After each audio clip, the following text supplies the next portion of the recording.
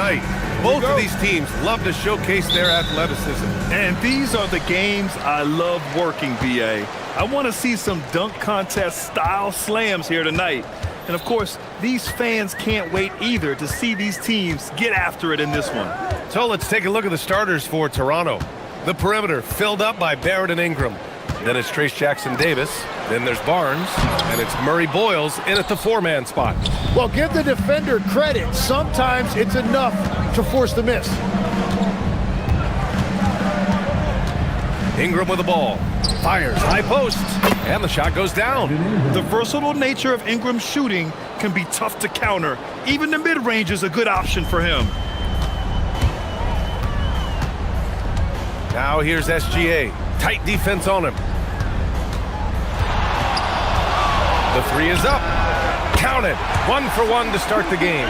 Defensively, you have to stay connected to him on the perimeter. And it's Toronto's ball. Well, Legs, the last few years, big men have been owning the MVP discussion. Now, enter SGA. Yeah, and BA, this is the scariest part. SGA has room to grow. The guy is still in his mid-20s and is arguably the best player in the game. The shot comes out. Some solid defense from Ingram.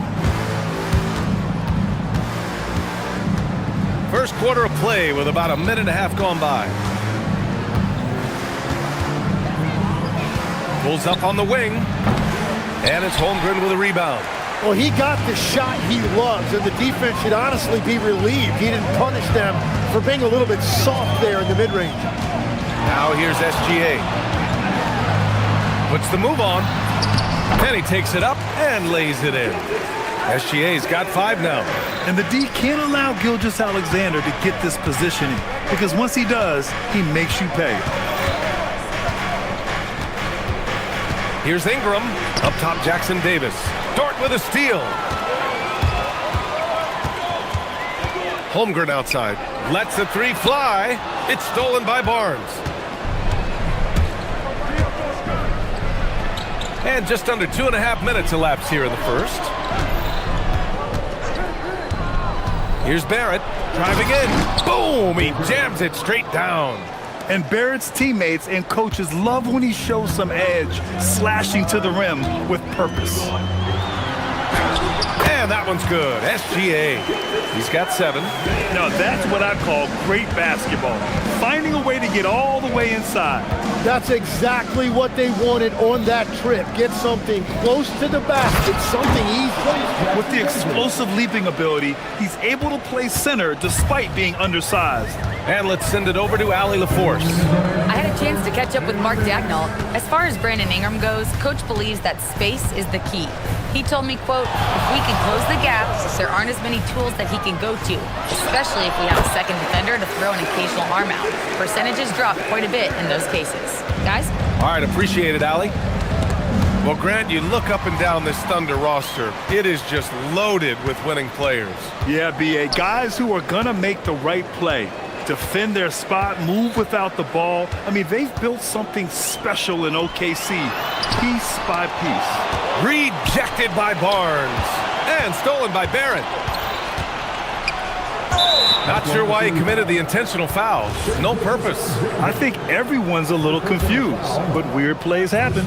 You don't want to stop the clock right there. I'm not quite sure what he was thinking. Now here's Ingram.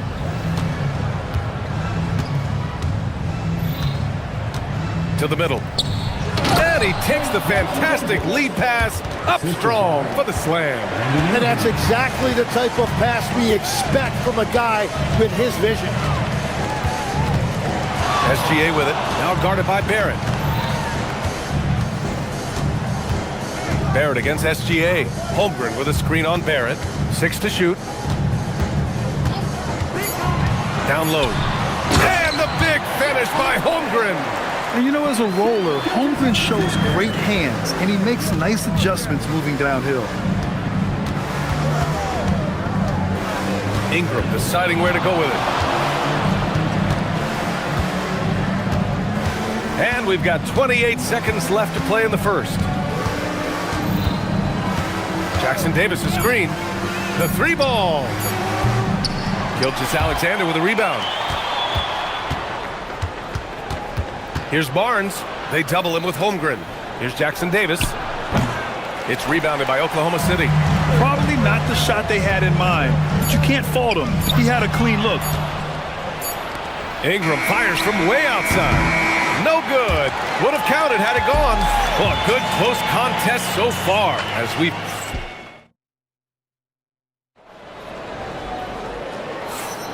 And getting it going again here in the second quarter. Fairly close game so far. And for the Thunder guys, what jumps out to you stat-wise? Well, so far, they've got things rolling along nicely at the offensive end. Yeah, the energy was there, the communication was there. I think they can build on this going forward. Inside, we got Williams and Holmgren. Gilgeous-Alexander runs the point with Dort at the 2. And it's Caruso in at the 3. That's the group for Oklahoma City, getting going in the second. You know, Dort doesn't show a lot of love to the mid-range, but he's smart to not completely overlook it. It might not always show up on the stat sheet, but Lou Dort is one of the most feared defenders around, Legs. Well, he's built like a middle linebacker, and he brings a high level of physicality. B.A., there's a reason he's earned the nickname the Torture Chamber. Now, that's how you capitalize on a screen. Yeah, good positioning, too. Gave him a clear path to the hoop. Yeah, not only does he create the space he needs, but then he attacks downhill. There's a screen. SGA passes to Dort. Gilgeous-Alexander against Barnes. Goes up from the top of the key. And Gilgeous-Alexander missing. Toronto trailing. Barnes with it. He's picked up by SGA. And here's Ingram outside. Nails it from beyond the arc. Ingram's got 5 points. Yeah, the fluid shooting motion of Ingram makes him a real threat to knock down these corner triples. And they're going to count that bucket, and they'll send him to the line. It could be a three-point play. That'll put Shai Gilgeous-Alexander on the line. Trace Jackson Davis picks one up. Oklahoma City shooting their first free throw of the contest. The Raptors have gone 3 of 3 to begin the second. Inside. Oh, and he brings it down with a two-handed jam. Making sure of it with the two-hand slam, B.A. Yeah, I don't blame him. With the score this tight, you cannot take a chance here. SGA looking around. To the inside. Holmgren. And it's Holmgren fighting through the contact. A beautiful finish through contact. That's the dog in Holmgren. Outside Ingram. Oh, a nice one-handed slam right there. This game has been like a seesaw. Both teams going back and forth at one another.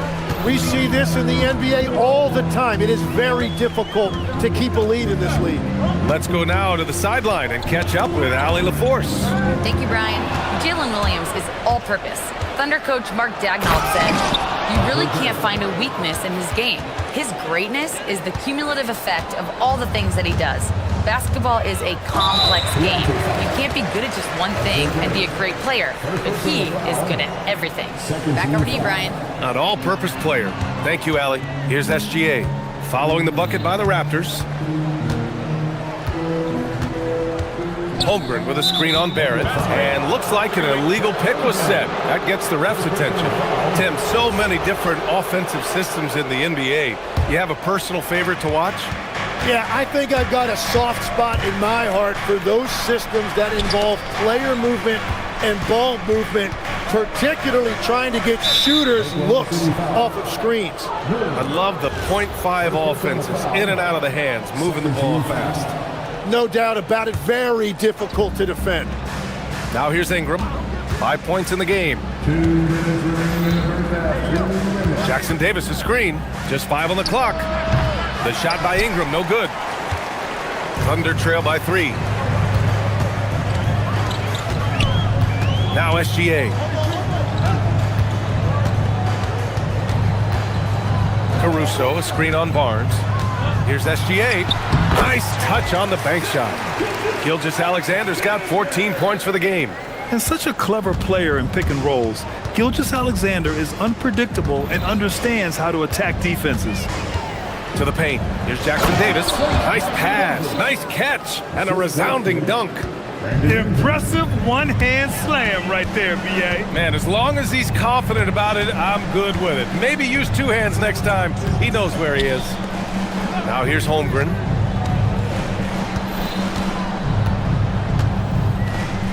The kick out to Williams. Pass to Gilgeous-Alexander. Off target with the three. Raptors lead by 3. Here's Barrett.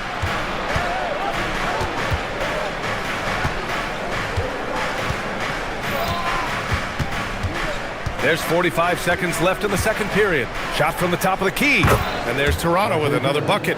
Yeah, team effort pays off with a bucket. And nice work by Barrett using the pick to his advantage. Door to screen on Barnes. Gilgeous-Alexander with the ball. Now guarded by Barrett. He's got it going on. Now 7 for 10. And you like the balance here. Not just falling in love with the 3-ball. Ingram against Dort. Fires it from 18. Takes a big high bounce and goes in. Ingram's got 5 points now this quarter. He just brings a great feel for the game at the offensive end. SGA against Barnes. Fires it. Again, SGA can't get it to go. And the first half comes to an end. We've got a close game going here. It's the Raptors. They're up by 5. And don't go away. After the break, we'll see you right back here for the start of quarter number 3.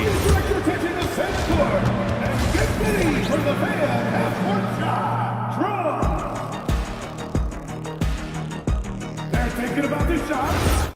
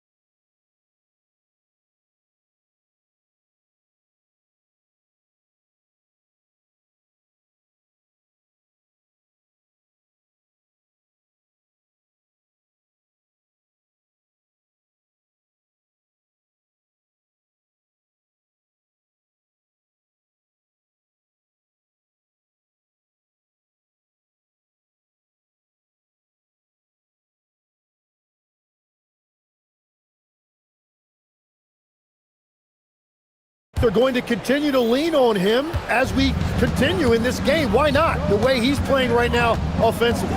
So for Toronto right now, the perimeter filled up by Barrett and Ingram. Then there's Barnes. Then it's Trace Jackson-Davis. And it's Murray Boyles in at the power forward position. Ingram. And stolen by Williams. And a fast break now for the Thunder. Screen by Holmgren. Barnes against Gilgeous-Alexander.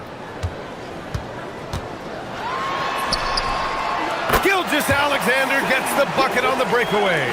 Recognizes the fast break opportunity and takes full advantage. Gilgeous-Alexander has a solid feel for the game.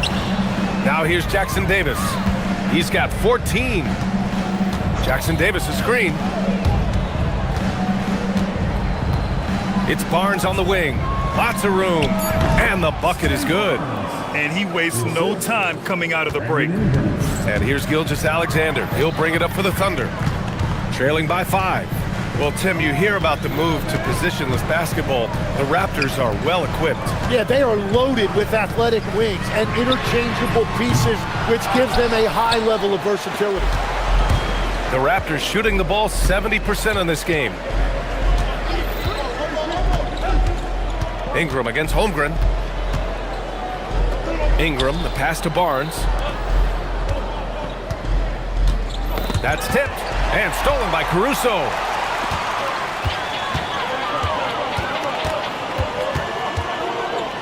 Holmgren finds Caruso. Now here's SGA.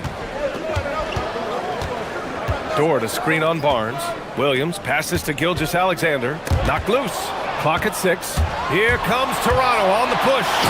What a two-way play. Just tremendous. Yeah, the steal was slick. The slam topped it off. What a great sequence. You gotta love the effort. That's big time.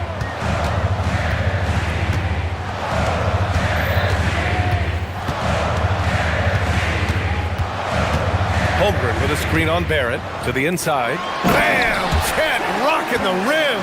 And before he even leaves the floor, Holmgren has the ball at rim level. Outside Ingram. Shoots it from the high post. That shot off. Thunder trail by 5. Here's SGA. 18 points for him. And the foul called on R.J. Barrett. That'll be a second foul of the game. First team foul.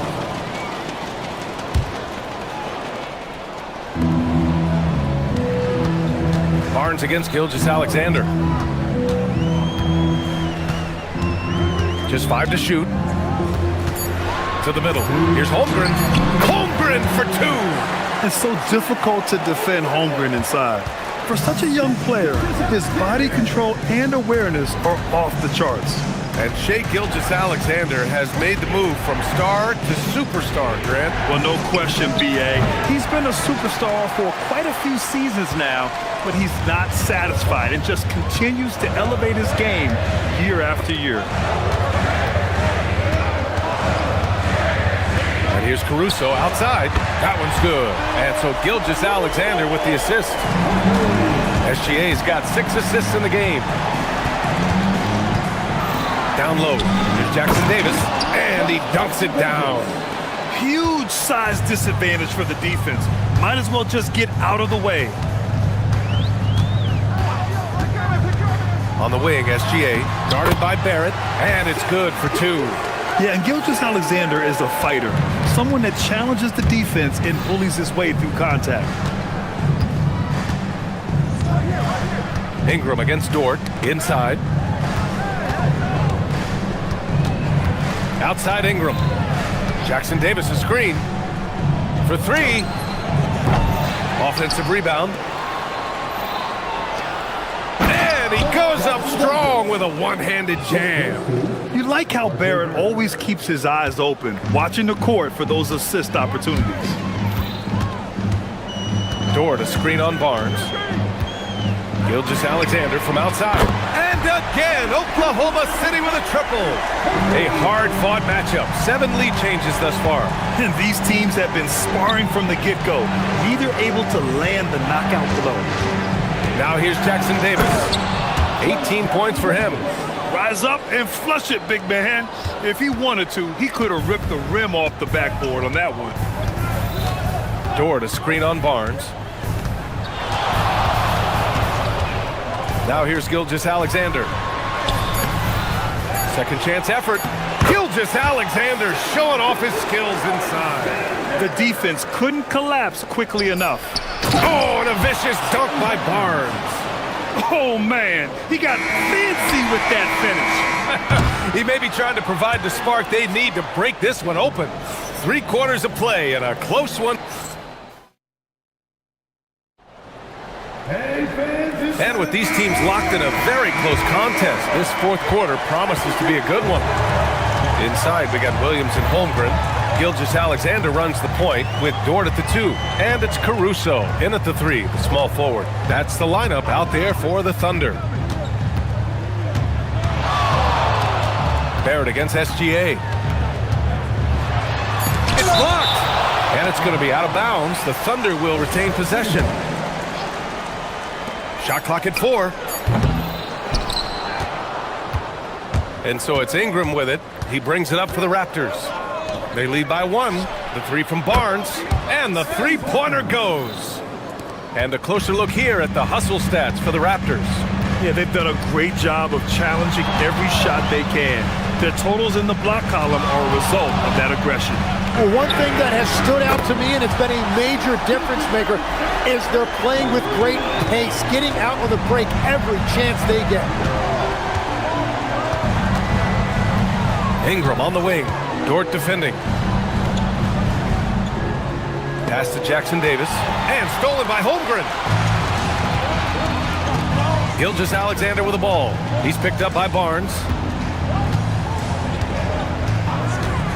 Gilgeous-Alexander against Barnes. The three from Holmgren. Barnes with the rebound. Well, the Raptors shooting 69%. I think they're even surprising themselves out there. Down low. Here's Jackson Davis.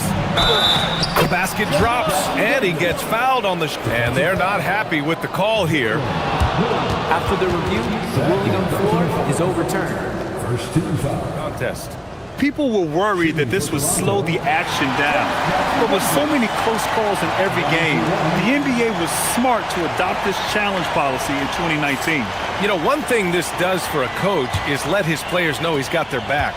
If they're adamant that the call was wrong, he'll back them up and make the refs take another look. So they see clear evidence of a bad call, and they're going to overturn it. Probably the right decision. And give credit to the officials for recognizing the mistake and correcting it. Nobody likes to say they got it wrong, but they fixed it in a hurry. Well, if you came here looking for a scoring battle, I think you made the right choice. We thought this might be the case coming in. Not a lot of defense out there right now. Big effort, big reward for Barrett. Just what a jam. Door to screen on Barnes. And the foul called on R.J. Barrett. That's his third foul so far. First team foul.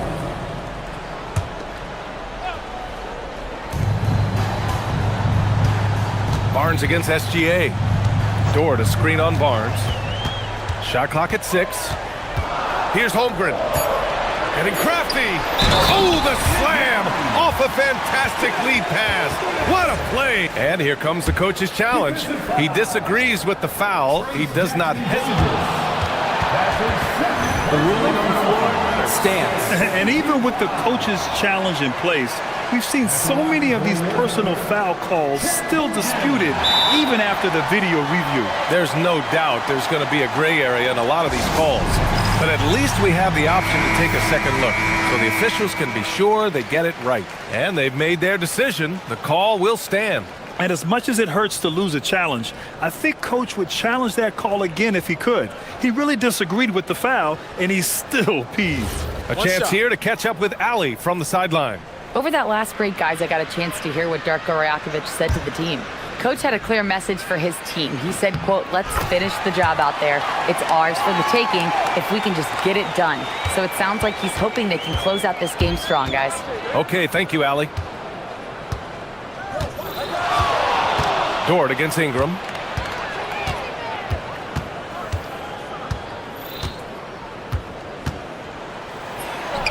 Cashes in from 18. Well, controlling your heart rate in big moments like this is something that coaches talk about, and this guy can do it. Oklahoma City has got 4 of 7 threes to go so far in this game. Gilgeous-Alexander against Barnes. Here's Caruso on the wing, Williams, and the call will be against Brandon Ingram. That's his first foul. And yeah, he still was moving at the point of contact.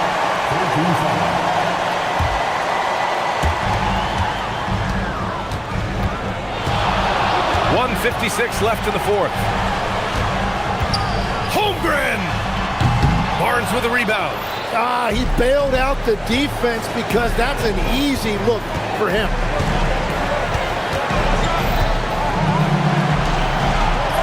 Banks it home. Big shot. I love the shot selection from him right now. He's not settling, and that's why he's shooting at a very high rate. Door to screen on Barnes. Outside Gilgeous-Alexander.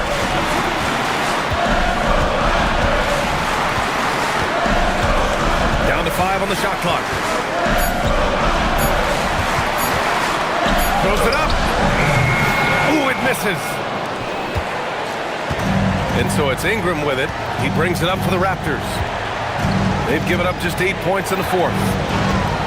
From downtown, the free is in. Ingram can be shifty, especially when he's operating out of the two-man game. Door to screen on Barnes. Gilgeous-Alexander on the wing. He's guarded by Barnes. Now Caruso. Out of bounds. It'll be Toronto's ball. Toronto ball.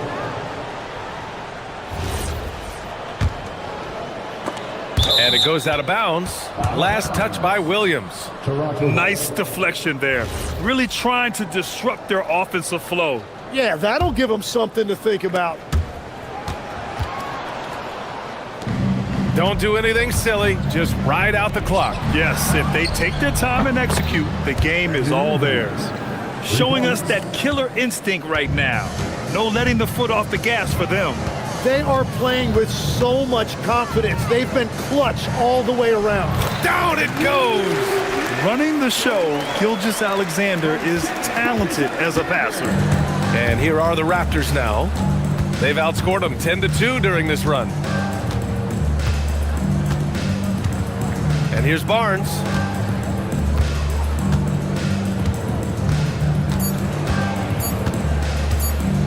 Beyond the arc.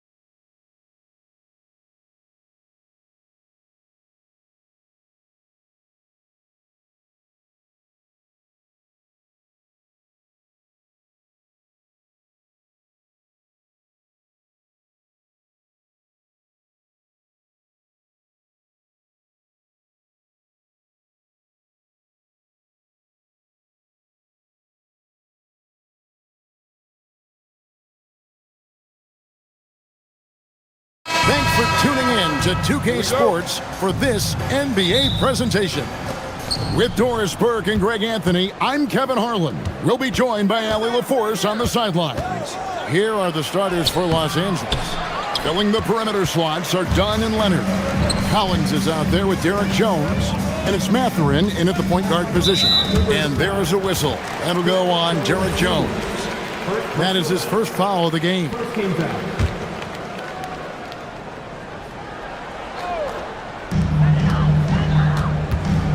There's the pick.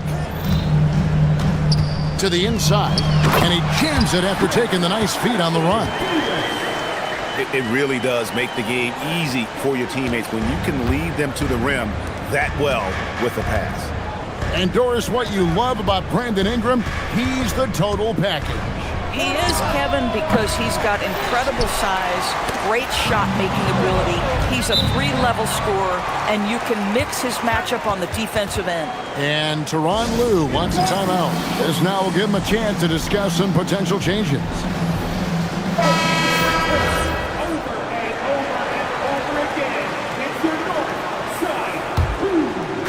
Toronto on defense. Leonard dishes to Collins. And he drives in. It's rebounded by Barrett.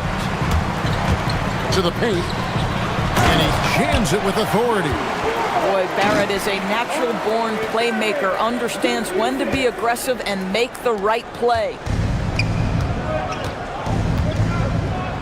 Jones against Ingram. Jones kicks to Dunn. It's hauled in by Jackson Davis. And Barnes has got the ball here for Toronto. Pass to Murray Boyle.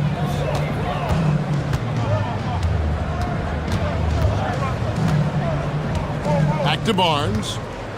Ingram outside. 6 on the shot clock. Launches it. That shot is off. Good D by Jones. Barnes against Leonard. Collins passes to Leonard. Collins setting the pick for Leonard. And again, no good by the Clippers. And that's where you want to make the next pass. This guy is a good scorer, but the defense was right on him. They get a hand on it. Jackson Davis with it. Leonard's there. That is a product of pure effort, guys. I agree, and that's nothing new coming from him, GA. He loves going to work on the rebounding, going to work on the board. What about the decisive finish? Great timing, tremendous force. Well, if you don't take care of the ball, fellas, that's what can happen. Absolutely, Greg. That makes the turnover even more painful. At the end of the day, though, it's 2 points. Don't hang your heads. Let's get refocused and play with more patience. And he's not going to miss that sort of an opportunity from deep.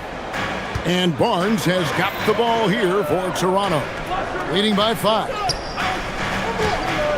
Here's the screen for 3, Ingram. It's hauled in by Dunn. Clippers have gotten only 1 of 6 shots to drop for them to start this game. And Doris, after Paul George left, many figured the Clippers were a lottery-bound team. Instead, they were a 50-win team. And Kev, they had great contributions up and down the roster. There was incredible balance. And needless to say, you have a man in the head coaching position who is one of the all-time best in Ty Lue. Leonard, and he drops in the layup off the glass. Leonard's got 5. This is a small forward who, because he's 230 pounds, can hold his own down in the low post. That is nicely done. And there's the whistle. That goes on Chris Dunn. That is his first foul of the game. First quarter of play and just over 3.5 minutes in. Ingram against Jones. Shot clock at 6. And all around the rim that time before dropping in. Great job of just letting that play develop. Ingram showing a little IQ there. Here's Leonard. Solid play on the low block, and that one's good. He has 7. Now, this is a guy who wants to score, so don't let him catch a rhythm. Ingram deciding where to go with it. Inside, here's Jackson Davis. Bounce pass Ingram.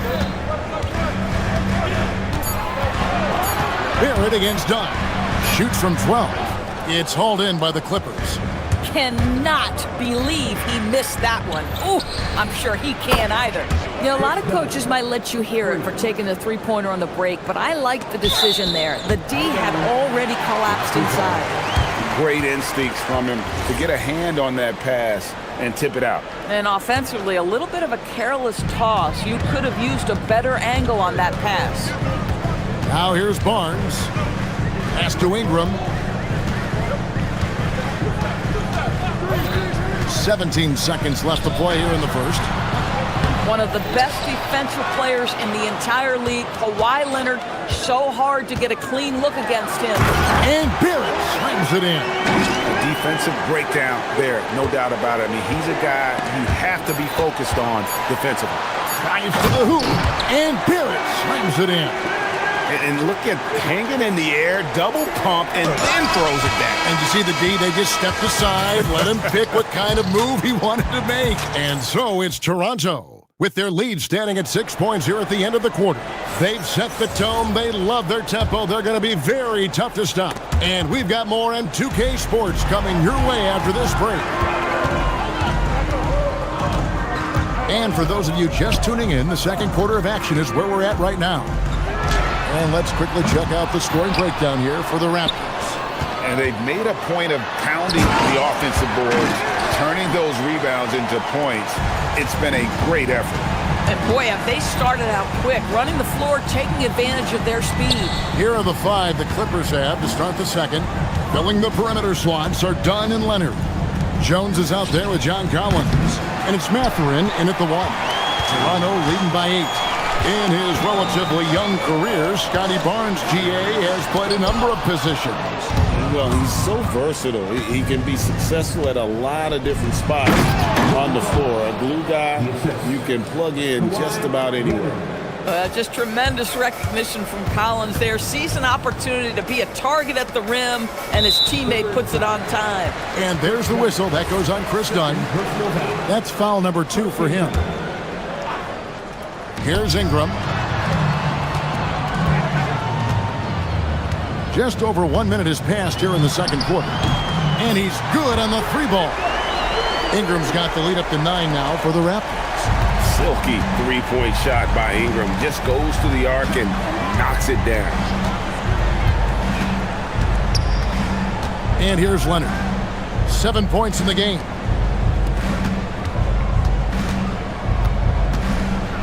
Shakes him. A shake. Leonard chewing him up inside. So many advantages Kawhi Leonard has when he's inside. Size, power, strength. To the cup he goes. Yep, that one goes in there. Barrett's got the lead back up to 9 now for Toronto. Pass to Leonard. Again, the Clippers. Boy, how about the timing, the delivery? That is exactly how you set a teammate up. Ingram against Jones. Ingram outside. He dents the rim with a two-handed slam. Wow. Whoa, taking it to the rack with power. Hammering down the two-hand slam. There's a screen by Collins. Leonard kicks to Dunn. Leonard draws the double. Dunn finds Jones. Back to Dunn. Some nice passing here by Los Angeles. And Tyronn Lue wants a timeout. Coach is going to take a few minutes to regroup and go over the strategy. And Greg, the way the floor is spaced now, how much would you enjoy playing in this current environment? I'm lacing up my kicks as you say that. It would have been a lot of fun. But not only do you have more room to operate, defenders practically, they can't touch you. Out to Ingram. Pass to Murray Boyle. And here is Barnes, defended by Jones. And the foul called on Kawhi Leonard. That's his first foul. Second team foul. Here in the second quarter, about 3 minutes played. Out to Ingram. 2 minutes remaining in the first half. 2 minutes. Over Jones. Here's Jackson Davis. With the second effort, and he sinks the layup. Jackson Davis has got 4 points in the quarter. When it comes to offensive rebounding, we know how hard this guy works and how skilled he is at it. Up top, Leonard, covered by Barnes. Leonard with the bucket. Starting to look like one of those nights for Kawhi Leonard when he's absolutely dominant on the offensive end. Here's Ingram. Not as good off the back rim and in. Ingram's got 9. Slow rotation there defensively, and he gets a wide open look from mid-range. And I'll tell you, you look up at the scoreboard, that's correct. They have a big lead for a reason. Yeah, he just punched the ticket on that one. That'll get the job done. Powerful two-hand jam. And it's Barrett penetrating. And Barrett slams it in. R.J. Barrett, a clever penetrator. He's got a number of different moves to get where he wants to go on the drive. And the foul called on Kawhi Leonard. That'll be his second foul of the game. And stolen by Leonard. You know, anticipation is a huge part of defense, and he played it perfectly right there. Raptors leading by 11. This is his first free throw of the game. The first one falls. And some good young players on the Raptors, but Doris, what's their path to contention? Well, obviously, they have some quality basketball players. Scotty Barnes is right at the top of that list, a really well-rounded player. But here's the reality for every team. You need a well-constructed roster 1 to 15, and you need to have some depth. The season is long, the possessions in the game are fast. It is really about the totality of your group. 4 on the shot clock. Leonard. That's good. It's his 7th made basket in 14 tries. Nice job getting inside for the layup. Got the deep thinking jump shot, gave a little pump fake, and then off to the races. Barrett inside the three-point line. Here's Jackson Davis. And there's the slam dunk to finish it off. There it is, guys. One of those effort plays that makes a big difference in the game. And GA, it is definitely making a difference so far today. No doubt. On the scoreboard, in the body language of the players, you can tell which team is in complete command. That's a 2 from Barnes. He squares up and sinks it. Barnes has got the lead up to 13 now for Toronto. Clock runs out, and we're heading to halftime. Raptors lead by 13. And don't go away. After the break, we'll see you right back here for the start of the third quarter. Get ready for tomorrow. And it's from your Arena Entertainment.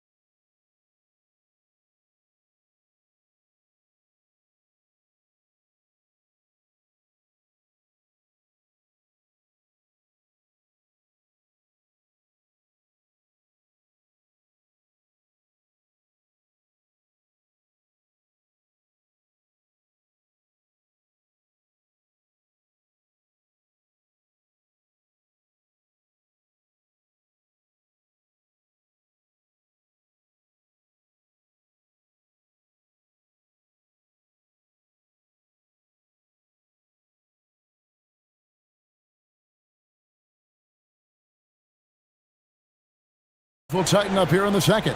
Kawhi Leonard really has his fingerprints all over this one. What a menace he was on defense through the first 2 quarters. Just disrupting everything. Well, it was about effort and anticipation. Hard to get into an offensive rhythm when you know this guy is lurking. Perimeter pairing, Barrett and Ingram. Then it's Barnes. Then it's Trace Jackson Davis. And Murray Boyles in at the power forward. So that's the 5 in the game for Toronto. Out to Ingram. The tray. Outside Barrett. The 3. Sinks the triple. Barrett's got 11. Boy, how about that range from R.J. Barrett? Wow. Here's Leonard. Doesn't go that time. Good D by Barnes. And Barnes has got the ball here for Toronto. Ingram wide open, and the Raptors hit again from deep. And you love the work Ingram has put into his shot. You can put him in the corner now and force the defense to extend. Leonard finds Collins. Outside Mathurin, and there's the drive. Makes it off the glass.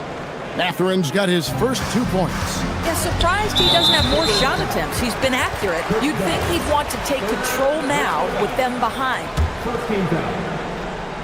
Third quarter of basketball, about a minute and a half in. Jones against Ingram.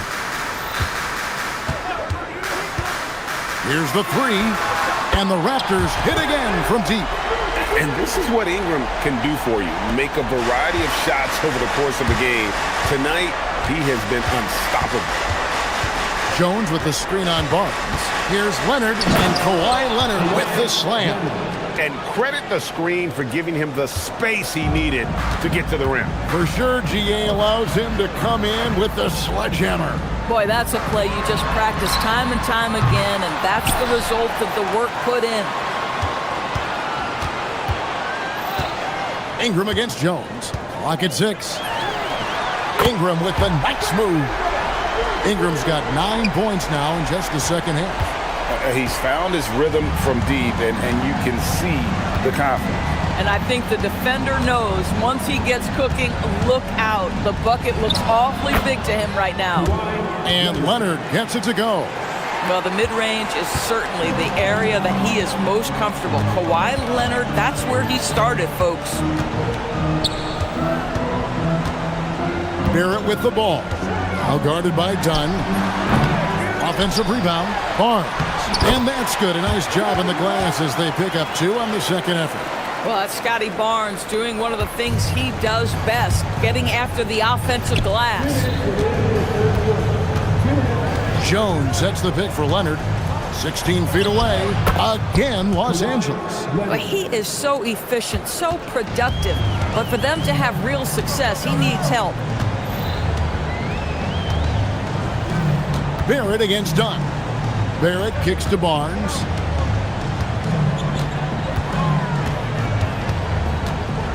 Shoots from the elbow. And again, it's Toronto converting. I think this is a key aspect moving forward for Scotty Barnes. Make them guard you in the mid-range. Fades. And again, it's Kawhi Leonard. Leonard's got 25 points. Got a little fancy with the fadeaway on that one. Dunn against Barrett. Puts up a 3. And it's Mathurin with the rebound. Clippers trail by 21. Here's Leonard. Pass to Collins. Back to Leonard. Outside, Jones. That falls. Nice feed that time from Leonard. Leonard's got 3 assists now in this one. Raptors leading by 18. Barrett with the ball. 11 points in the game. 2 points. That one goes. This is a relentless scorer who is unafraid to work on the inside. In the paint, RJ making his presence felt. A 3 from Leonard. And the basket by Jones. Jones has got 5 points so far. The lead pass is on the money. Make it so easy for your teammate. Pass to Collins. Jones looking for an opening. Nice concentration to hit the double clutch layup. Jones has got 7 points for the quarter. Boy, looked like the D was going to get to that shot, but what a job he did to change his release and get the lay-in. Here's Barrett. And the last shot at the buzzer doesn't go in for him. Brandon Ingram. He's been the guy making things happen. And it's time to bring up the State Farm assist of the game. Just true artistry right there. I mean, great decision on where to go with the ball, and how about the perfect delivery. We call that putting it right in the pocket, and he knew what to do with it once it was there. And 1 quarter to go in a game that to this point has not been an evenly fought contest. Taking a look at Los Angeles. Filling the perimeter slots are Dunn and Leonard. Collins is out there with Jones. And it's Mathurin in at the point guard. Leonard with the steal. And pushing it up. Here's Los Angeles. Nobody's stopping Kawhi on that break. Well, speed, intelligence, touch. Kawhi Leonard has it all. Barrett kicks to Ingram. And the foul called on Kawhi Leonard. That will be foul number 5 on him. Second team foul.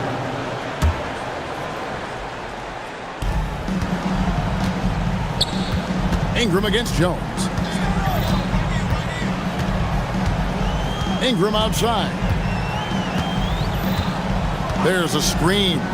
Just 5 to shoot. The Raptors need to get a shot off. Shoots. That one, no good. Good work defensively by Jones. Leonard inside. Barnes on him. And it's Leonard missing. Poke loose. And stolen by Dunn. To the middle. Here's Jones. And it's slammed in by Jones. That's a double whammy, guys. That's right. A great defensive play, then the emphatic stop. Let's see if that serves as a momentum builder. What a great sequence for this group. And he can do a lot more damage to the rim than that when he wants to. Oh, you're right. And with the lead they're enjoying, I'm surprised he didn't put a little something extra on that one. And it's Leonard missing. And Ingram has got the ball here for the Raptors. Shoots over Leonard. It's good from about 19 feet. Ingram's got 11 in the second half. And you see the polish from Ingram as a scorer. From That's a great dunk. Freakish. He's an athletic freak. Wow. And how's that for a one-man show? Put this fella on Broadway. The most magnificent alley-oop we could have seen. Well, you combine the handle with Scotty Barnes' length, and this guy is a very tough cover. Now Mathurin for 3. It's deflected. Puts up the 3. Can't get it to go. Clippers trail by 16. Leonard looking over the floor. And a lot of contact on that one, so he'll shoot 2 here. Scotty Barnes picks one up. Because Kawhi Leonard has such a well-rounded offensive game, it's easy for him to put the defense in a bad position, draws contact there. All free throws good from Kawhi Leonard. This guy, such a professional, right? Goes about his business in a highly consistent way.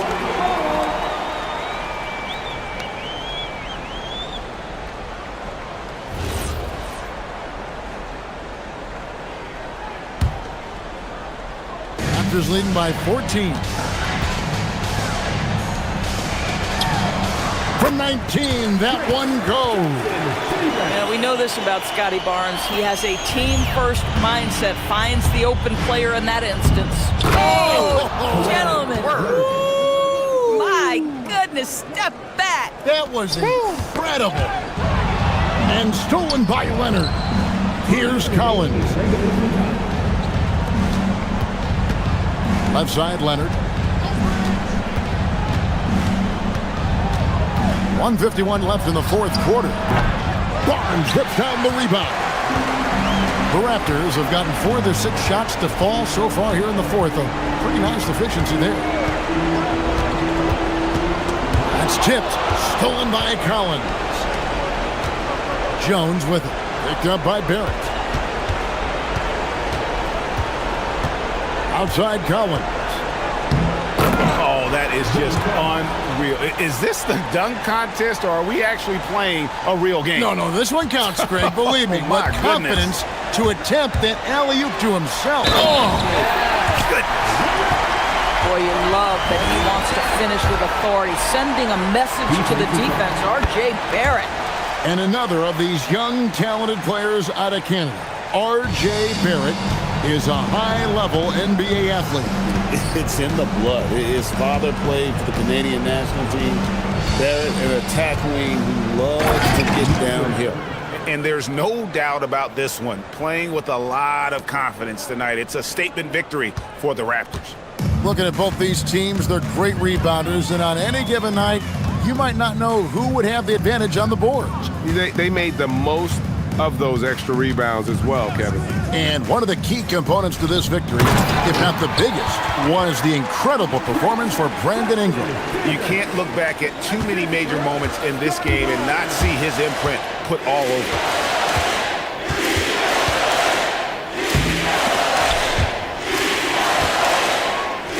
Barnes against Leonard. Collins, a screen on Barnes. Just 4 to shoot. Now Jones. And they'll turn it over. Could not get off the shot before second violation. Toronto ball.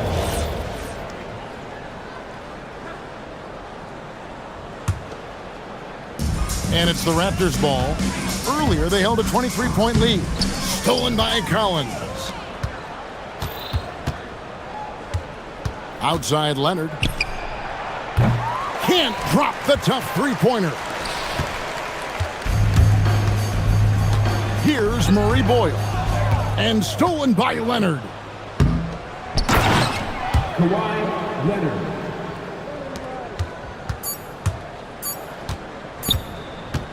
Barrett fires.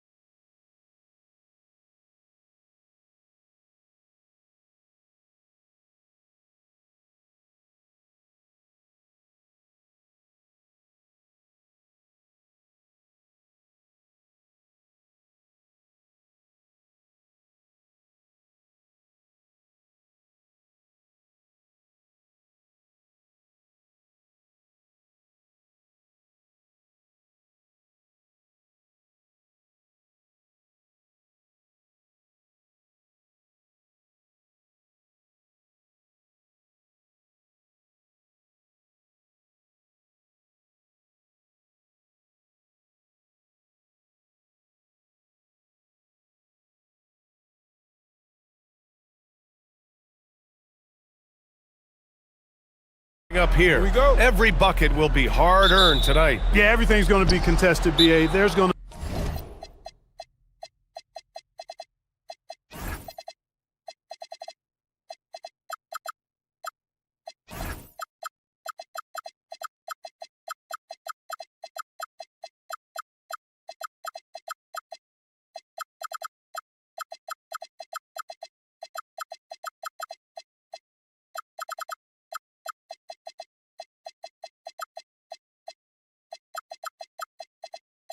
be saran wrap defense played by both of these teams. And Chris Finch wants a timeout. Coach probably just checking to make sure everybody's on the same page here. Let's check out Minnesota's starting lineup. We've got Anthony Edwards, Naz Reid out there with McDaniels. Then it's Dante DiVincenzo, and it's Gobert in at the 5 down low. Oh, rejected by McDaniels. McDaniels is perhaps the best wing defender in the league, guys, showing us why right there. Great idea to pull up and take the transition 3 there. The D was in position to block his path to the hoop if he took it inside. Leonard outside. Jones with a screen on McDaniels. To the paint. Stolen by Reid. Oh, they get a hand on it. And stolen by Leonard. And the dunk by Leonard. Explosive move by Kawhi at the rim. The defense had no answer there. And so it's Edwards who brings up the ball for Minnesota. And Grant, this defense of the Timberwolves, one of the league's stingiest. Well, if you look up and down their lineup, not many weak links for opponents to target. And then, of course, you've got 4-time Defensive Player of the Year, Rudy Gobert, on that back line. BA, they're tough. Leonard, perfect night so far, 2 for 2. Oh, it's not easy trying to guard Leonard inside. I can tell you that, guys. I mean, he's so good at using his body to get shots up over the defense. Gobert with a screen on Leonard. Edwards with it. And Lopez picks him up. Kept alive. And Gobert with the stuff. And their offensive rebounding is such a strength for them when he's on the floor. Yeah, he really helps them extend possessions, doesn't he? And you know, those second chance opportunities can be game changers. He represents so much value to this team because of what he does. Now here's Edwards. Here he goes. And Edwards slams it in. On the front foot, attacking the defense. This is Anthony Edwards at his best. Leonard for 3. Matherin passes to Leonard.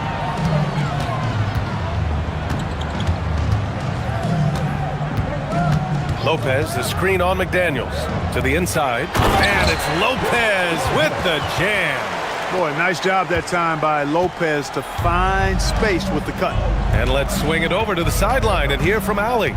Tyronn Lue gave me a few minutes to catch up with him. Coach spoke about how Rudy Gobert can change a game defensively. He had all the praise in the world, saying there are so few players at this level that can make a player fearful of shooting inside.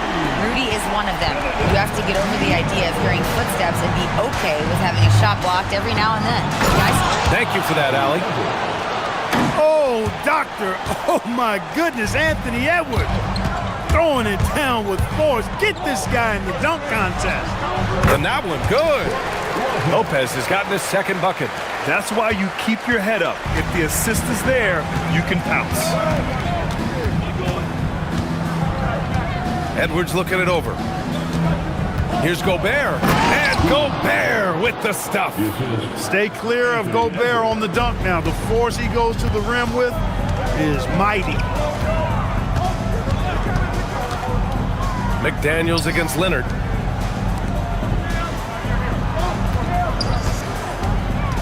And Jaden McDaniels picks up the foul. That's his first foul of the game. And yeah, he still was moving at the point of contact. Those are always tough to judge, but I think the official got that one right. Drills it from deep. Ball getting rid of it in a hurry. Nice quick release that time. Timberwolves trail by 3. Gobert with a screen on Leonard. And here's Edwards outside. The shot, no good. Really good shot contest there. It made it tough for the shooter. And the dunk by Jones. It's an overlooked part of Kawhi's game, but he does a nice job distributing the ball. 1 minute left to play in the first. Outside Edwards. Ooh, once again, off the mark by Minnesota. Los Angeles leading by 5. They are looking really strong offensively. Yeah, just terrific momentum. Let's see if they can keep it up. And Edwards slams it in. Hey, we use the term explosive a lot, but Edwards, this guy is explosive times 3. Leonard double team. Lopez finds Leonard. There's 25 seconds left in the first quarter of the game. Timberwolves trail by 3. Here's McDaniels. Flushes it down to finish the break. It's always fun when you can get ahead of the play like McDaniels did there to finish off the break. Lopez passes to Leonard.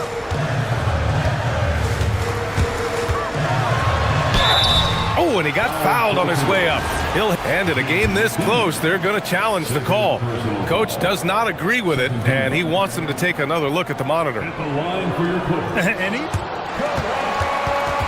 The ruling on the floor stands.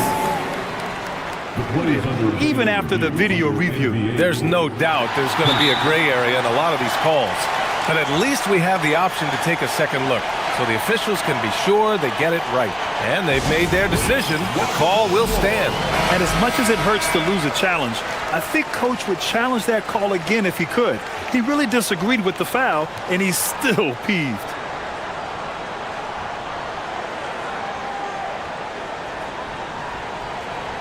Shooting 2.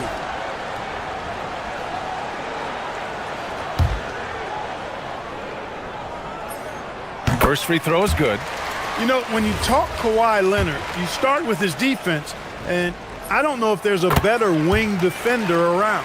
Well, you have no concerns when he's at the free throw line. Very consistent. Outside Edwards. Gobert with a screen on Leonard. Excellent use of his physical gifts. Goes up strong and captures the board. And so it's Kawhi Leonard making highlights for the Clippers. Hunting for opportunities, leading to 9 points in the quarter. Back to the game after this break.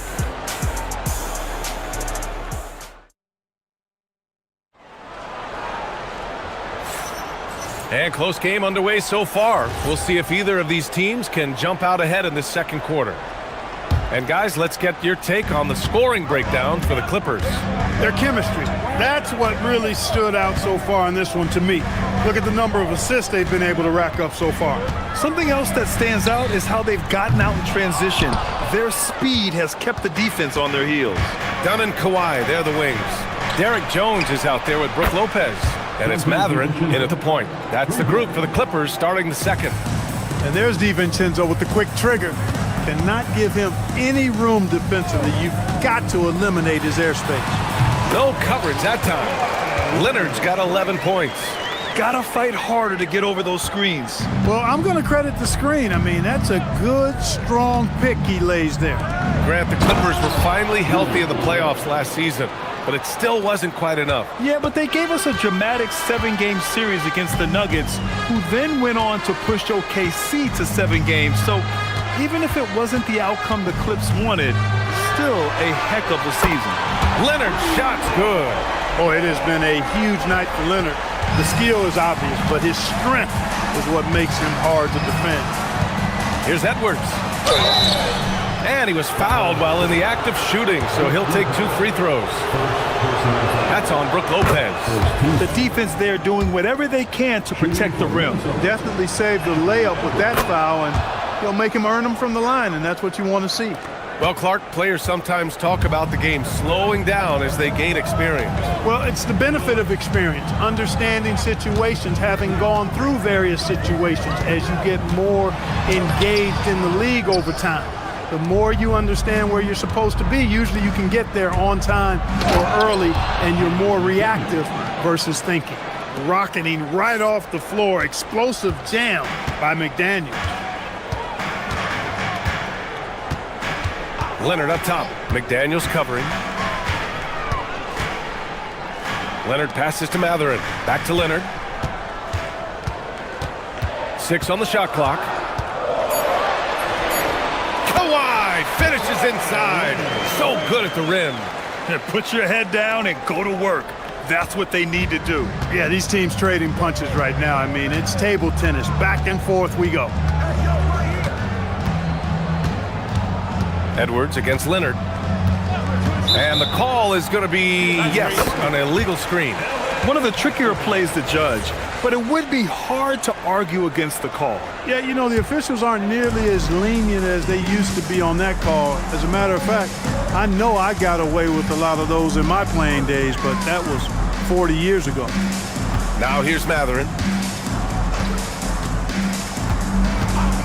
Fires for three. Rebound Minnesota. Here in quarter two, we played a little over 2.5 minutes now. An area of the floor where Jaden McDaniels really excels. Defense. Yeah, he's a strong perimeter defender. He's got great length, good anticipation, and he's competitive. I mean, those are the things that allow him to shut guys down on occasion. Here's Matherin, following the score by Minnesota. From deep three-point land. Not going to go that time. For Minnesota, they've gotten off to a perfect 4-for-4 start of the second.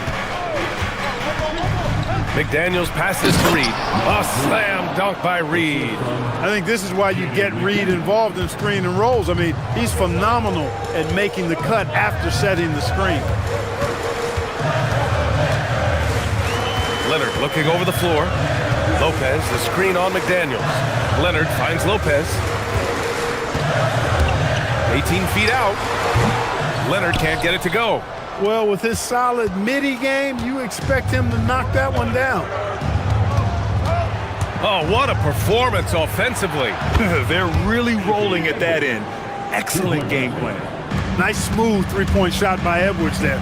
Boy, he's got confidence from behind the arc. So it's Los Angeles now, following the three-pointer by Minnesota. McDaniels against Leonard. Oh, look out! Here comes Kawhi! Impressive one-hand slam right there, B.A. Man, as long as he's confident about it, I'm good with it. Maybe use two hands next time. He knows where he is. Somebody you can count on. He is an extremely reliable finisher.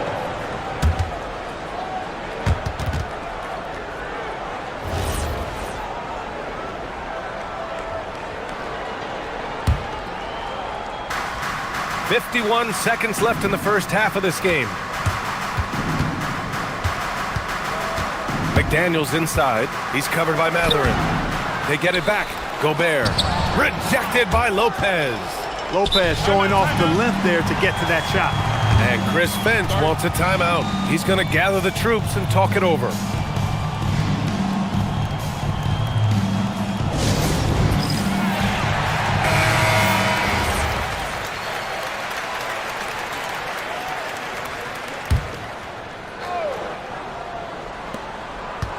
And here's Edwards outside. And the Timberwolves hit again from deep. Yeah, you know, once Edwards flips that switch, now he stays fully engaged. His offensive arsenal is on full display. Leonard for three. And it goes out of bounds. Last touch by Leonard. Total mix-up right there. They need to get on the same page and fast. Minnesota leading by 7. We've got 22 seconds left in the second. And he hits it and gets hacked. A three-point chance here if he can convert. DiVincenzo fighting through contact there. Dante gets a chance to add another point at the line. Terrific and one. And here's Matherin. He'll bring it up for the Clippers. Lopez, the screen on McDaniels. Leonard against McDaniels. With the fadeaway. Misses off the left iron.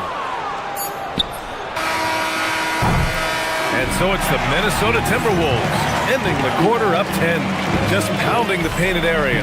That's helped them build an advantage. All right, stick around. We'll be right back after this.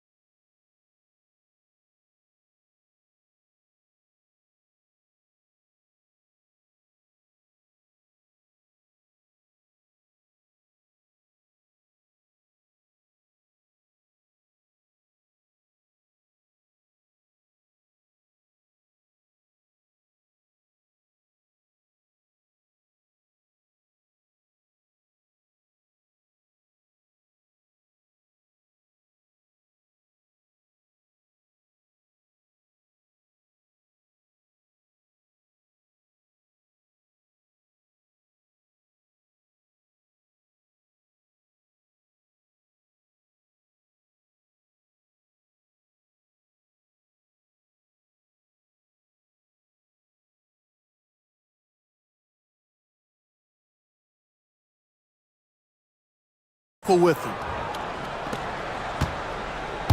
On the court for Minnesota.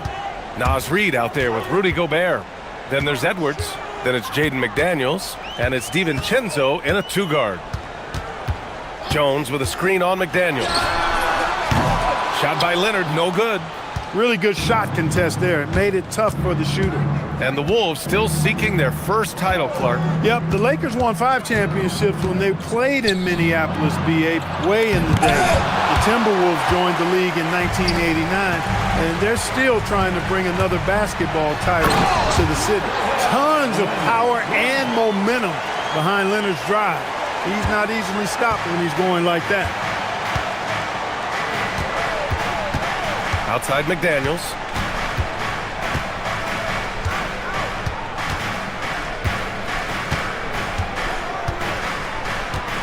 Gobert with a screen on Mathurin. 5 to shoot. McDaniels finds Gobert. And here in the second half of play, we're just over a minute in. Good work defensively by Lopez. And the dunk by Jones. The pass, the catch, the slam. What a clean play. Man, absolutely jaw-dropping. Tell you what, you wouldn't know they're the team trailing when they're able to pull off plays like that. Gobert with a screen on Leonard. Edwards, a pass to Gobert. Mathurin against McDaniels. The Timberwolves need to get off a shot here. Gobert using his size to his advantage. This is Gobert's comfort zone, using his size to capitalize down there. Leonard inside, working on McDaniels. Done, the pass to Leonard.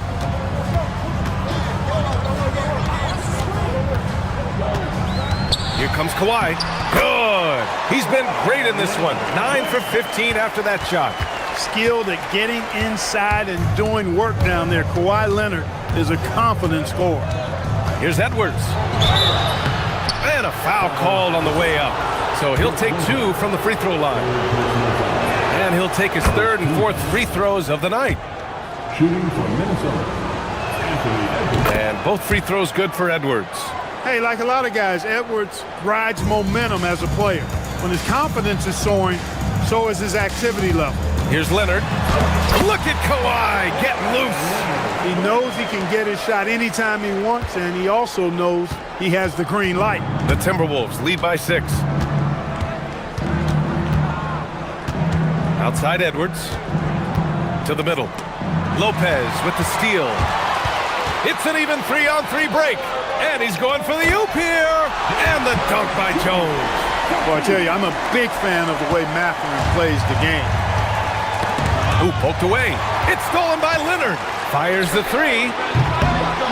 Rebounded by the Timberwolves. Reed's got his 5th rebound in this one. Now here's DiVincenzo. Defense right on him.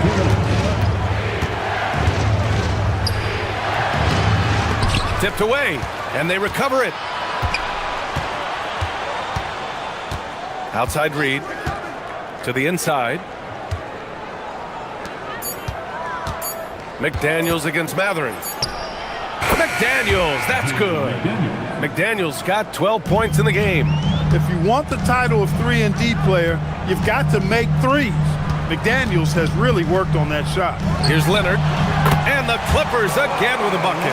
He's bringing a lot of energy to this offense, not letting the scoreboard discourage him right now. Boy, I tell you what, the hole would be a lot deeper if he wasn't being as efficient as he's been so far. Edwards, no good. That's his shot, and one I'm sure he wants back. Leonard with the ball. Now guarded by McDaniels. McDaniels against Leonard. Over McDaniels. Out to Leonard.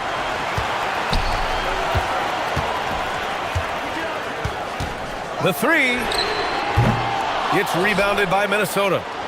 Reed's got his 7th rebound here tonight.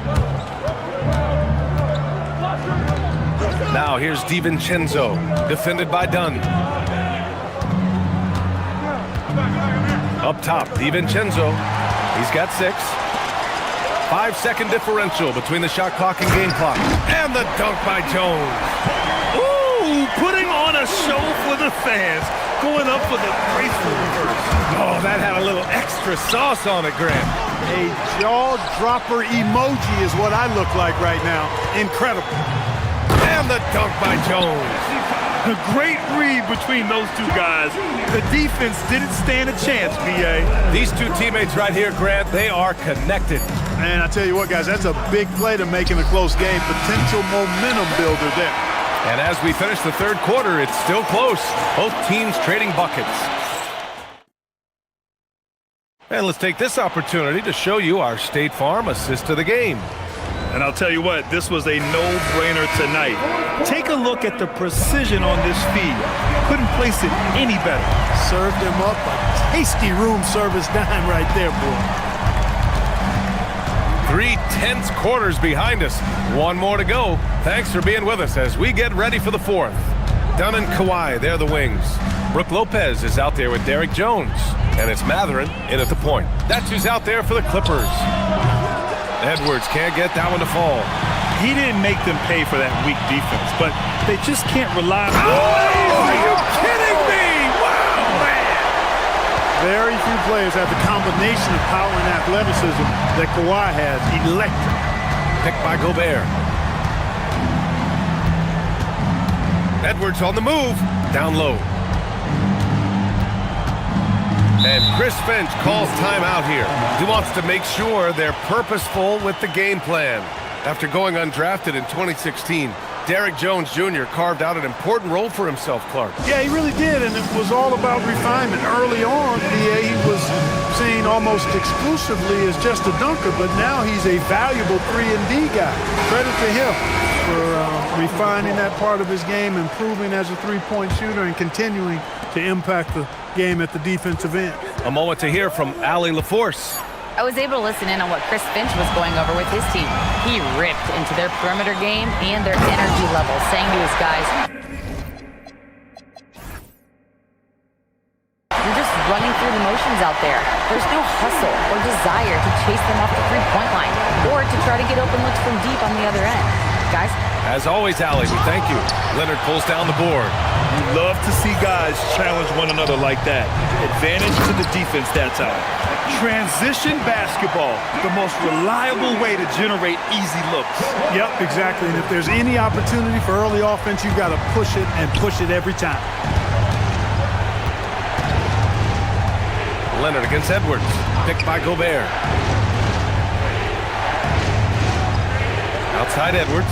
Pass to Gobert. From 9 feet out.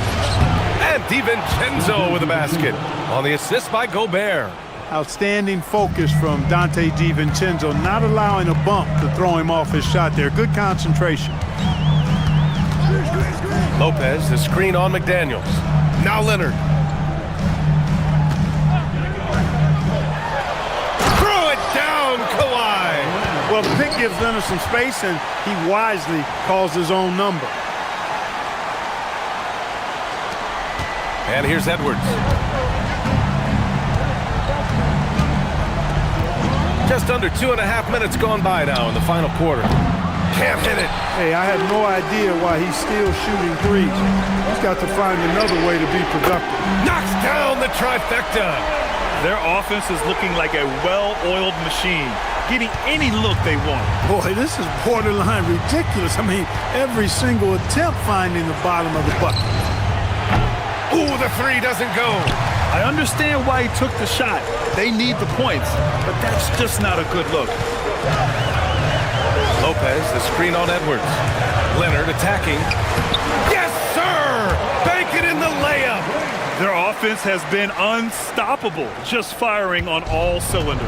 And, you know, the lead just keeps growing. I mean, this game is not going to get out of their grip. They're going to keep pulling away. Cleared away by Lopez. He hasn't been able to find his touch this quarter. To me, it appears he's starting to lose his composure a little bit. We'll see if he can regroup and get back into a better rhythm. Leonard against Edwards. Shot clock at 6.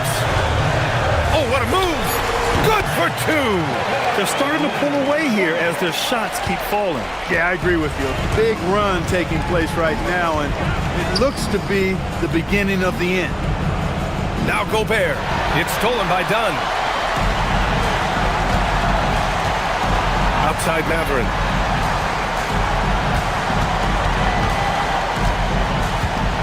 Outside Lopez. Here's Leonard. Shot clock at 5. Lopez, the screen on Edwards. Leonard misses the 3. The Timberwolves have got 1 out of 6 shots to fall in this final quarter. Not ideal. And there's no way this margin gets closed down. Great execution of a game plan and a nice win here for the Clippers. They ran the fast break beautifully all night long. It was a huge part of their success. It's so true. They clearly ran the floor well, constantly putting pressure on the defense. Just a tremendous effort. And what a huge performance it was for Kawhi Leonard. He had a surplus of energy tonight, providing defensive help all over the floor and making it seem like they had 6 guys out there instead of 5. It's Edwards with a drive. Anthony Edwards. So far in the fourth, they've allowed just 6 points. Just let the clock run out. Hey, it's time to celebrate. 12 seconds left in the fourth. Clock at 6.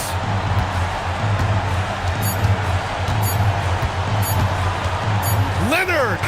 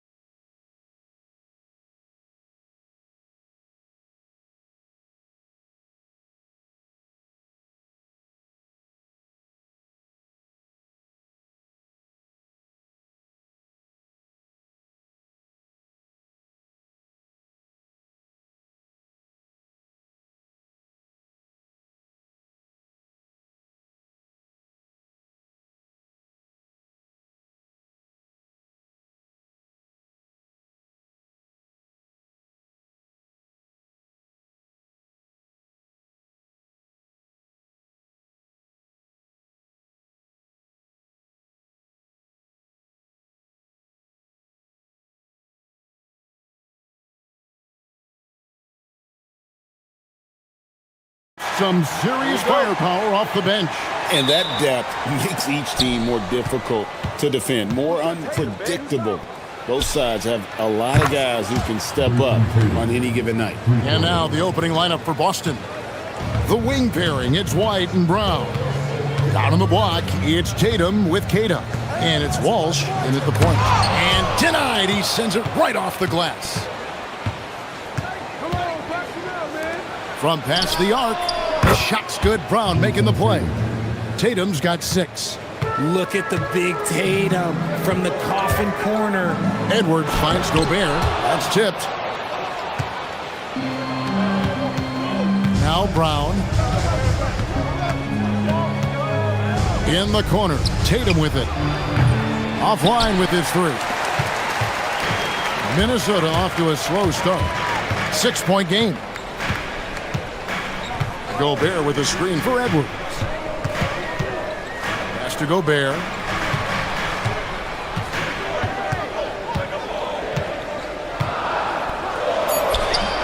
That one's in. His first bucket of the game. He's 1 for 2. And this is where you want Gobert to have the ball. Outside Tatum. Hands it from downtown. 9 points in the game so far. And the lack of effort to fight over the screen there makes that an easy shot. Yeah, as soon as these guys feel contact, they are just disappearing like they're not even there. You gotta show some fire and keep defending. Edwards passes to Gobert. And finished off by Gobert. And the slam, if Rudy gets that ball anywhere near the rim, he is going to finish it. There's the screen. The 3 from Tatum. Here's Kata. And that one is hammered home. There it is, guys. One of those effort plays that makes a big difference in the game. And GA, it is definitely making a difference so far today. Offensive rebounding is about hustle and determination. Huge putback, making a statement there. For Minnesota, they've gone 2 for 4 from the field so far today. And here's Edwards from the arc. Rebounded by Tatum. Definitely a situation you want to make sure you don't give him too good of a look. My goodness, he is such a great dunker. Greg, a high riser, no doubt about it. Gobert with a screen on White. Edwards passes to Gobert. He misses in close. The defense really made this an uphill battle, and he just couldn't get there. And here's Brown outside. Rudy Gobert with the rebound. That is fantastic defense on one of the best three-point shooters in the league. Didn't give him an inch of room. Strong move to the 10, trying to get his guys going. Hard not to get motivated, GA, right when your teammate makes that kind of play. And that could be the spark they needed to make a little run as they try to even this thing up. Here's Tatum following the bucket by the Timberwolves. A chance to extend the lead to double digits, but it's no good. Timberwolves trail by 7. It's Edwards on the wing. And Gobert throws it down. And look at the big man get up. When Gobert takes flight, well, you are in for a show. Here's Tatum. Oh, and the jam by Tatum. One of the craziest dunks we've seen. Tatum with the bounce. And let's go to the sideline. Here's Allen. I caught up with Coach Chris Finch. I asked about an approach to Jason Tatum. Coach told me that Tatum is just about as good as anyone at countering plans. So he just asked his players to play to their strengths, saying if they need to make switches, that's almost a better option because the more looks we throw him, the less he could consistently play the same way. Kevin, back to you. We appreciate it, Allie. Thank you. The efficiency from Tatum on the offensive end is terrific, not letting any scoring chances pass him by. Edwards. Oh, my! Nice finish. Oh, my. What a huge flush by Edwards, showing off right now. They set the pick. Outside Tatum. Driving the lane and slam dunk by Tatum. 2 extra loud points there by Jason Tatum, sending a message. 30 seconds left to play in the first quarter. Pass to Gobert.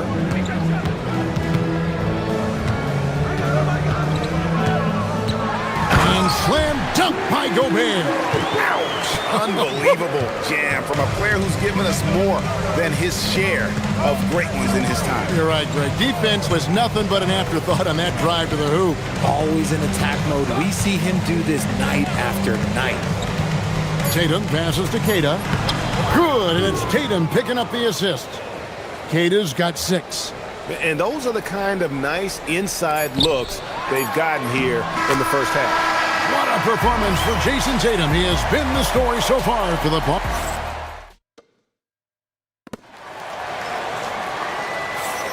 And if you're just joining us, we've played through one quarter in this one. And a moment to look at the scoring approach in terms of where the points are coming from for the Celtics. Well, so far, their long-range shooting has been the story, doing damage from deep. And the other thing I've been impressed with, guys, is their assertiveness at attacking the paint, trying to hunt for those high percentage looks. On the court right now for the Celtics. Down on the block, it's Tatum with Keita. The wing pairing, it's White and Brown. And it's Walsh in at the point. Now here's Tatum. He can't get that one. Those are chances almost always you can rely on him to get you 2 points, but the D just enough to keep him out of rhythm. Taking matters into his own hands. Yeah, we didn't expect to see that kind of finish. A point guard getting up like that? Boy, that is special. So it's the Celtics now, following the bucket by the Timberwolves. And here's Tatum for 3. Goes up high for the two-handed dunk. Good to see a player going all out when the game's this tight. You know, GA, he knows what his job is. Patrol the offensive glass. He's just giving them everything he has. It's why his teammates appreciate and enjoy playing with him. Then Gobert showing how much he wanted that basket. Tatum against McDaniel. Nifty move. Tatum gets it inside. Nice job getting inside for the layup. Got the D thinking, jump shot, gave a little pump fake, and then off to the races. Edwards looking it over. Gobert with a screen for Edwards. Rebounded by the Celtics. Their biggest lead of the game was 9. Tatum against Edwards. Tatum drills it from distance. With his touch, Tatum's a threat from anywhere. Timberwolves trail by 6. Outside Edwards. Gobert with a screen on White. Edwards finds Gobert down low and finished off by Gobert. And that's how you lead a team. Literally. And a little under 2.5 minutes gone by here in the second quarter. And here's Tatum for 3. Gobert pulls it in. Gobert's got 4 rebounds now tonight. A nice shot by McDaniel. Now just a 2-point Celtic lead. Oh, nice read there from Edwards. He's all for sharing the wealth. Here's Tatum. He's got 20. Nice move. What a jam! Tatum doing it with style. And talk about putting some extra on it. That dunk was way over the top. Close game or not, he's going to finish firm when he gets the space. Oh, an aggressive move and fantastic finish. Trying to send a message with that slam, I think. Tatum wide open, he fires one. Sinks it. What range from outside. Wow. Tatum's got a couple of 3-pointers in the second for the Celtics. Edwards against White. We've got 1:23 left in the first half. Edwards, that's good. And that's what they're looking for from Edwards. Scoring from all areas of the court, even mid-range, keeps the defense honest. Now here's Tatum. He's got 25. Floats one. Tatum showing off the touch. Making the floater look this smooth is not as easy as it looks. It's a challenging shot. Timberwolves trail by 5. Gobert with a screen for Edwards. To the middle. The rebound by Caden. Boston's gone to the three-pointer 11 times tonight, nailed 5 of them. It's good. And the Celtics lead by 7. Gotta love the confidence. Brown wasting no time firing away. And that'll be 2 free throws coming up. Officials on the call with the foul. Really, the right play defensively. If you can't block, force them to the line. And Edwards drops them both. And what you love about Edwards is how intense he is. Guy plays hard every minute he's on the floor. Tatum against McDaniel. Tatum looking around. Good, nice job down low. Tatum's got 29 in the game. And if you're the guy who has to guard him, it is never going to be an easy night for you. For 3, Edwards. Another shot. That one's in there. The Boston lead is cut down now to just 5 on the bucket from Gobert. And man, Gobert is on a tear right now. Keep going to the hot hand. Here's Tatum. And the last second attempt doesn't fall. What a performance for Jason Tatum. He has been the story so far for Boston. He has been a determined scorer today. 29 points altogether for him. And I think there's more where that came from. We'll get you back to the action after this break.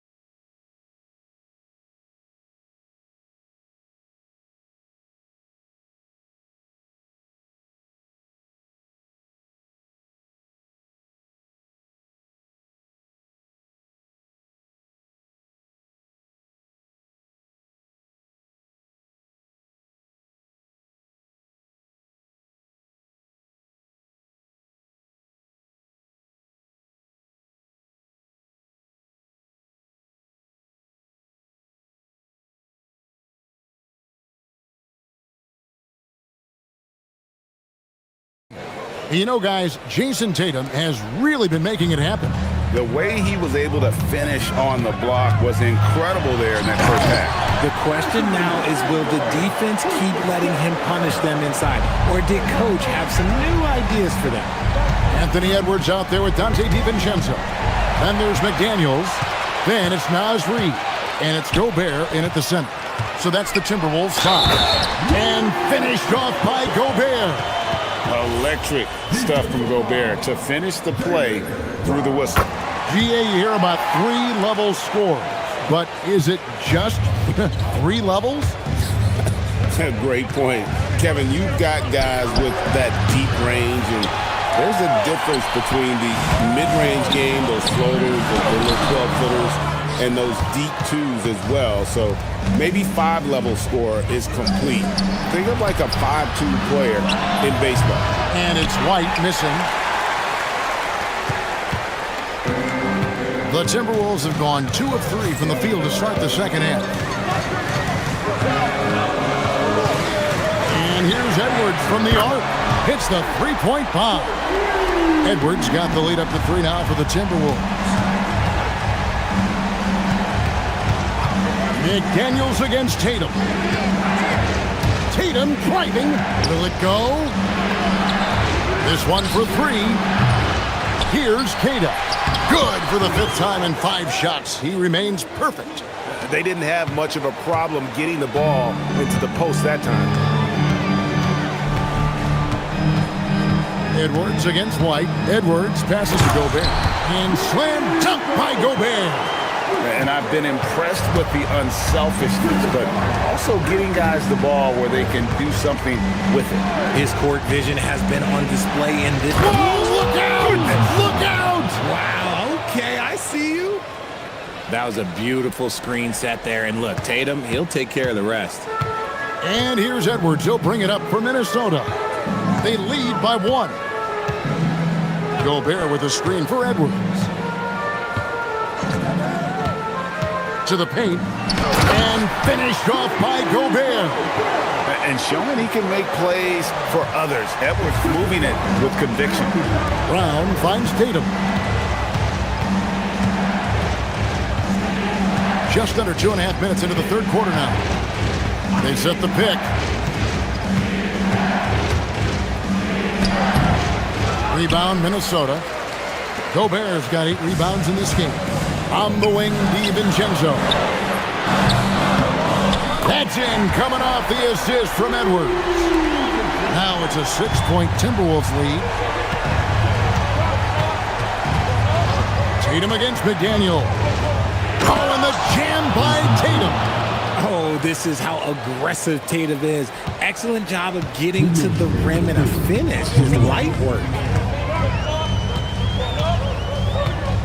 Edwards against White. Pass to Gobert. And slam dunk by Gobert. Yeah, nice, strong finish on the inside. But Greg, that's what he does. He's got the dunker mentality.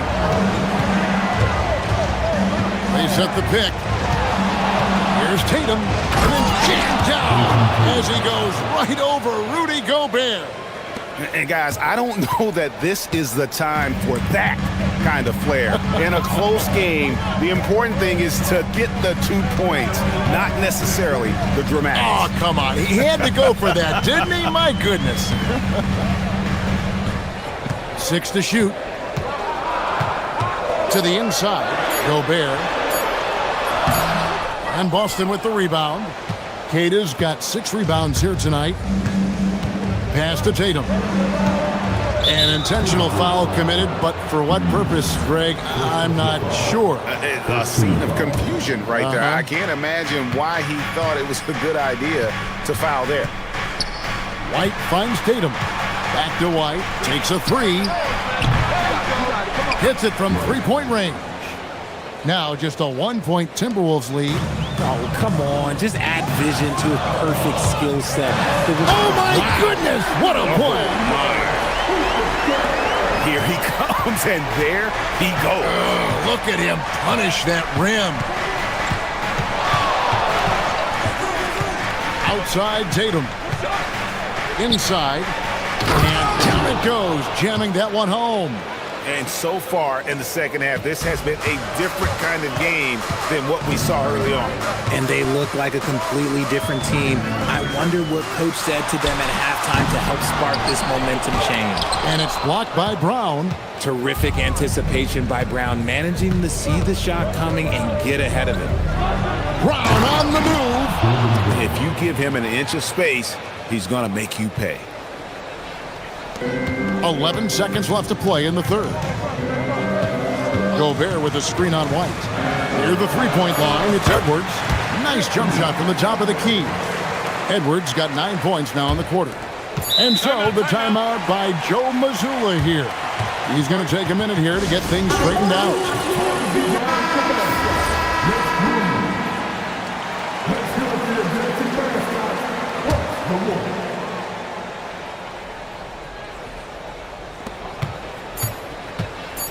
Now here's Brown. The rule on the floor is confirmed. 2 minutes are allowed to review the play. Not so fast. The officials are going to check that shot again and make sure they got it right before we go to the fourth. And even though, you're thinking maybe... And as we finish the third quarter, it's still close. Both teams trading baskets. Minnesota on top. They lead by 1. And time for the short break, and stay right where you are. The fourth quarter is coming up next. And a chance right now to show you our State Farm assist of the game. And he sliced the D wide open with his feet. They had no chance to prevent that basket. That's an unguardable pass, flat out. Give him credit for possessing that type of vision. 3/10 quarters behind us. 1 more to go. Thanks for being with us as we begin the fourth. And a look at the 5 for the Celtics to start the fourth quarter. Dynamic duo of Brown and Tatum at the 3 and the 4. Then it's White, and it's Kata in at the center, locking down the middle. Tatum no good. Timberwolves leading by 3. McDaniel, and finished off by McDaniel. the D just kind of stepping aside and letting him get to the rim. There's a reason, GA, the lead is what it is right now. Yeah, it's going to take better rim protection than that if they're going to climb out of this hole. Here's Tatum, and then jammed down as he goes right over Rudy Gobert. Oh, he got fancy with that one. Yeah, maybe trying to give them the momentum boost they need to break this game open. Gobert with a screen on White. To the inside. And the length of Gobert can be so... And yep, we thought we might see it. And the coach's challenge has been triggered. After review, I think when it comes to some of the more difficult calls to make, personal fouls can be tough. The action is so fast that it's really tough to catch everything in real time. The wonders of technology. We've seen replay reviews so effectively, and involving the coaches by being able to. A challenge like this is something a lot of people have been hoping for. And so the word is in. They've decided that the call stands as it was made on the floor. And, you know, even if a coach still feels this wasn't the right call, you got to acknowledge the effort being put in to reviewing it. The double checking, and the game continues on. Right now, let's take a moment here to catch up with Ali LaForce on the sidelines. During that last break, I heard Joe Mazzulla as he talked with the team. He likes Edwards with the dunk of the night. Agile move off the contact by Edwards, getting to his shot despite the difficult defense. And there's a foul called on Naz Reid. That'll be his second foul of the game. First team foul. On defense, Minnesota. It's a 5-point game. Outside Tatum. Clock at 6. Fires the 3. Gobert knocks it away. And when Gobert is playing with this kind of aggression on that end, there aren't many better at defending it. Last quarter of play, about 2 minutes in now. Shot clock at 2. Another shot. Gobert there for the rebound. Minnesota leading by 5. Edwards. Oh, what a finish. And they've done some nice work as we've come down the stretch here in the final quarter. Building out this lead brick by brick, they have taken a very methodical approach. A fearless athlete, Jalen. And here we go. Coach's challenge happening right now. This one in regards to the personal foul. Seeing if that was the right call. Jalen Brown taking 2 shots. the ruling on the floor is confirmed. Closer detail what constituted the original personal foul. Getting a different angle can sometimes make it a lot easier to determine. Indeed, and the one thing with replay review is that when you see the slow motion replays, you really get a new appreciation for just the immense speed at which these players are moving and how fast the action really is and how hard it can be sometimes, Greg, to make the right call. And so the word is in. They've decided that the call stands as it was made on the floor. And, even if a coach still feels this wasn't the right call, you got to acknowledge the effort being put in to reviewing it. The double checking, and the game continues on. That free throw good from Brown. And Brown drops them both. And here's Edwards. And over 2.5 minutes in the books here in the fourth.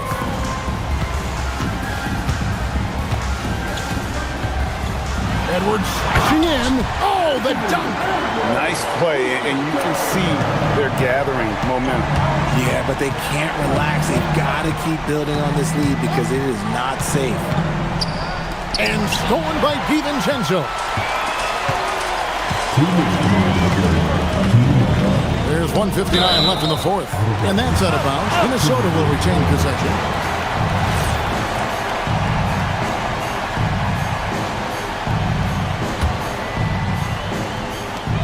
Seven-point differential.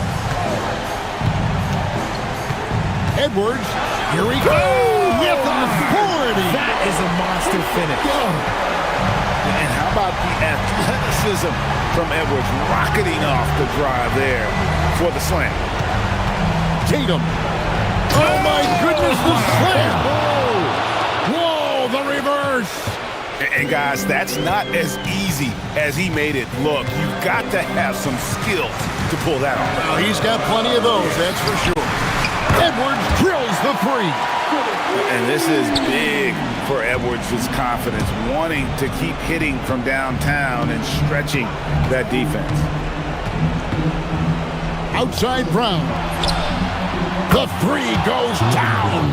The real come at us, and we're coming right back at you. Yeah, I love the competitive fire right there. You drain a triple on us, and I'm coming for my revenge. Edwards drawing the double team. Out of bounds, Boston takes possession.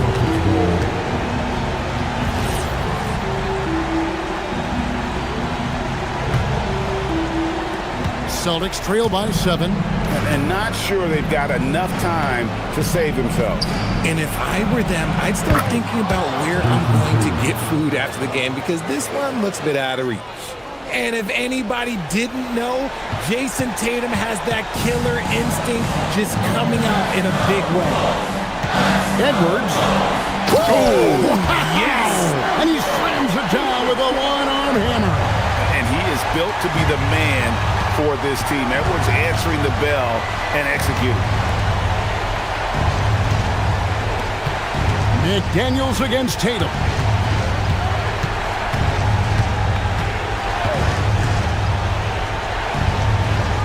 Five on the clock. Fires the three. Gobert there for the rebound.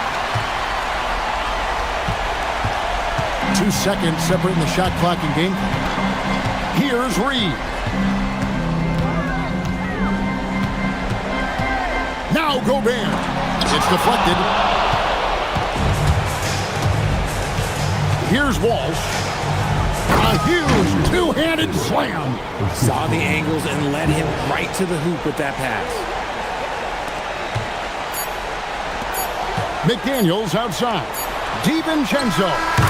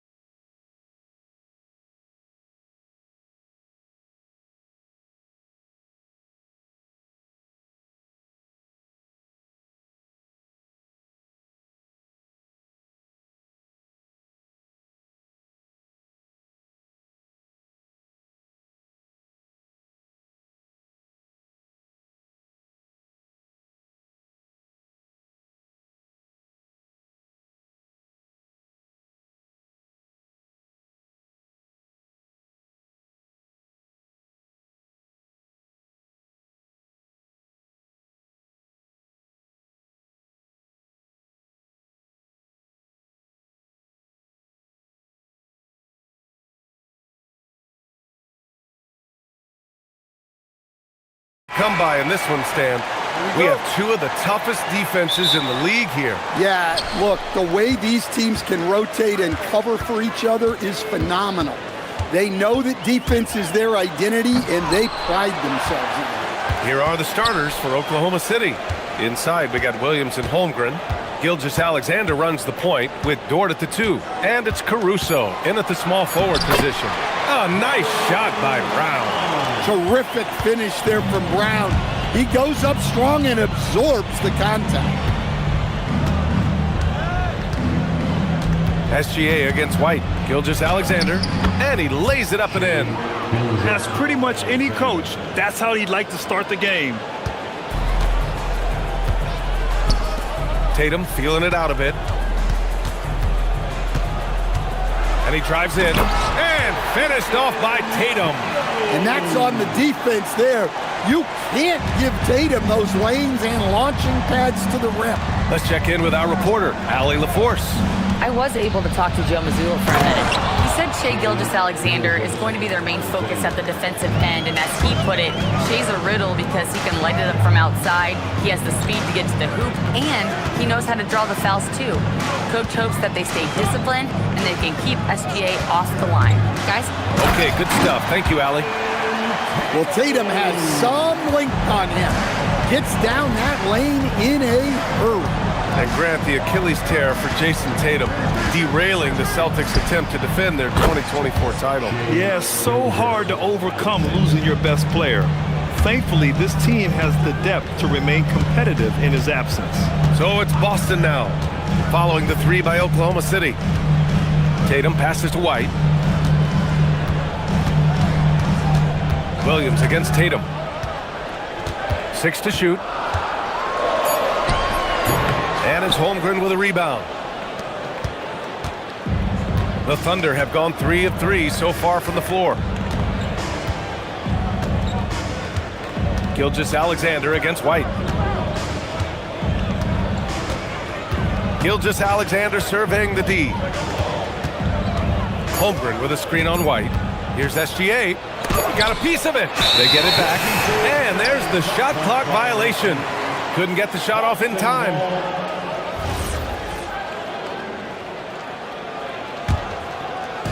Boston on offense. They trail by 1. They double team Tatum. Inside. And he bangs it home with one hand. B.A., the one-hand dunk just looks so fluid. Yeah, absolutely. Even smooth when he's powering it home like that. And here we go. The Celtics on the run. Keita, pass to Tatum. And we're about 3 minutes into this first quarter. Buries it down low. Tatum's got 6. Yeah, and that screen was really all Tatum needed. Just a little bit more breathing room so he could go to work. Now here's Gilgeous-Alexander. 7 points in the game. A deep 3. The Thunder with another miss. And it's Tatum with the ball for Boston. It's a 3-point game. Beyond the arc. And the rebound goes to the Thunder. Yeah, and the defense has really got to tighten up on him. I mean, he's just too dangerous from the three-point line. Williams passes to Holmgren. And the big finish by Holmgren. Yeah, the defense making it way too easy for Holmgren. Got to push him farther out than this. And looking at Jalen Williams, is there a part of his game you like best, Grant? You know, it's tough to pick just one, B.A. He's such an all-around player. He can guard point guards, post players, you name it, and can score from anywhere on the court. It's good. It's so difficult to defend Holmgren inside. For such a young player, his body control and awareness are off the charts. Now here's Tatum. 6 points for him. 46 seconds left in the opening quarter. Here's Keita, the shake, and down it goes. Jam that one home. Well, that's a great pass. He has the timing and rhythm of a metronome. Double team on SGA. And a bit of a battle for the ball, and the officials signal a jump ball here.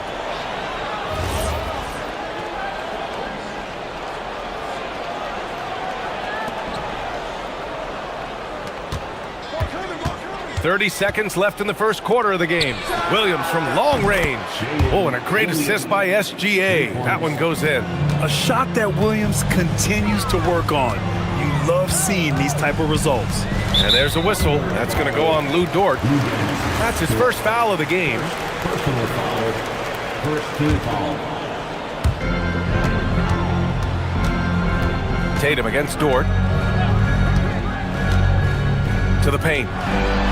Howard down after the assist led him to the lane. There's no argument that Tatum's at his best when he's distributing. And so he draws the foul, headed to the line to shoot a pair. That one on White. These are his first free throws of the game. The first free throw is good. Both free throws good from Gilgeous-Alexander. Well, he's been very good at the line, and we all know free throws can make or break you in the end. And so Joe Mazzulla decides to call a timeout. I think right now he might be looking at some adjustments.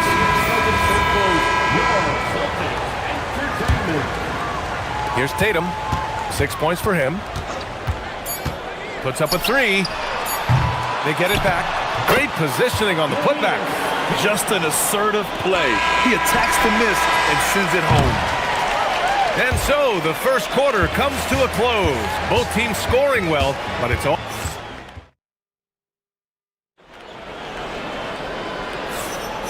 And if you're just joining us, it's been a pretty even game through the first quarter. And for Boston guys, what jumps out to you stat-wise? You know, they've been relentless in how they attack the paint. Well, if they're going to be that ferocious inside, this defense is in for a long night. At the forward spots, the talented pair of Brown and Tatum. Then it's Derek White, and it's Keita in at the center position. That's who's in the game for the Celtics. They keep capturing the lead, then giving it back. We'll see if they can hold on to it this time.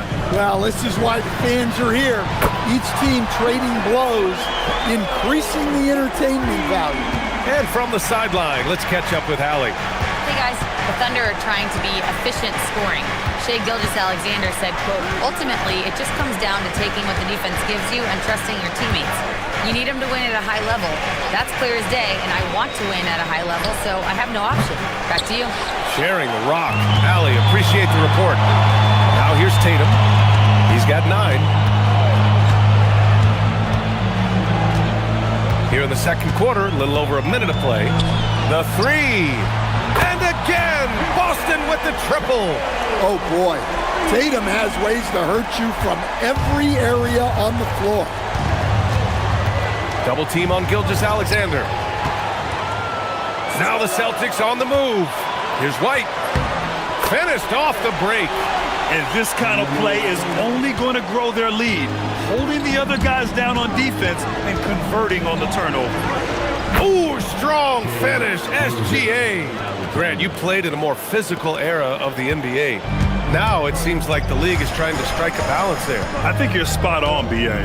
There's been some back and forth, trying to keep the game free-flowing and physical. The league's trying for the best of both worlds. To the middle, 5 on the clock. Keita. And the shot is good on the assist by Tatum. Keita's got 10 points. Credit their discipline. They've been working for high percentage shots. Gilgeous-Alexander passes to Holmgren. Bam! Chad rocking the rim. Yeah, short trip up for Holmgren, but there's plenty of power behind his jam. There's a screen. Here's Tatum. Yep, that one goes. Tatum's got 8 points here in the quarter. Well, he's so potent offensively. It's easy to draw up plays for him. Going through contact. Gilgeous-Alexander gets it to fall. All it takes is a sliver of daylight, and Gilgeous-Alexander will exploit it. Tatum against Dort. And that one is stuffed right through. Well, what a half he's had. He has completely warped the shape of this game with his hot shooting. And now we've got an intentional foul. I mean, I'm just not sure what he was thinking right there. I mean, he needs to get his head in the game. 3 minutes of action thus far in the second. Yes, sir! Gilgeous-Alexander with a deep three. Come on, man. If SGA is hitting that, it's good night. Dort against Tatum. Holmgren with the block. They've got numbers. And the shot counts. And here comes the coach's challenge. He disagreed. The ruling on the floor stands. And even with the coach's challenge in place, we've seen so many of these personal foul calls still disputed even after the video review. There's no doubt there's going to be a gray area in a lot of these calls. But at least we have the option to take a second look, so the officials can be sure they get it right. And they've made their decision. The call will stand. And as much as it hurts to lose a challenge, I think Coach would challenge that call again if he could. He really disagreed with the foul, and he's still peeved. Now here's Tatum. He's got 14.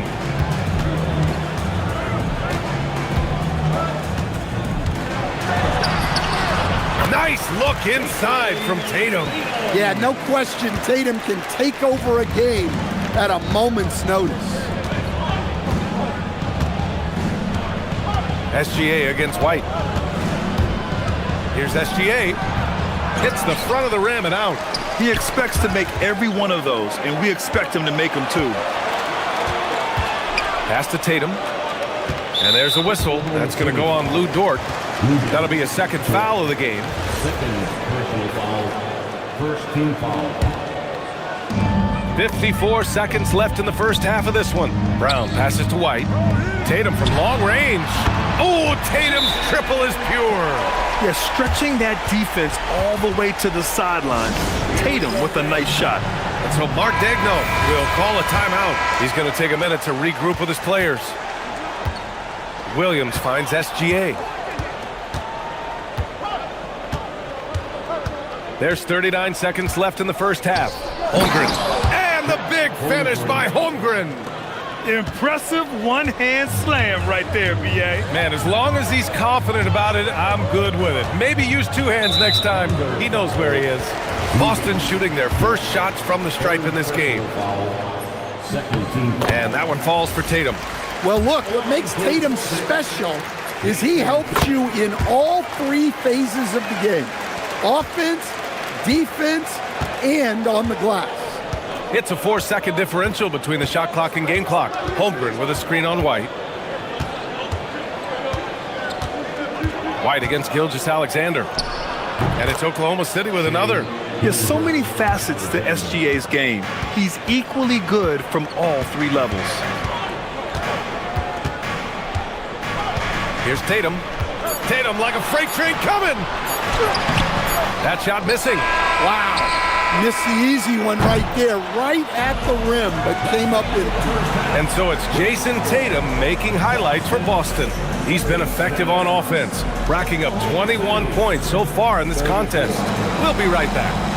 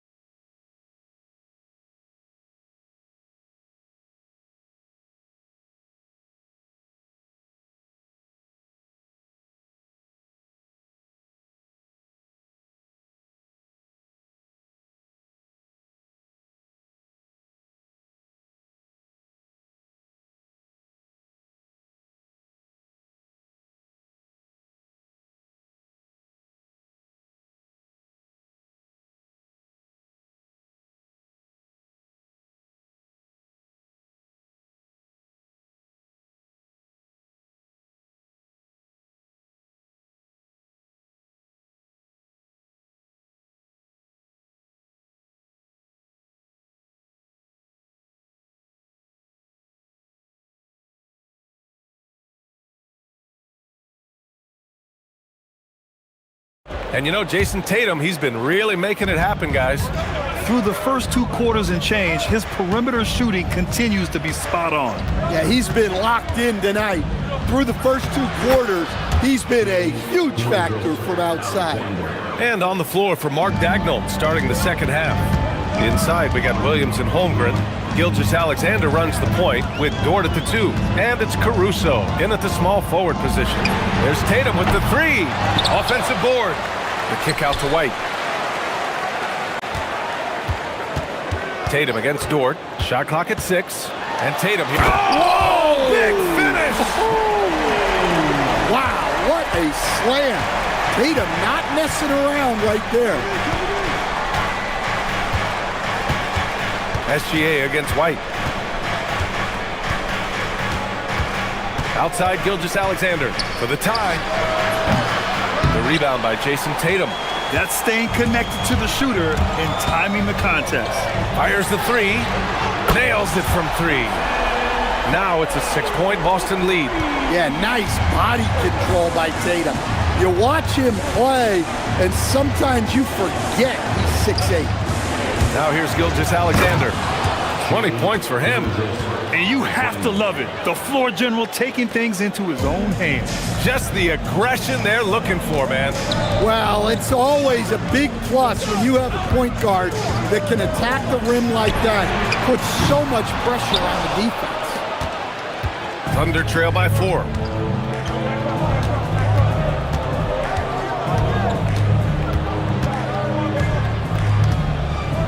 Holmgren with a screen on White. And the officials whistle a foul on the shot. The bucket is good, and he'll go to the line. Gilgeous-Alexander is just that good, finishing the play through the foul. This will be his 3rd free throw of the game. Boston's gone only 1 of 3 from deep here in the 3rd. Dort against Tatum.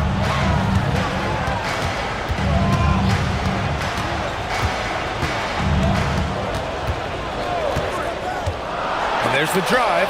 Holmgren with the block. And you can't forget about Holmgren's reach, especially when he's nearby on defense. Gilgeous-Alexander from outside. Great touch from deep. Gilgeous-Alexander. Neither team has been able to assert its dominance over the other. Yeah, the struggle is real tonight. 7 lead changes and still in the 3rd quarter. Tatum against Dort. To stop the run. Here's Kata. He's covered by Holmgren. And now that's a momentum builder for sure. So important in a close game. Look at his teammates here. They love it. Plays like that gonna get them going. Yes, some guys shrink in big moments, and some rise to the occasion. All right, let's check in with Allie LaForce. Hey, Brian. Jalen Williams has become an all-star and a key player for the Thunder. And Shai Gilgeous-Alexander said he allows us to really do anything out there because he's so versatile. He's been special for us and is a big reason why we are where we are. He just does whatever it takes to win. Back over to you. He's a big factor. Allie, we appreciate the report. Boston with the ball. Following the bucket by Oklahoma City. Brown with a screen. Pass to Walsh. And stolen by Holmgren. Outside, SGA. Holmgren with a screen on White. SGA passes to Holmgren. Here's Tatum. Offensive rebound. Tatum. Holmgren with the block. He times his blocks almost perfectly.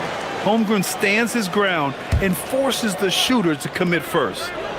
Now here's Tatum. He's got 26. Pass to Kata. Crafty move. Rips in the dunk off the timely pump fake. With power.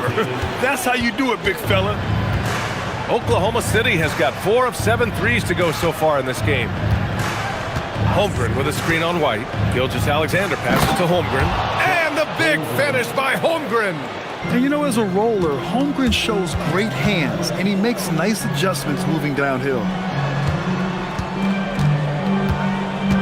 On the wing, Tatum. Dort defending. We've got 33 seconds left in the 3rd quarter. Did you see that? Look at the elevation on that dunk, B.A. Man, he just cocked it back and fired it down with one hand. Now here's SGA. And he's got 28 now. Shai all the way to the cup. Defenders just clearing out, and Gilgeous-Alexander came in with a purpose. Tatum against Dort. Tatum passes to Keita. Ooh, and they immediately answer back with a dunk on the other end. Well, look, you need a bucket, go to him. This is exactly what he's built to do. And here's SGA outside. Hits the trifecta. SGA's got 33. Not only is he putting up the numbers, but he's doing it at a very efficient rate. Exactly when his team needs it. And so Joe Mazzulla decides to call a timeout. He's going to talk it over with his guys.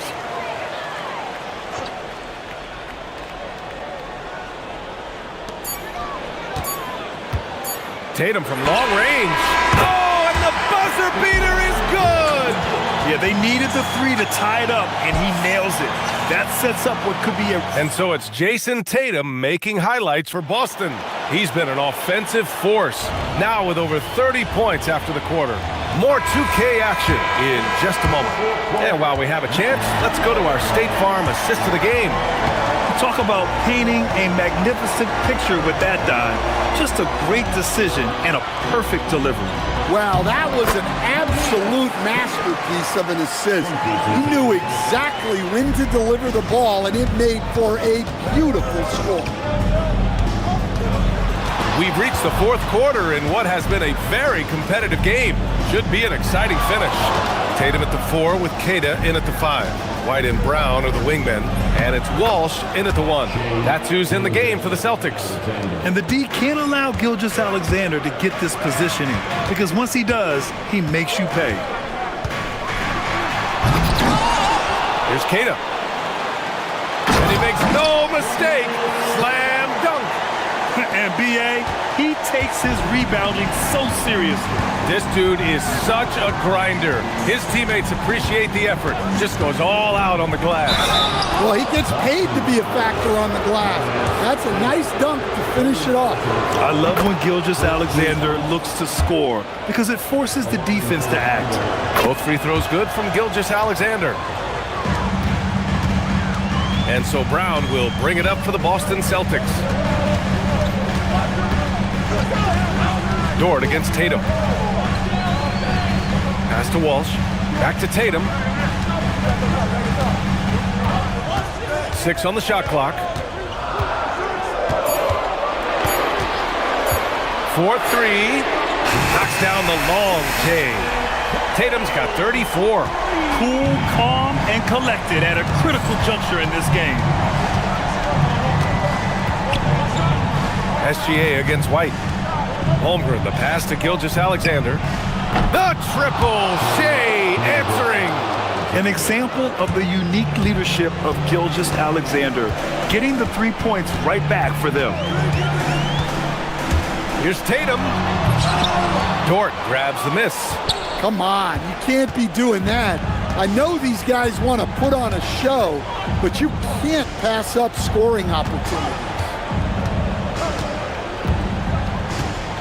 White against Gilgeous-Alexander. Look at Shea playing big inside. In crunch time, trying to get the foul, the bucket, or both. Tatum outside. A touch under 2.5 minutes have passed now here in the fourth.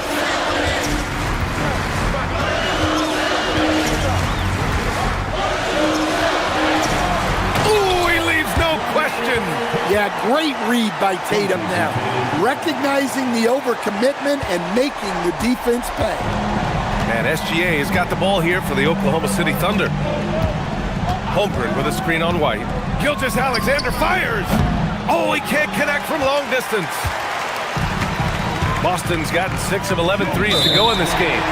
And for some reason, he decided to foul there. Yeah, B.A., that's an odd move. Maybe there's something else behind it.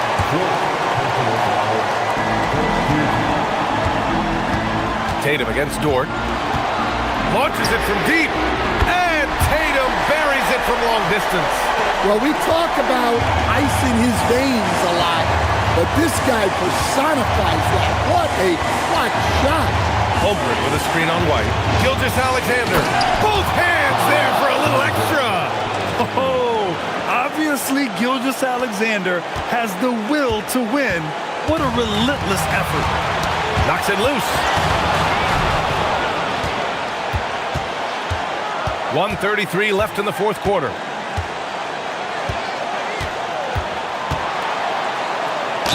Beating the contact, Gilgeous-Alexander. Yeah, and Gilgeous-Alexander is a fighter. Someone that challenges the defense and bullies his way through contact. Well, make no mistake, this is exactly who they want at the line in this situation.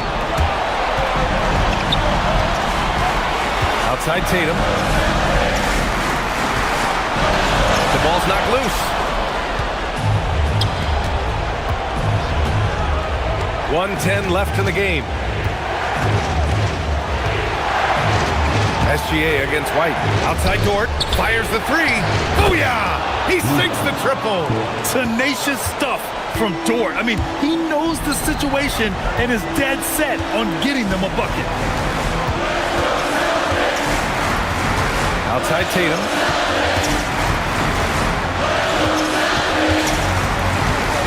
Clock at 6. For three. Holmgren there for the rebound. And it didn't register as an official block, but he did everything you want in disrupting that shot. Well, you know, sometimes the most pivotal plays don't always go on the stat sheet.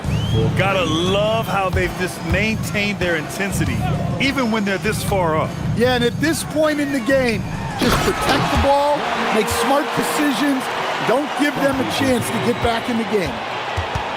So it's Oklahoma City now. 6-point lead. And here's SGA.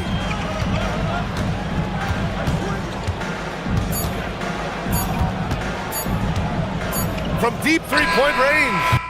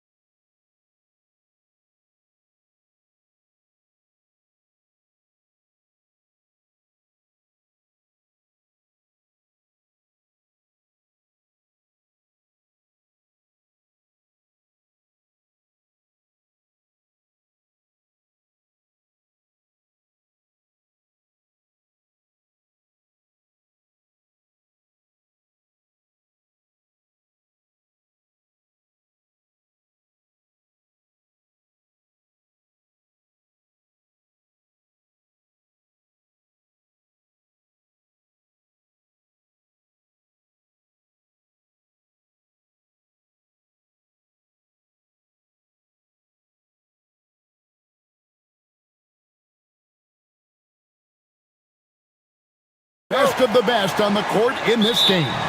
Well, if you love explosive athletes, you're about to see the top shelf. The best that this league has, high flying above the rim.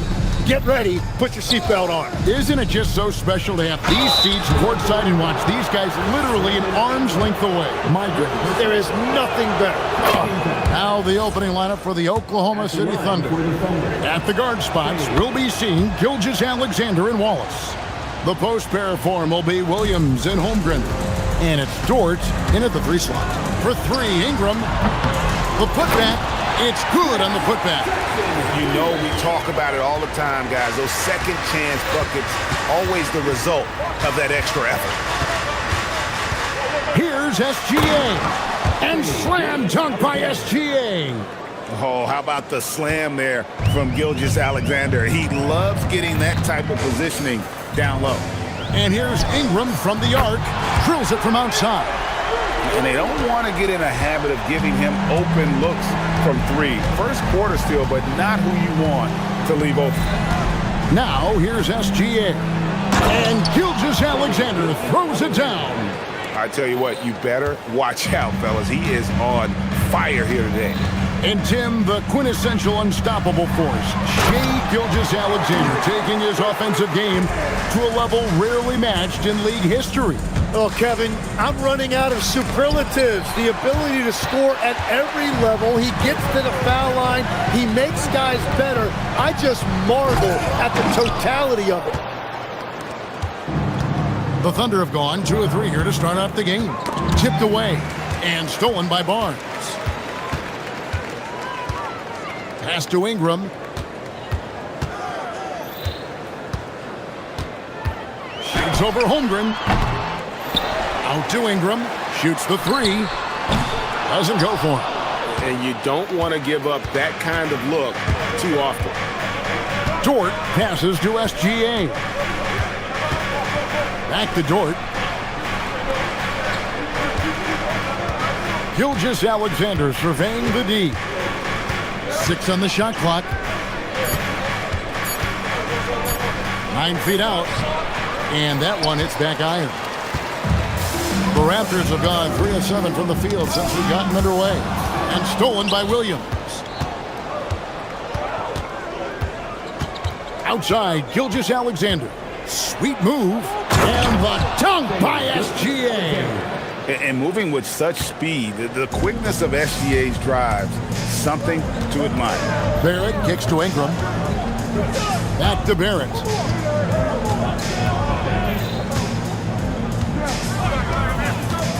Crafty move. And Barrett slams it in. Several lead changes going on here in the early portion of this game. It reminds me of that cameo song, Back and Forth. And here's Gilgeous-Alexander outside. Not quite enough defense. That time around, just lucky he was off. Bangs home the trifecta. Short corner, but not an easy corner. Barnes knocking that one down. Let's check in now with our Allie LaForce, who's got a story for us. Allie? I briefly spoke with Darko Rajakovic. Coach thinks that they can push Chet Holmgren out of the comfort zones, and he's okay with making him a jump shooter. He said on the perimeter, he may as well be any shooter. We can guard that. Once he's on the inside, though, the advantage is his. So we have to prevent that as much as we can. Back to you, Kevin. Thank you, Allie. Barnes passes to Ingram. Shot clock at 6.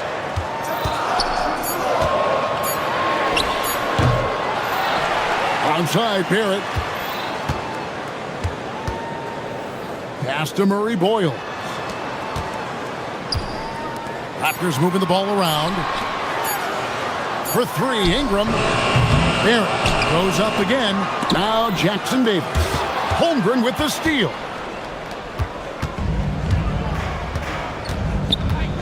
There's 49 seconds left in the first. Here's SGA. Good D by Barnes. Wow, you got to commend the defensive effort right there. It really made a difference. Misses the 3. And Gilgeous-Alexander's got the ball here for the Thunder, trailing by 2. 20 seconds left here in the opening quarter. Wallace finds SGA. SGA double team. That's good from Wallace on the assist from Gilgeous-Alexander. Guys, no one team gaining control early on. Yeah, and you look at the lead changes, 6 already. Puts one up from 19. Jump shot is good. Ingram's got 7. Well, he's a guy they look to go to, and now you see why. And still a close game as the first quarter comes to a close.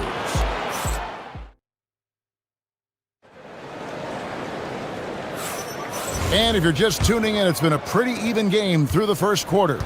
And guys, what's your take on Toronto so far?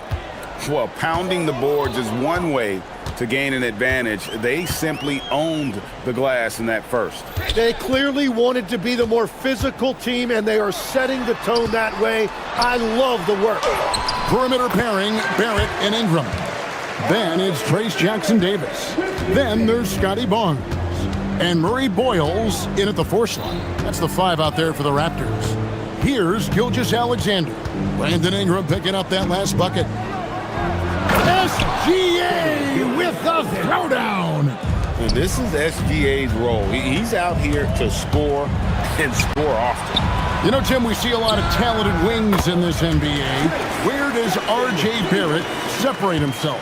Well, he's very difficult when he puts it on the deck, Kevin. He's got some moves, and he's got an array of finishes, both the layup package, or he can pound it on your head. And the shot is good. The Raptor lead has been cut to just 1 point on the basket from Gilgeous-Alexander. And he had a good look, and Gilgeous-Alexander made it pay off. Now here's Ingram. 9 points in the game so far. And the 3 ball is good. Ingram's got 5 points in the quarter. And just no excuse, guys, for leaving a shooter like him open beyond the arc. And that one goes out of bounds. As touched by Gilgeous-Alexander.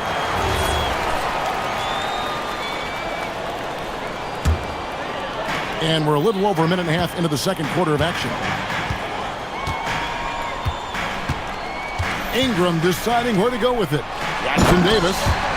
And he can do a lot more damage to the rim than that when he wants to. Oh, you're right. And with the lead they're enjoying, I'm surprised he didn't put a little something extra on that one. Wallace with a screen for Gilgeous-Alexander. From the arc, Gilgeous-Alexander is pure. The classic combo guard. Gilgeous-Alexander is effective in the two-man game, especially on that first option, taking it himself. There's a good screen. And here's Ingram from the arc. And that one is stuffed right through. Scraping and clawing, doing everything he can to grow that lead. Emphatic on the putback stuff. Leaving some skin on the floor. Those are pure hustle points. Now, here's Gilgeous-Alexander.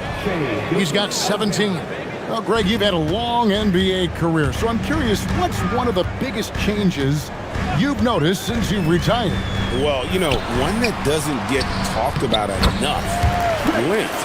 You know, players these days are just longer, especially in the backcourt and that wing position. It feels like every team has a guy 6'9" or taller that is a pure perimeter player. Good on that shot, and with that, the Toronto lead is cut down to 3 on the bucket from Gilgeous-Alexander. Right now, let's take a second to catch up with Allie LaForce on the sideline. Hey, Kevin. The Thunder are a powerhouse without possessing a bunch of big-name stars. Shai Gilgeous-Alexander said the front office does a good job of picking players to be a part of the organization, and Coach Mark Daigneault said our job as a team is for the whole to be better than the sum of the parts. Guys, back to you. Okay, Allie, thanks. Now here's Wallace. His 3-pointers off the mark. Gilgeous-Alexander against Ingram. Pass to Barnes. Ingram outside. To the paint. Holmgren with the steal. Here's SGA. Here's Dort. 1:06 left to play here in the second quarter. Here's Holmgren. And he gets the bucket. Holmgren's got his first basket. And looking to get stronger, Holmgren fights through the bump, tons of time for him to grow into that frame. Barrett with the bounce pass. Pass to Barnes. Here's Barrett. Wallace covering. Barrett kicks to Ingram. Clock at 6. From the arc. Thunder with the rebound. And he didn't punish them for the weak coverage there, but they can't count on him to continue missing. Wallace misses. About 3 seconds between shot and game clock. Poked away. Into the lane. And the slam by Wallace. And guys, I don't know that this is the time for that kind of flair. In a close game, the important thing is to get the 2 points, not necessarily the dramatics. Oh, come on. He had to go for that, didn't he? My goodness. Ingram up top. He gets that one. Ingram's got 14 points for the game. You can't just stop when there's a pick set up. Gotta fight over it as a defender. Well, you just have to communicate those switches. If you don't, it's on you. And that's it for the first half of action in what's been a very close game here. Raptors lead by 3. And we'll be back right after halftime to get the third quarter underway.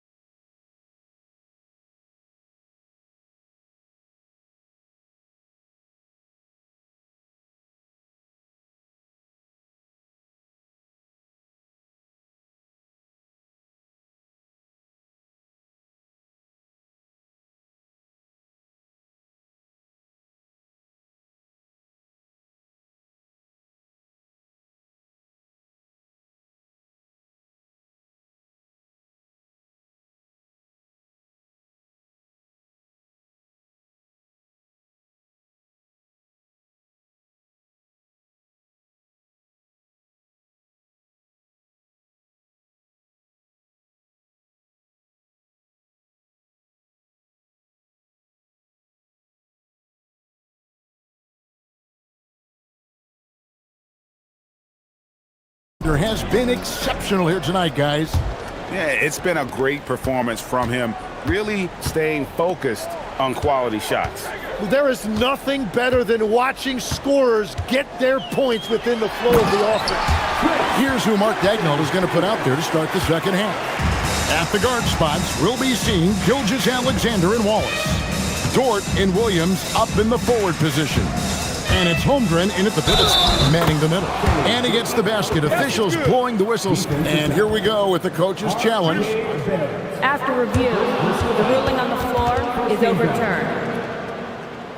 And I think when it comes to some of the more difficult calls to make, personal fouls can be tough. The action is so fast that it's really tough to catch everything in real time. The wonders of technology. We've seen replay reviews so effectively, and involving the coaches by being able now to challenge like this is something a lot of people have been hoping for. And the announcement on the review is that the foul was called in error. So they have determined to overrule the original call. And guys, this is what it's all about, getting the call right. And I think in this case, the video review showed that while it was a tough call to make on the floor, they got it right with the review. And credit the screen for giving him the space he needed to get to the rim. For sure, GA allows him to come in with the sledgehammer. It's the power of the two-man game. After all these years, it's still the most difficult set to defend. And for those of you turning in, we're about a minute into the second half. Now, here's SGA. Gilgeous-Alexander converts in close. And good work inside. SGA will make more room for himself on the perimeter when he can be effective down low. It seems like Shai Gilgeous-Alexander, Tim, has the ball handling and finishing package of a player 6 inches shorter. What he does at his size is really amazing. Yeah, I think he has the offensive game of a shorter player because he thought he was only going to be 6'1". He got to 6'6". So now you've got this incredible array of shot making around the rim with a much taller player. That is a difficult combination to deal with. So he had to readjust not only physically, but mentally how he approached the game, correct? Absolutely. It changed everything for his approach. Now here's Ingram. He's got 18. Back to Jackson Davis. Down to 5 on the shot clock. The Raptors need to get a shot at it. Here's Murray Boyle. And it's going to be a 24-second shot clock violation. They turn it over. Thunder trailing by 3. And there's a whistle. That goes on Scotty Barnes. That is his first foul of the game. First team foul. SGA against Barnes. Wallace with the screen on Barnes. Outside, SGA. 6 to shoot for the tie. A three-pointer is right on target. Wallace has got the game tied up here for the Thunder. Well, his scoring ability is why this game is all tied up. A few more key possessions like that, and they could start to pull away. Now here's Ingram. Nice move. And the layup is good. Ingram's got 20 points. And this is what Ingram can do for you. Make a variety of shots over the course of a game. Tonight, he has been unstoppable. And with the depth of this Oklahoma City Thunder team, Tim, who's an impact player on this roster that might fly a little bit under the radar? Yeah, Kevin, I think it's Aaron Wiggins. I look at a guy that in any other situation, you might be able to average 15 to 18 points a game, but in Oklahoma City, he has sacrificed shots and minutes to be part of a winning team, and he competes every night. He does indeed. Dort against Ingram. Third quarter action and just under 3.5 minutes have gone. Good. And we'll see if they can finally hold on to a lead. It's been back and forth all night. Yeah, it's been a close matchup, which we expected, and this could very well come down to some big shots at the end. And stolen by Wallace. Pass to SGA.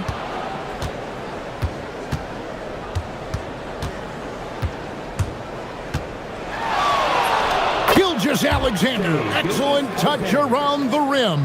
And the move and the basket, SGA has the defense shook. Down low, Jackson Davis, and he makes no mistake on the slam dunk. A great competitive game so far. And from the look of it, this one could go right down to the wire. Wallace with a screen for SGA. Holmgren in the corner. Back to SGA.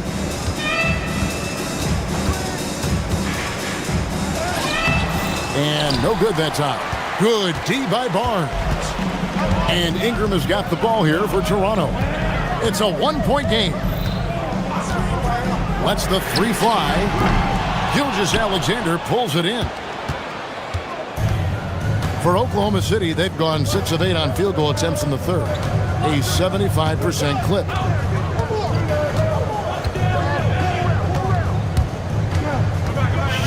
Gilgeous-Alexander driving. He gets it in there. He must have visualized this one because everything is falling. Here's Murray Boyle. Shai Gilgeous-Alexander, guys, has been on display for the Thunder. And let's go back to a terrific pass that we're calling tonight our State Farm assist of the game. And I'm glad this was the pick because I love this pass. Such a great dish. That's what I call court vision.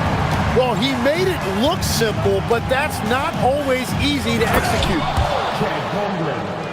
And it's been a very competitive game so far as we get rolling here in quarter number 4. Perimeter pairing, Barrett and Ingram. Then it's Barnes. Then it's Trace Jackson-Davis. And Murray Boyles in at the 4-man position. So that's the 5 in the game for Toronto. Now, here's Gilgeous-Alexander.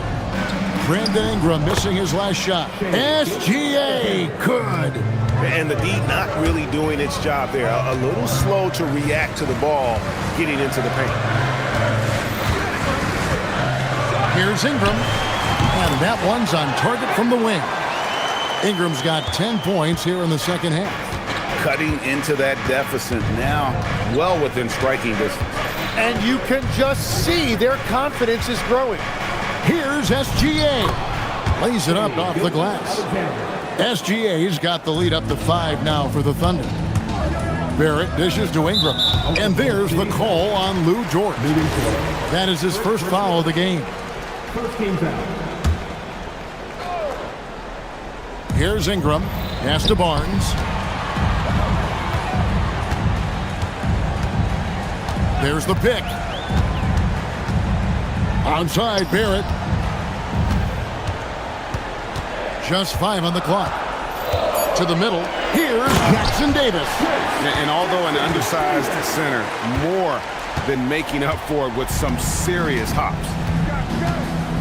And Gilgeous-Alexander, here we go. And he banks in the layup. SGA's got 37.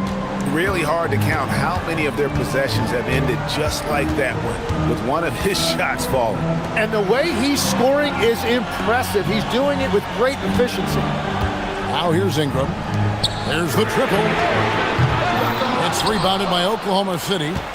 Holmgren's got his 4th rebound with that last one here tonight.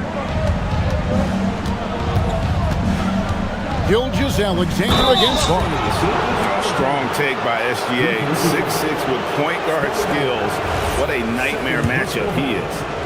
And what do you guys think so far about the offensive approach for the Thunder? I think they put an emphasis on attacking the basket, and watching this, you can see why. They have just carved the defense up here with relative ease. Well, they've really been aggressive in the painted area. When that ball goes inside, they are attacking. The pure shooting ability of Ingram does all the talking there. He gets the ball and delivers that quick release. SGA, Gilgeous-Alexander, lethal off the drive. And that's just cold-blooded right there. He's taking no prisoners. Yeah, with each bucket, he denies any thought of a comeback. Now Ingram.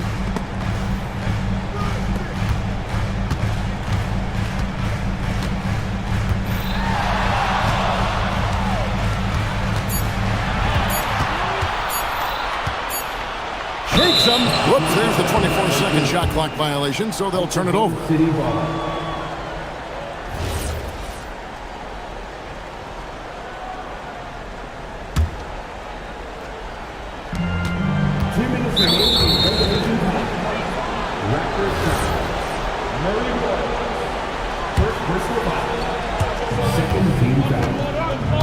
The Thunder leading by 7. Up top, Gilgeous-Alexander, covered by Barnes. And a 3-level score. That time, SGA takes it all the way. Ingram outside. And he hits the jumper. And won't find many more games as entertaining as this one. This is what the fans came to see. A lot of great plays going back and forth. Now, Gilgeous-Alexander. A bit under 3.5 minutes have passed here in the 4th. Oh, what a play inside. Gives the team such a great element, having a one guard who can get to the 10. Certainly something every team wants to have. And you can see how it energizes the entire team. And he gets the whistle. 2 free throws coming up. That one on Holmgren. How about that one? Able to maintain control and finish the play. That one misses for Jackson Davis. And it's Williams with the ball for the Oklahoma City Thunder. Their biggest lead of the game was 9. And so the coach's challenge here comes into play. The coach protesting the personal foul call. After review, the ruling on the floor stands. Review in closer detail what constituted the original personal foul. Getting a different angle can sometimes make it a lot easier to determine. Indeed, and the one thing with replay review is that when you see the slow motion replay, you really get a new appreciation for just the immense speed at which these players are moving and how fast the action really is and how hard it can be sometimes, you know, Greg, to make the right call. And so the word is in. They've decided that the call stands as it was made on the floor. And, you know, even if a coach still feels this wasn't the right call, you got to acknowledge the effort being put in to reviewing it. With double-checking, and the game continues on. And so both free throws are good. And it's an 8-point game. In Toronto, they've gone 5 of 7 from the field since the beginning of the fourth. Strong work at that end of the floor. Jacks up a 3. 1:03 left in the fourth quarter of this one. Lets loose a 3. And it misses. Oklahoma City has gone 3 of 6 tonight when they've let it fly from downtown. And the shot goes in. Finishing strong. This is how you want to close things out. Yeah, any thought of losing this game has been put to bed. They set the screen. Barnes outside, takes the 3. Holmgren rips down the rebound. On offense, here are the Thunder. 10-point lead, this is their biggest. That's going to be over and back, not watching for the line that time.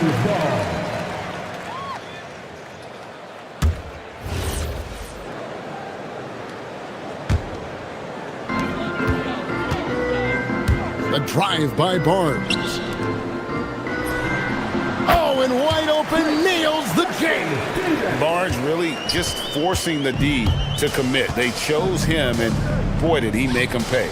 Trained from outside. For 3.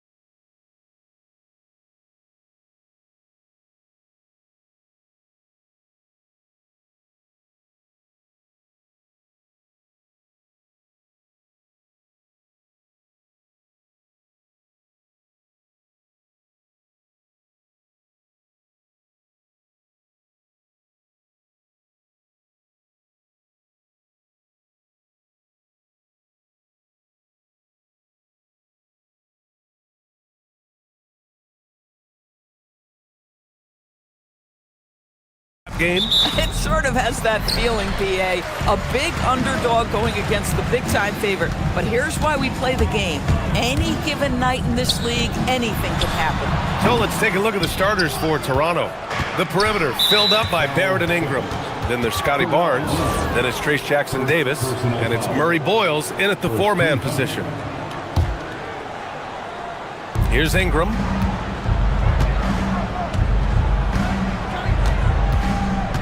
Jackson-Davis a screen. Ingram with the ball. And it's Leonard picking him up. Yeah, just catching your teammate in stride right there. That makes the game easy. Outside Matherin. From 13, and the basket by Leonard. Well, the mid-range is Kawhi's bread and butter. This guy can get to his spots and take whatever he wants. Time now to hear from our reporter, Allie LaForce. Tyronn Lue gave me a few minutes to catch up with him. I asked him about Brandon Ingram and the challenges that he presents, and he said to me he is a tremendous scorer with impressive range. Not only that, he's extremely clever at creating scoring opportunities for himself. We got to crowd his space whenever we can. We'll see how aggressive their defense is against him tonight. Back to you, BA. Thanks for that, Allie. And Doris, when you have a veteran roster with some of the injury history of these Clippers, load management becomes a big consideration. And BA, how impressive is the resiliency of this team in the face of all that injury history they have? Credit the front office for the depth they have developed and the coaching staff for their incredible adaptability. It is nothing short of remarkable. Here's Murray Boyles. And he drops it in from the low post. He really hooked the defender with that pump fake. It worked to perfection. Leonard for three. And from the field after that one, 3 for 4 now. Well, what makes Kawhi so problematic in the pick and roll? He can do about anything he wants out of it, including keep the basketball. And a slam dunk by Ingram. When you're trying to stop a guy like this, you have to match his intensity level. The Clippers have gone 3 of 5 here in the opening quarter. Here's Leonard. And again, it's the Clippers converting. Kawhi's such a gifted offensive player. How about that dribble drive move? So nice. And Chris Dunn gets the whistle that time.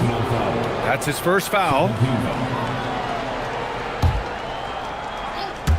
Here in the first, just under 2.5 minutes played so far.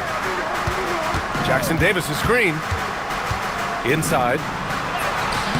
Jones grabs the board. The Clippers have gone 4 of 6 in the first quarter. Jones with a screen on Ingram. Pass to Collins. Nice ball movement by Los Angeles. And that one drops for him.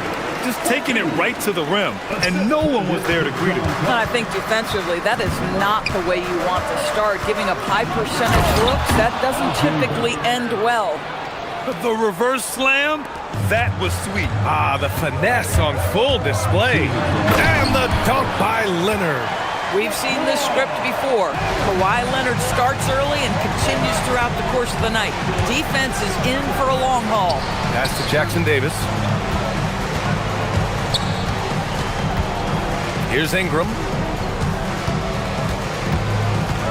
From the top of the key, count that one. Ingram's got 6 points. Well, Ingram has great scoring instincts. He knows how to find shots and capitalize on them. Matherin finds Leonard. Takes a three. Another basket. He's now 6 for 7 in the contest. He's consistent from out there, especially when you give him that kind of room. Jones against Ingram. Pass to Barrett.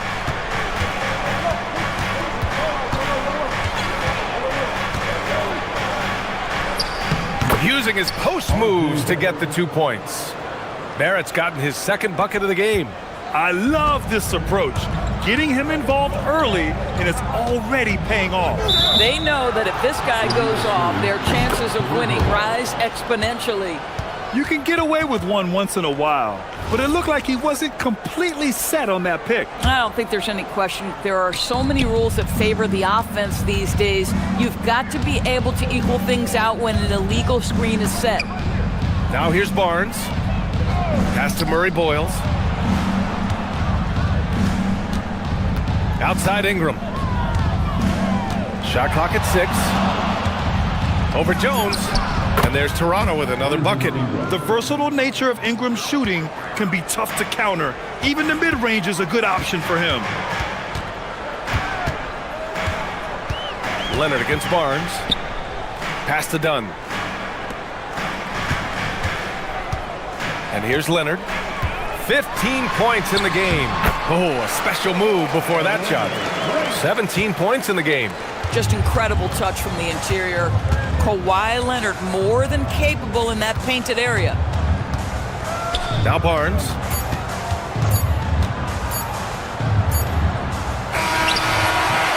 And a high-scoring first quarter. Both teams really filling it up. Clippers ahead, leading by...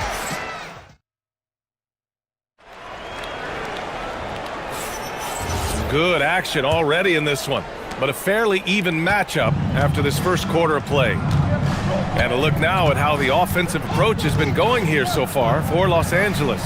Well, in today's NBA, the three-point shot is so valuable. They realize this, and that's why they're continuing to drain as many as they can. I think the other thing they've done a great job of is making their presence felt inside, converting tons of paint opportunities. Dunn and Kawhi, they're the wings. John Collins out there with Derrick Jones. And it's Mathurin in at the point. That's the group for the Clippers starting second. And that one's good. Ingram. It's hard trying to match up with Ingram, especially when he's looking to score inside. It's stolen by Barnes. There's the three. Second chance shot.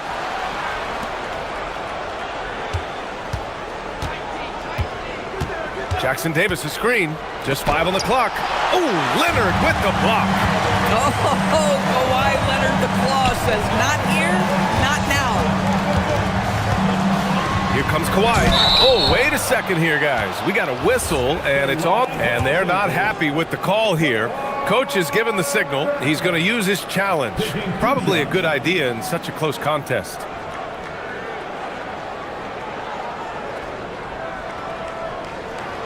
People, the ruling on the floor stands. It was smart to adopt this challenge policy in 2019.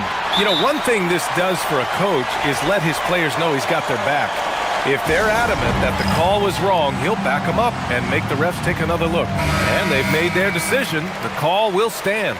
And as much as it hurts to lose a challenge, I think Coach would challenge that call again if he could. He really disagreed with the foul, and he's still peeved. Shooting 2.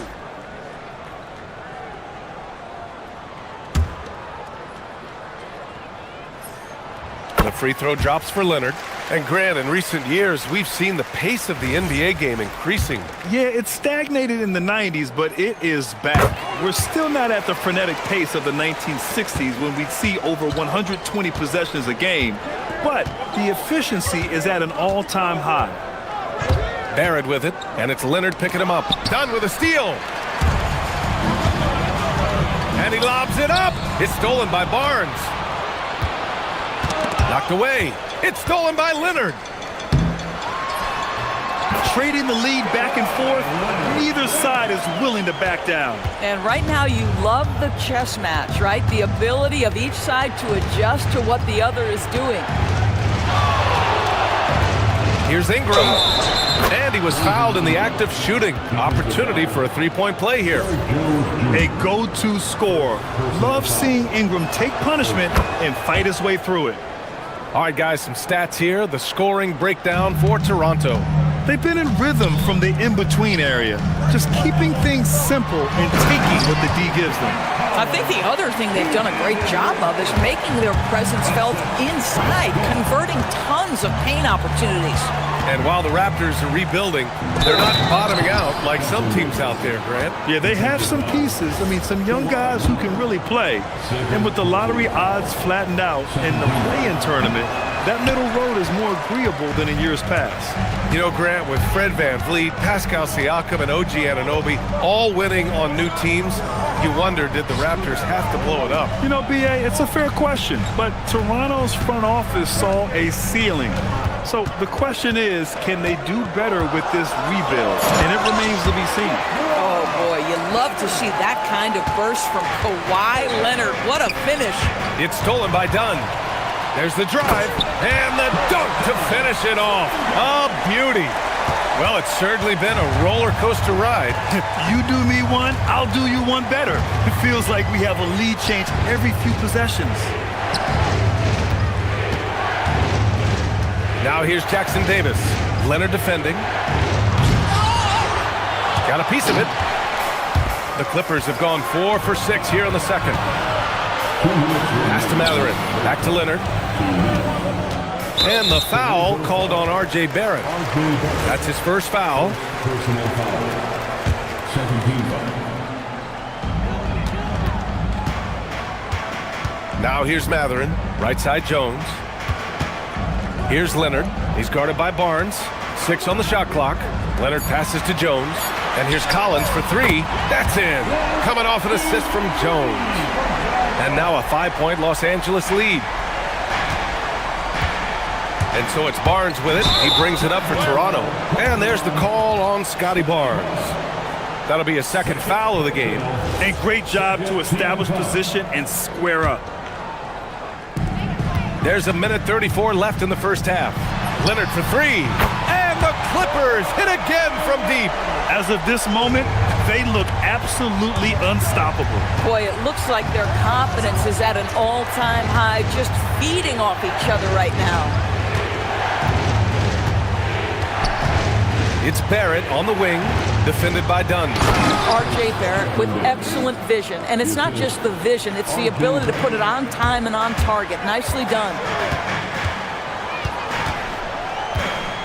Leonard looking around. And the 3 off target. Raptors trail by 6. There's 49 seconds left in the second period. Here's Ingram.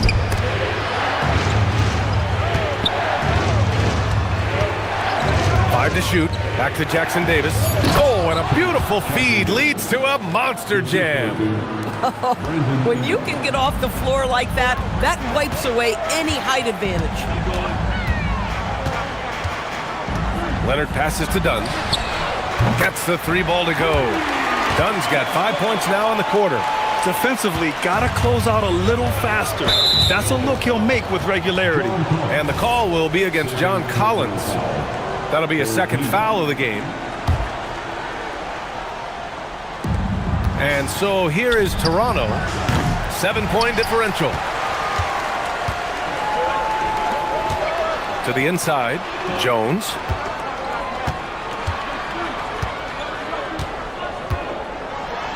And the dunk by Jones. Come on, B.A. He sure can rise. Grant, that's as good as it gets. One of the best in the league. Jones with the block.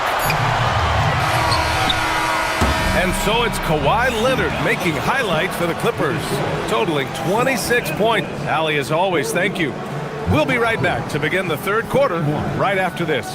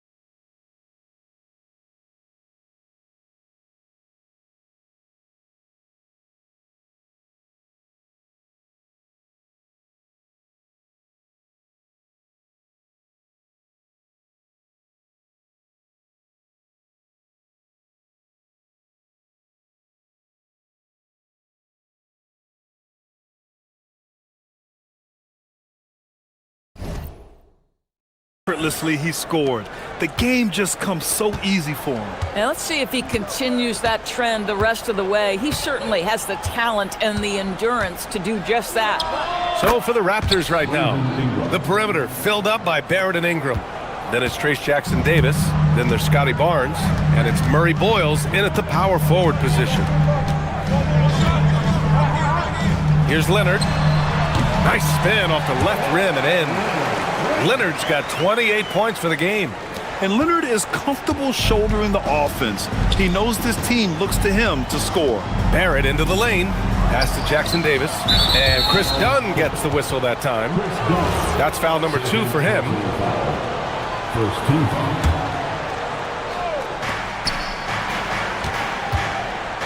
Ingram against Jones. From the arc. Collins with the rebound. The three from Barnes. Barnes drills the triple. How quick with that shot off the catch was Scotty Barnes. My goodness, defense didn't have a chance to react. Collins with a screen on Barnes. Back to Matherin. Pass to Leonard.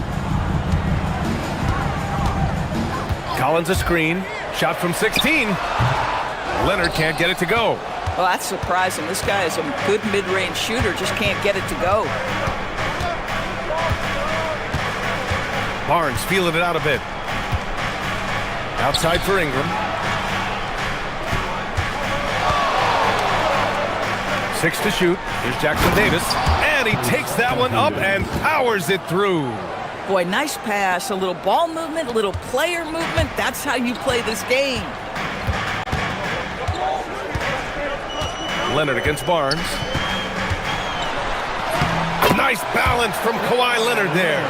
Now, this is a small forward who, because he's 230 pounds, can hold his own down in the low post. That is nicely done. Barrett finds Ingram. Launches a three. It's hauled in by the Clippers. Leonard's got his 4th rebound in this one. And there's the call on Scotty Barnes. That's his 3rd foul so far. First team foul. Here's Leonard. Here's Jones. Yes, and it's Leonard with the assist that time. And it's an 8-point Clipper lead. Well, these are the plays he's looking to make every single trip up the floor. Very offensive-minded guy. Collins against Barnes. Here's Ingram. And a slam dunk by Ingram. Yeah, Ingram is having a great night so far, playing passionate offense and finding lots of quality looks. Doris, you really got to love Scotty Barnes' infectious positive attitude. B.A., those players that bring joy every single night to their craft, it absolutely permeates the rest of the roster. Not only is Scotty incredibly talented on both ends of the floor, but he's all about team, and he's trying to win, and those attributes absolutely affect the guys around him. Ingram against Jones. Down low. Here's Jackson-Davis. And he caught that pass in full stride on his way to the big slam. Oh, terrific pass right there. Your teammate just walks right into it.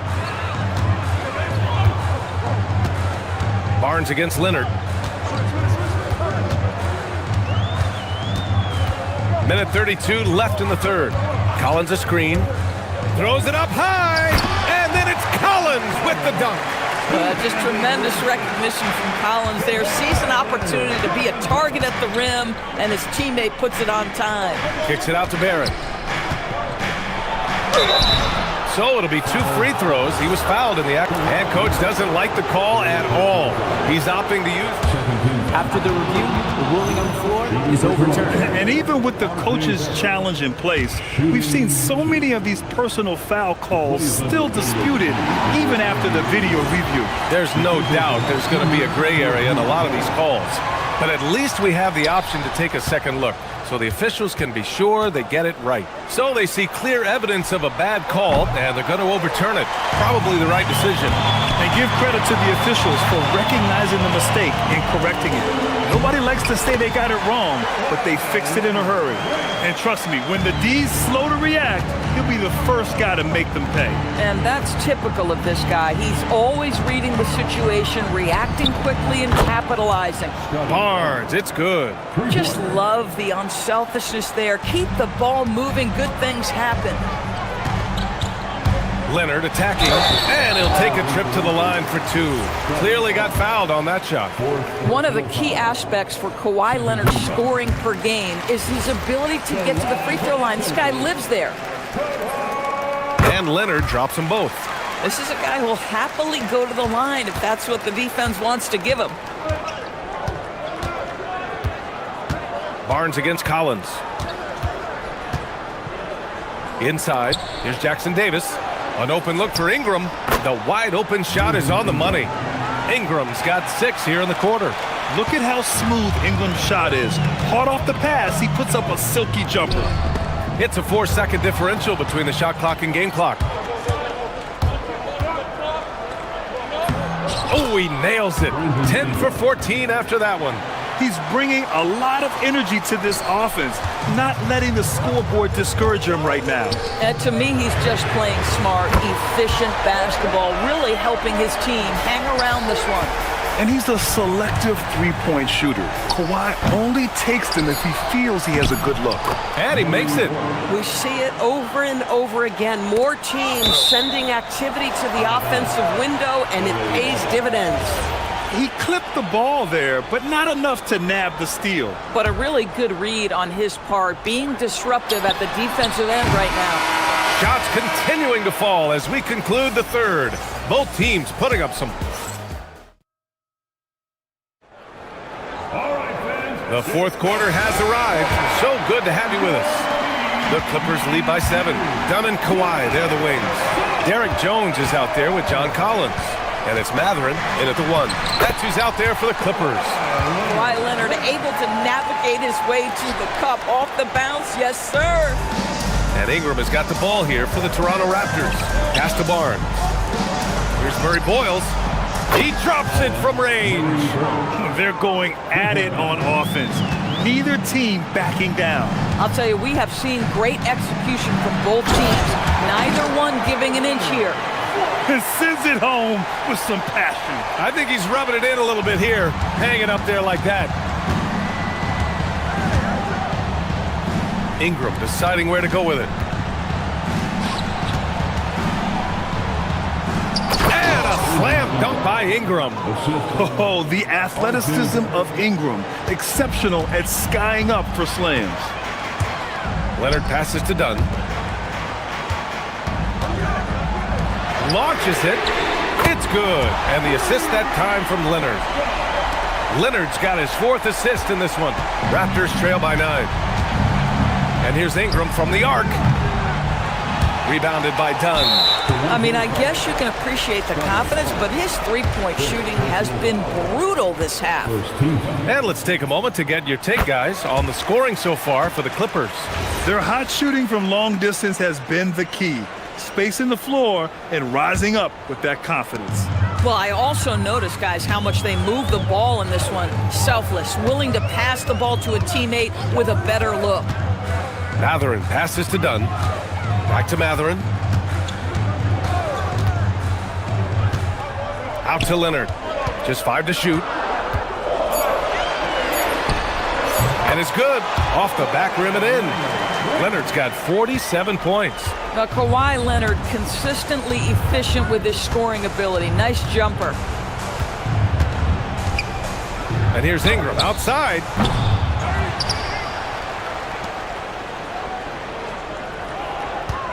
Jackson Davis a screen. A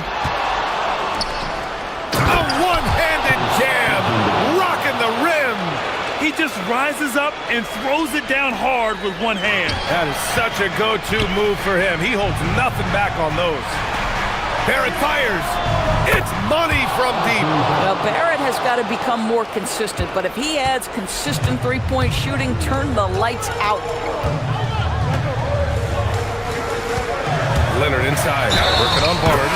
The bucket is good! And trying to put the game away, he's been nailed all evening. And he hasn't forced much tonight. I love the efficiency he's giving to them. Toronto making a switch here. Quickly's checked in. Boy, Kawhi Leonard lets his game do the talking. Yes, he's soft-spoken and quiet, but boy, he's a big-time player. Ingram flushes it down with both hands. Strong performance from him. but he may need to do even more if they're going to win this game. Jones outside from deep. It's good from beyond the arc.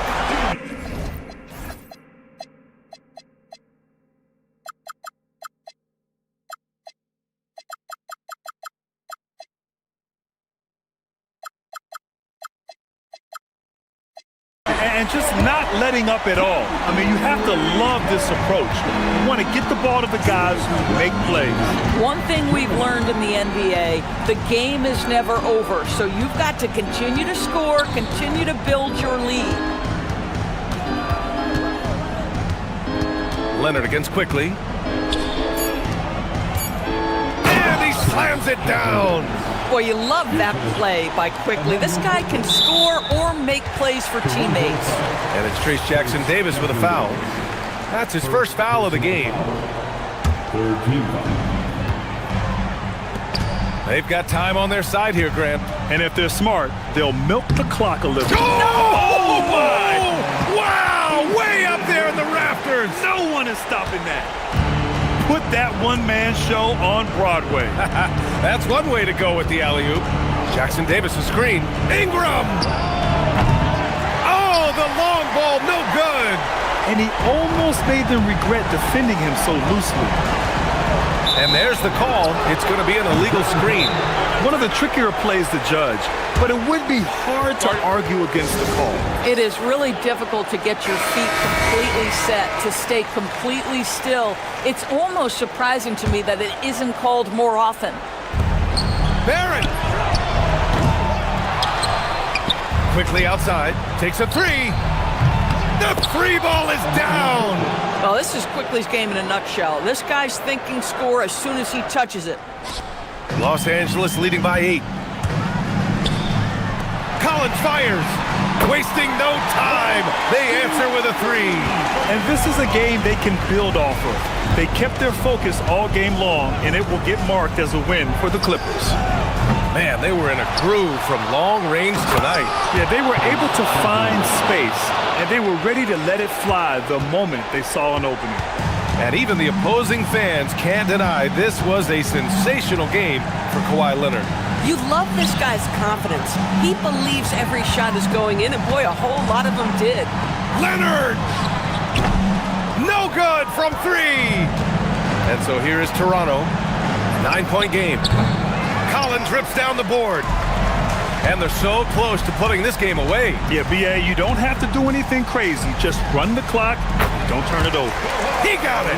They got a big lift from their crowd tonight, giving them the energy they needed. What an impressive performance, to say the least. At this point, it looks insurmountable.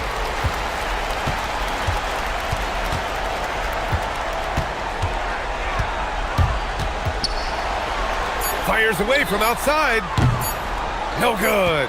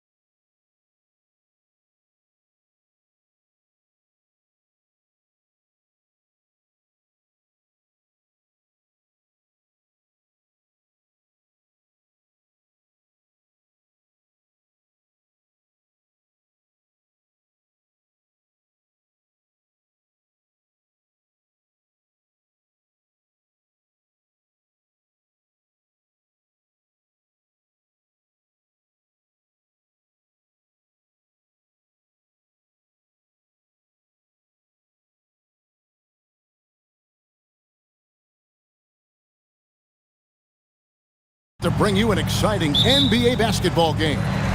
I'm Kevin.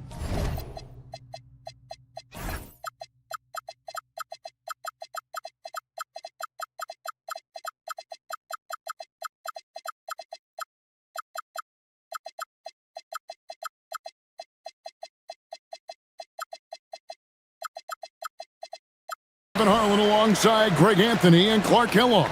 And we'll hear from Allie LaForce in just a moment. And timeout called by Chris Finch. He made the decision to huddle up with his guys and talk about strategy.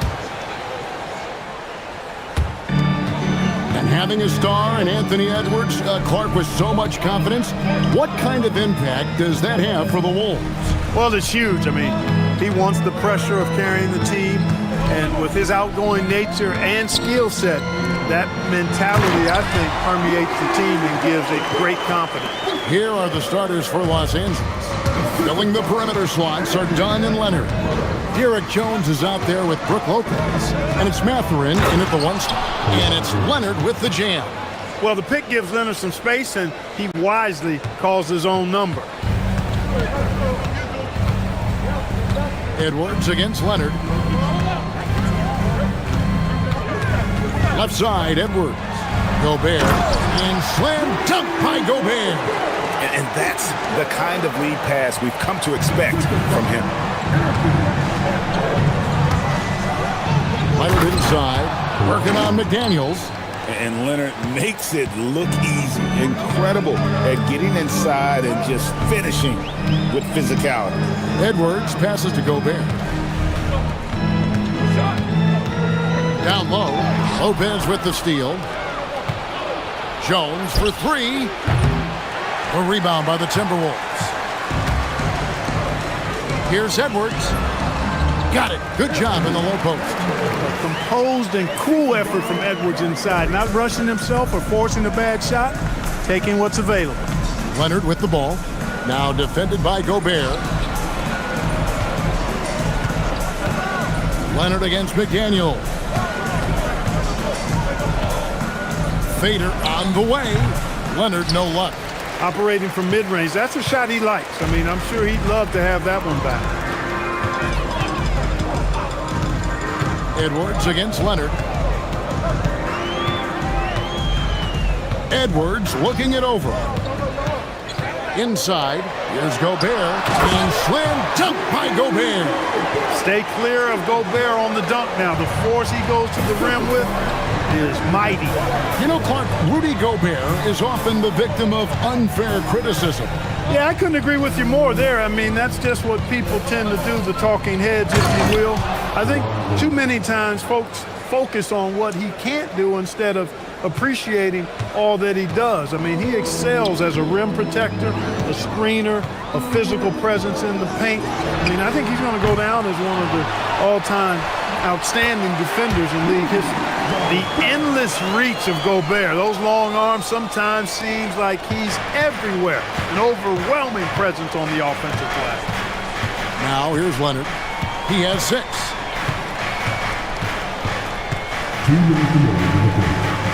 Over to the wing. Dunn finds Leonard. 5 to shoot. And finished off by Leonard. Beautiful reverse jam right there. Use the rim to protect the ball, I think. Outstanding awareness and a terrific finish.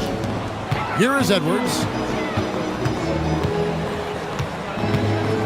Just under 3.5 minutes gone here in the first quarter. To the inside. Gobert dishes to Edwards. Leonard with the steal. On the wing, Mathurin. Traps in the tray. A young guy who is ready to attack. Mathurin gets the ball and goes straight into his shot. We're now joined by our sideline reporter, Allie LaForce. Allie, it's all yours. Well, I had a chance to catch up with head coach Chris Finch. The two-way star Kawhi Leonard was at the top of the coach's mind. He told me we've seen Kawhi win those finals MVPs because at his best, he is as good as anyone in the world. Leonard doesn't just score it, he can also shut down your best wing. It's really tough facing him. Back to you guys. Terrific, Allie. We appreciate the report. Here's Leonard. Anthony Edwards making his last shot. Nice defense from McDaniel. 44 seconds left in the first quarter. And the foul called on Kawhi Leonard. That is his first foul of the game. 43 seconds left in the first quarter. Edwards against Leonard. Edwards passes to Gobert. And slam dunk by Gobert. He had a big height advantage there and did not mess around with it. Took advantage. Leonard against McDaniel. Leonard kicks to Dunn. Lopez, a screen on McDaniel. Leonard with the bucket. Leonard scores at all three levels. He's a threat anywhere on the floor.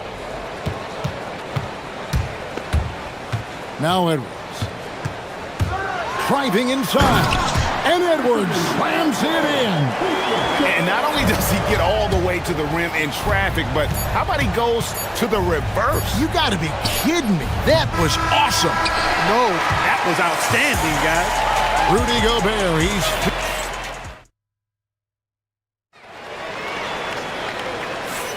and this has been a fairly close game through the first quarter, and we'll see what happens here in the second. And a look at how the offensive approach has been going here so far for the Timberwolves. And they've set the tone from the jump. They're looking to pound it inside and score in the paint. They've also displayed a real unselfishness as a team, moving the basketball well, sharing the rock, and giving everybody a chance to participate in the offense. And the Clippers, looking at who they've got, filling the perimeter slots are Dunn and Leonard. Brook Lopez is out there with Jones, and it's Mathurin in at the point. Outside Leonard, from deep. A rebound by the Timberwolves. Gobert's got his fourth rebound with that last one here tonight. Jones against Edwards.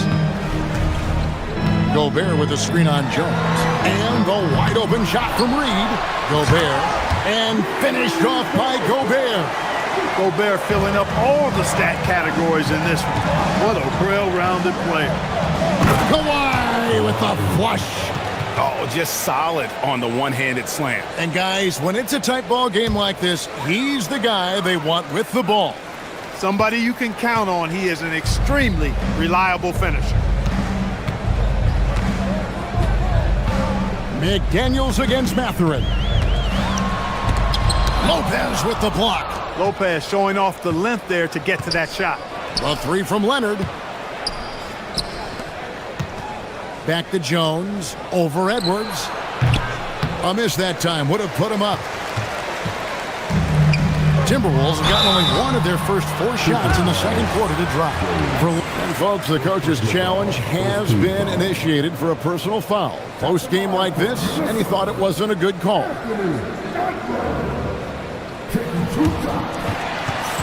The ruling on the floor stands. So fast that it's really tough to catch everything in real time. The wonders of technology. We've seen replay reviews so effectively and involving the coaches by being able now. A challenge like this is something a lot of people have been hoping for. And so the word is in. They've decided that the call stands as it was made on the floor. And you know, even if a coach still feels this wasn't the right call, you got to acknowledge the effort being put in to reviewing it. The double checking, and the game continues on.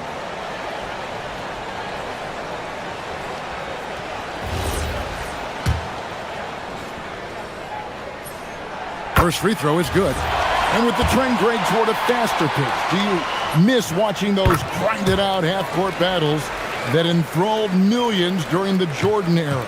Well, I miss playing more than anything, but as far as watching, the game for me is as good as it's ever been. Leonard against McDaniel. 6 on the shot clock. Kawhi, confident inside. Boy, it has been a huge night for Leonard. The skill is obvious, but his strength is what makes him hard to defend. Gobert with a screen for Edwards.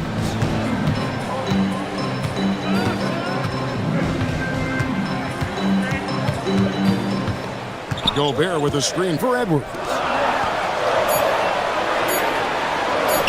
Gobert down low. Lopez covering. Gobert can't hit. Leonard inside, working on McDaniels. Stolen by Reed. Edwards with it. Leonard picks him up. Gobert. Good, and the assist goes to Edwards. Gobert's got 14 points for the game. With his size, Gobert can make this look really easy. It's almost unfair. Oh, what a finish! Good. Very few players have the combination of power and athleticism that Kawhi has. Electric. And so Edwards will bring it up for the Timberwolves. Going in. Edwards with the dunk of the night. Watch out now. Look out below. Edwards rising to the rafters. Leonard looking over the floor. Jones with the screen on McDaniel. A fadeaway. Jones finds Leonard. Kicks it out to Jones. 3 on the clock. And again, the Clippers good for 2. Hey, it's typically a positive for this offense when he's assertive and looking to score. The Timberwolves have gone 3 of 7 shooting the ball here in the second quarter. Edwards is a load to stop on the bounce simply because he's got a football player's build. Clippers have gone 5 of 7 from the field here in the second. Leonard attacking and blocked. That one goes careening off the glass. Here's Gobert, and he elevates for the slam dunk, and Brook Lopez did not like that. The 7-footer plus Rudy Gobert goes up and makes it hurt coming down. There's 48 seconds left in the first half of the game. Leonard, that's for 2. Gobert pulls it in. Gobert's got 8 rebounds in this game. McDaniels, and finished off by McDaniel. Rocketing right off the floor. Explosive jam by McDaniel. Here's Mathurin. And the call on the shot. And now, yep, this will be a coach's challenge. We thought that might happen, triggering a review of the personal foul.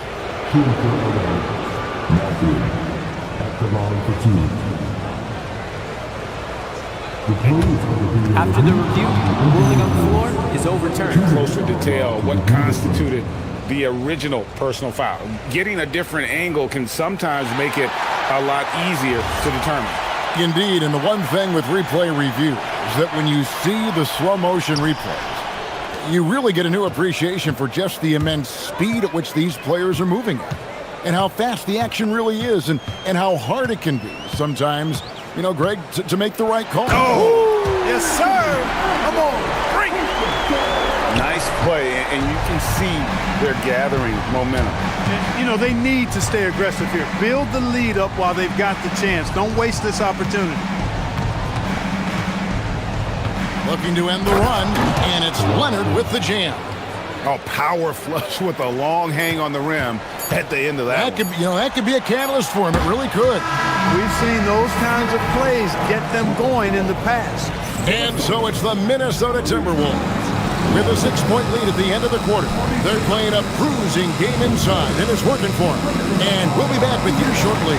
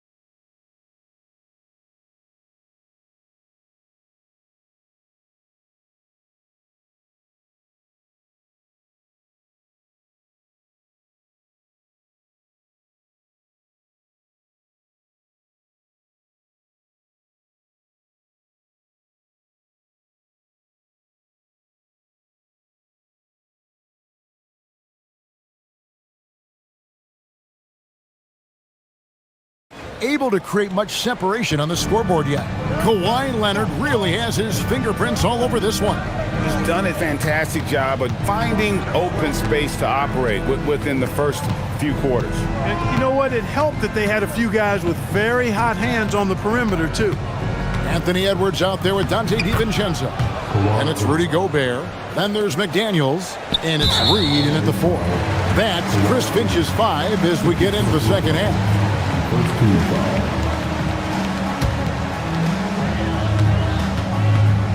Minnesota leading by 4.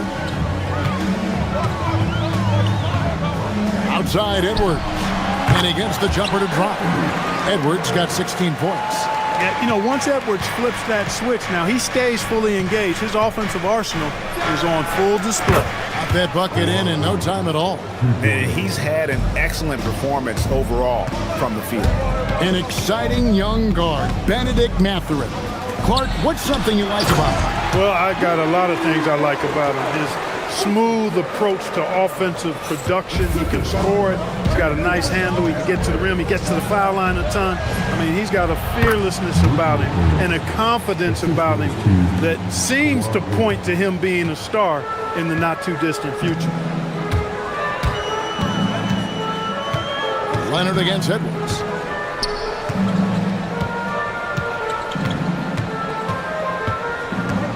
Knocked loose. Shot clock at 6. Gobert finds Edwards. Oh, Edwards! And we all know how explosive Edwards can be, reminding us there with that thunderous slam. Leonard with no one around. And again, it's the Clippers from deep. And the lack of effort to fight over the screen there makes that an easy shot. Well, I'm going to credit the screen. I mean, that's a good, strong pick he lays there. Lopez with the block. And so the ball goes out of bounds. Lopez touched it last.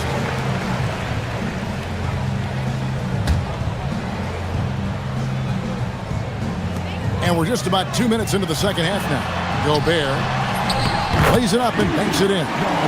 20 points for Rudy Gobert. I love the ball movement there. He put that on a silver platter. Just served him up. Leonard against McDaniel. Leonard with the ball. He's got 27. Pass to Lopez. And the dunk by Lopez. The big fella with the big finish. Lopez rocking that rim. Timberwolves have gotten 4 of their first 5 second-half shots to fall. 80% since the break. Leonard against Edwards. Here's Gobert. He can't get that one to fall. Good D by Lopez. A 3 from Leonard. Jones. And it's slammed in by Jones. And that assist got him a little nod from his teammate after that one. And so Edwards will bring it up for Minnesota.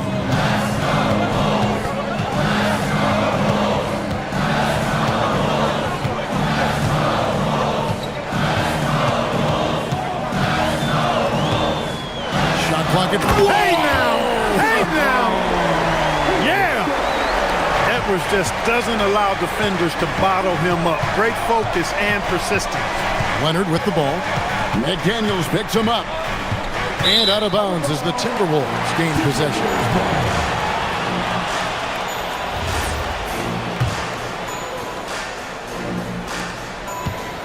The Timberwolves leading. In the third quarter with just over 3.5 minutes off the clock. Gobert, and that's good. And that's how you move the ball, putting the defense in a really tough spot. Mathurin passes to Leonard.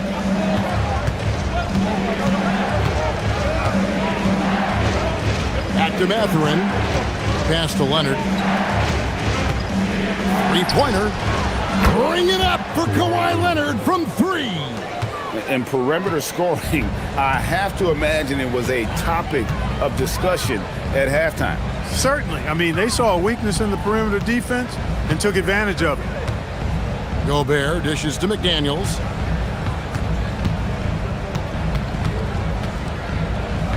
Gobert with a screen for McDaniel. Count it. Strong work inside by the 6'9" Jaden McDaniels, showing how effective he can be down there. And Kawhi drives. And it's good, 2 points. Leonard's got 13 points now in the quarter. And so far in the second half, this has been a different kind of game than what we saw early on. No question about it. I mean, these teams are really battling hard now. And it's sent back by Lopez. And this will be the last possession of the quarter if they're patient. Yeah, they've got to hold for the last shot here. And he's going to get whistled for that foul, GA. That was intentional, but not exactly logical. How about pointless to foul there? I mean, I don't know where his head is, but it's not in the game. Leonard inside. McDaniels defending. Oh boy, to be young again. Makes you nostalgic, doesn't it? Yeah, it does make me look back a little bit, but I could never throw it down like that. It sure does look good. Kawhi Leonard has been on display for the LA Clippers, and it was from three-point range. And a quick look now at the State Farm assist of the game. And he sliced the D wide open with his speed. They had no chance to prevent that basket. Yeah, that's just a brilliant read of the defense. I mean, it was also excellent anticipation of the movement of his teammates before the pass. Just great harmony on all sides. And with 3 quarters behind us, we start the fourth quarter, what is still anybody's ball game. And on the floor for the Clippers here in the fourth, filling the perimeter slots are Dunn and Leonard. Derek Jones is out there with Brook Lopez, and it's Mathurin in at the point guard. That's what this coaching staff has encouraged Leonard to do. They want him in attack mode. Edwards against Leonard. Edwards passes to Gobert. Back to Edwards. Clock at 6. Gobert the screen. The free ball from Anthony Edwards. Nice smooth three-point shot by Edwards there. Boy, he's got confidence from behind the arc. Lopez a screen on McDaniel. Leonard no luck. You know what, though? Sometimes you can be too open. I think it may have surprised him, and that's why he missed. Those plays can make a difference in a game like this. Well, you know it's going to fire up, Greg, everybody on that bench. Making a statement for sure. I mean, we'll see if they can maintain that aggressive approach, guys. Up top, Leonard. McDaniels defending. Count that one in, and the Timberwolves lead is cut down to just 1 on the bucket from Kawhi Leonard. Skilled at getting inside and doing work down there. Kawhi Leonard is a confidence forward.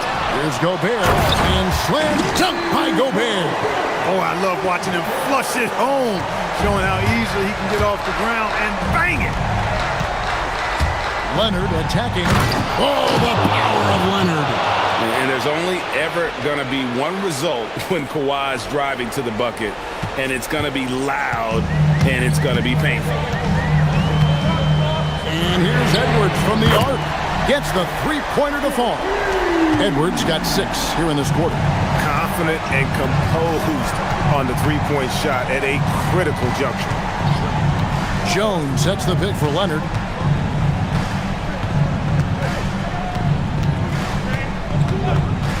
Shoots the 3. Leonard answers with a 3. He's got that clutch gene. It's in his DNA for sure. Leonard against Edwards.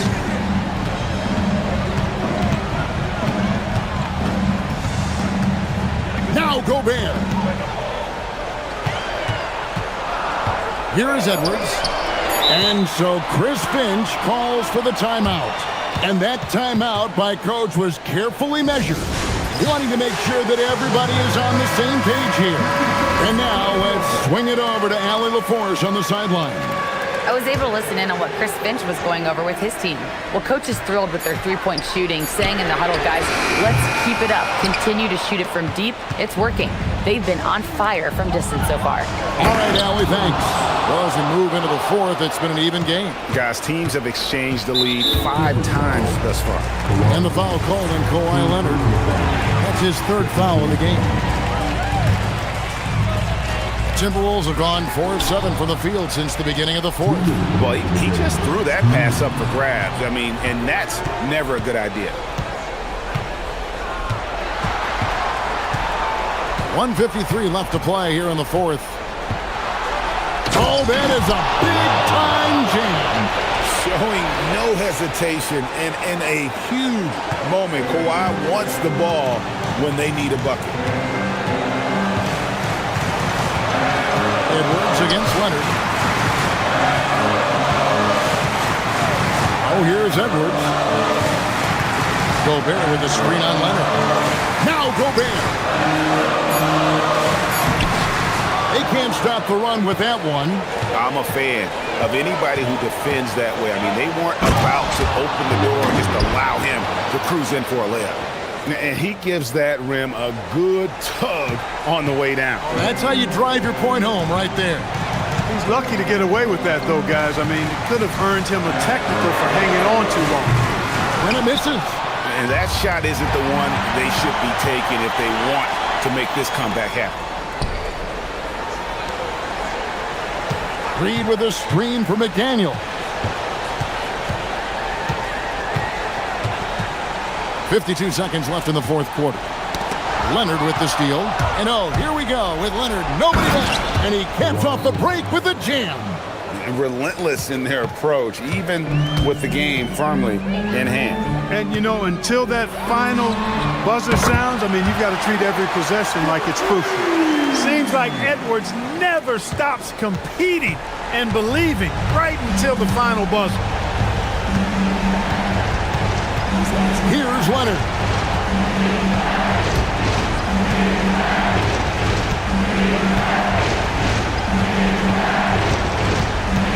Just 5 on the clock.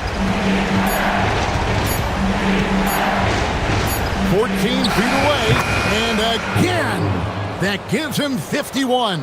Making it look easy. That was a ginormous bucket by Leonard. Big-time performance. No good.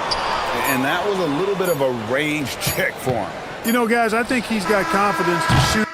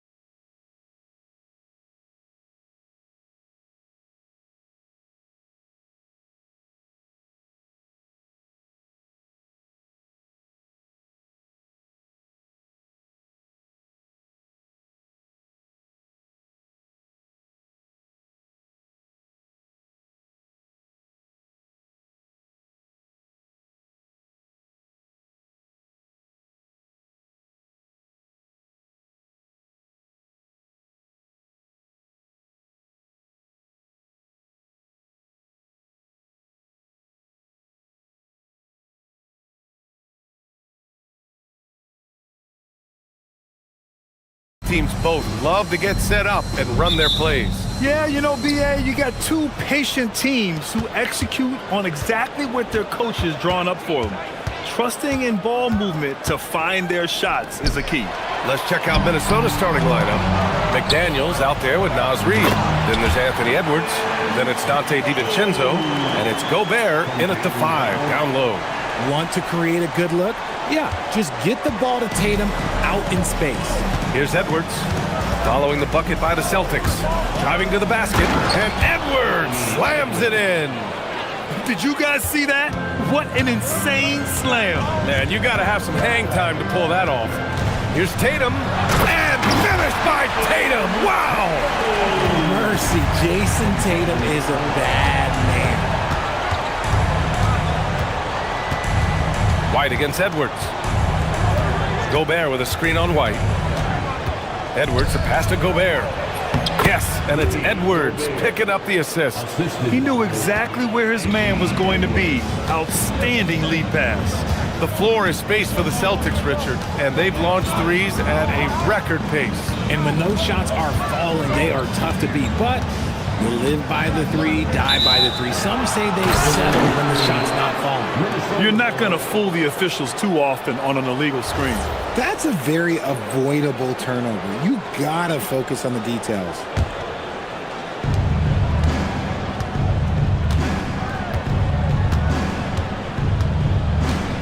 First quarter and about a minute and a half in. Nice move. Here's Gobert. Got a hand on it. Brown against Reed. Here's the 3.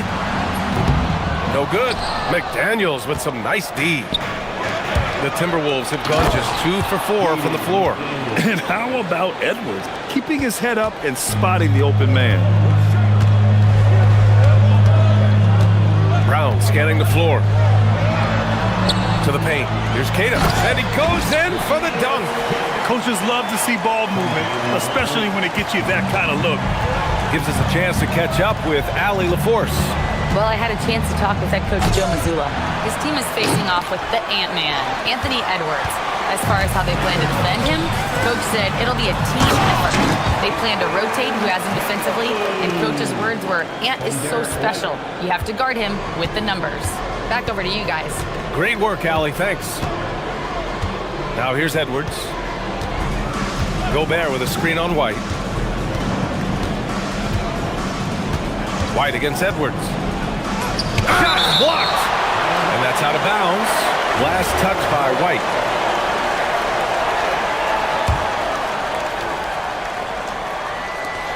Six on the shot clock. To the inside. Gobert.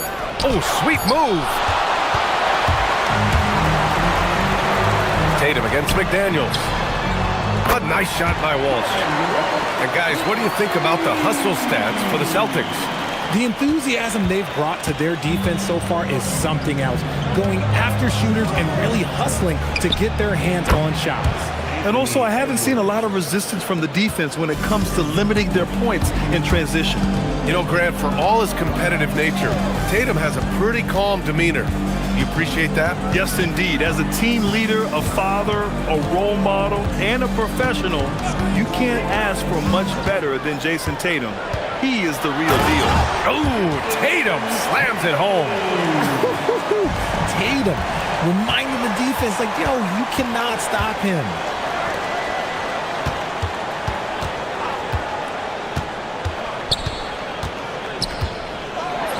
A minute 15 left in the first quarter. Knocks it down from distance. Don't want to let him get into a rhythm from out there. Edwards, the pass to Gobert. Gobert with a screen on Brown. The drive by DiVincenzo. Here's Gobert. Oh, and Gobert powers it home. And when you foul Gobert, you really got to foul him, or he'll just power right through. Minnesota shooting their first free throw in this game. Here's White. He's scoreless. Tatum feeling it out a bit.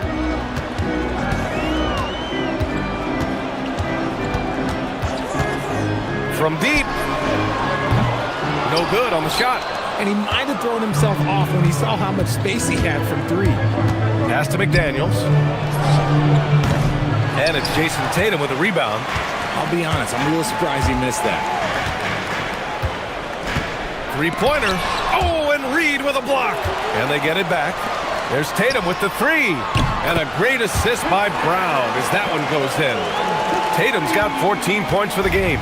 An accurate shooter from distance. Tatum's teammates want him to keep looking to pull the trigger. Here's Edwards. Minnesota again missing. Outside Tatum. Shoots over DiVincenzo. And that's not going to go. Misses at the buzzer. And so it's the Boston Celtics.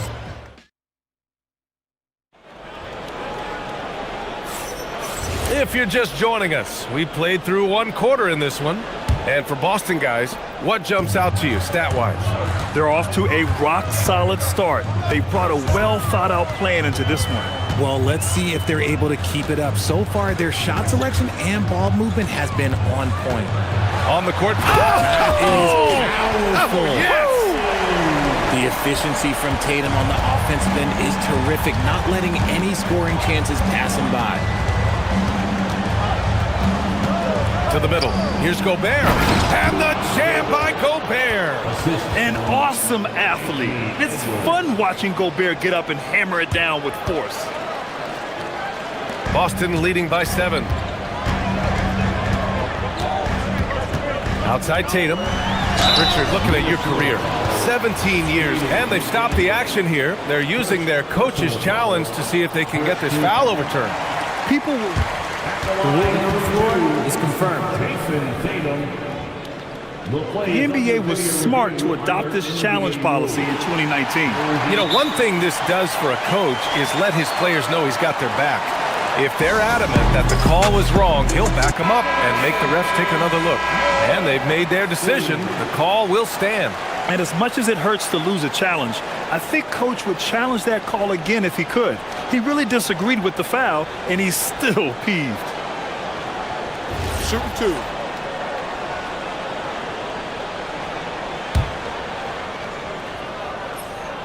And that one falls for Tatum. We talk about Tatum's offense, and for good reason, but his play on the defensive end is really valuable for this team. Timberwolves trail by 9. Edwards looking for an opening. Gobert with a screen on White. And here's Edwards outside. Boston pulls it in.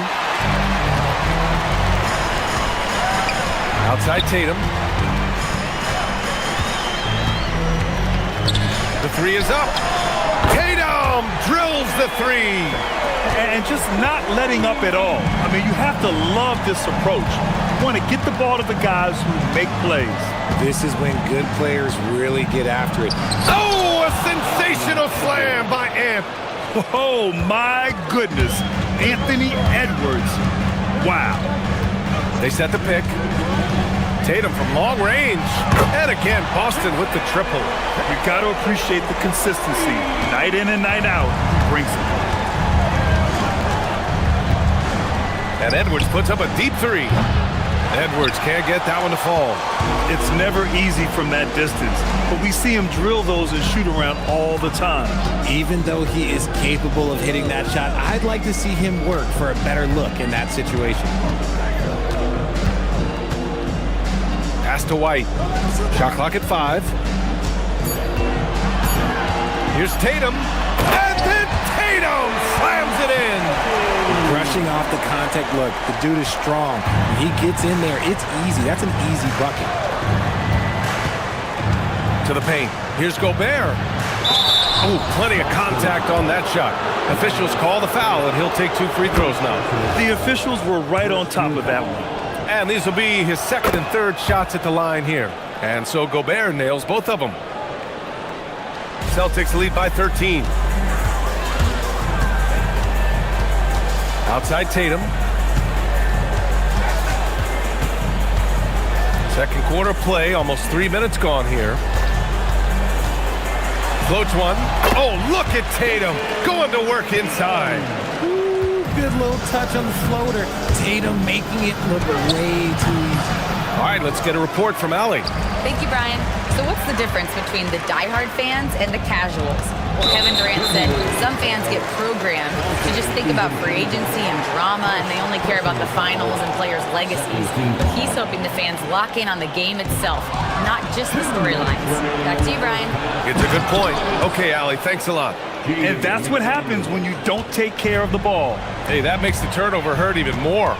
We know mistakes lead to breaks. That's just textbook right there. Tatum from long range. Counted from distance. Tatum's got 31. The three-point shot has been his weapon of choice this quarter. And Chris Finch wants a timeout. He'll take the opportunity to regroup.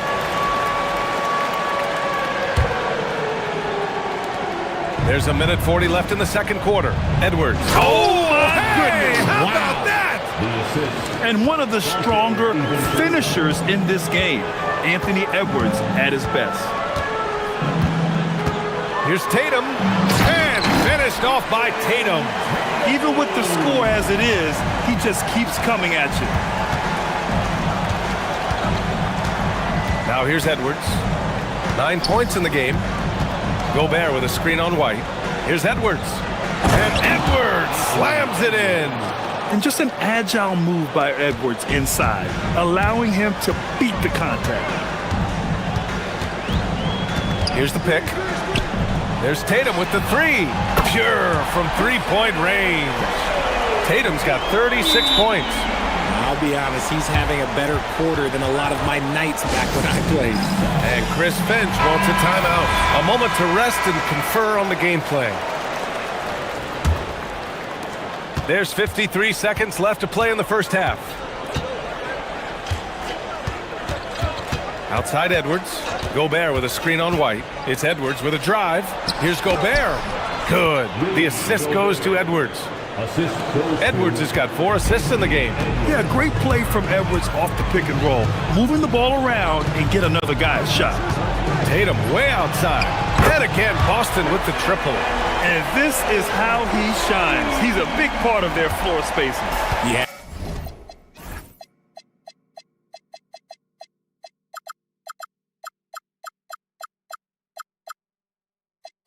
You got to know where he is at all times, especially when he's roaming around the perimeter ready to fire. 7-second difference between the shot clock and the game clock. Edwards, the pass to Gobert.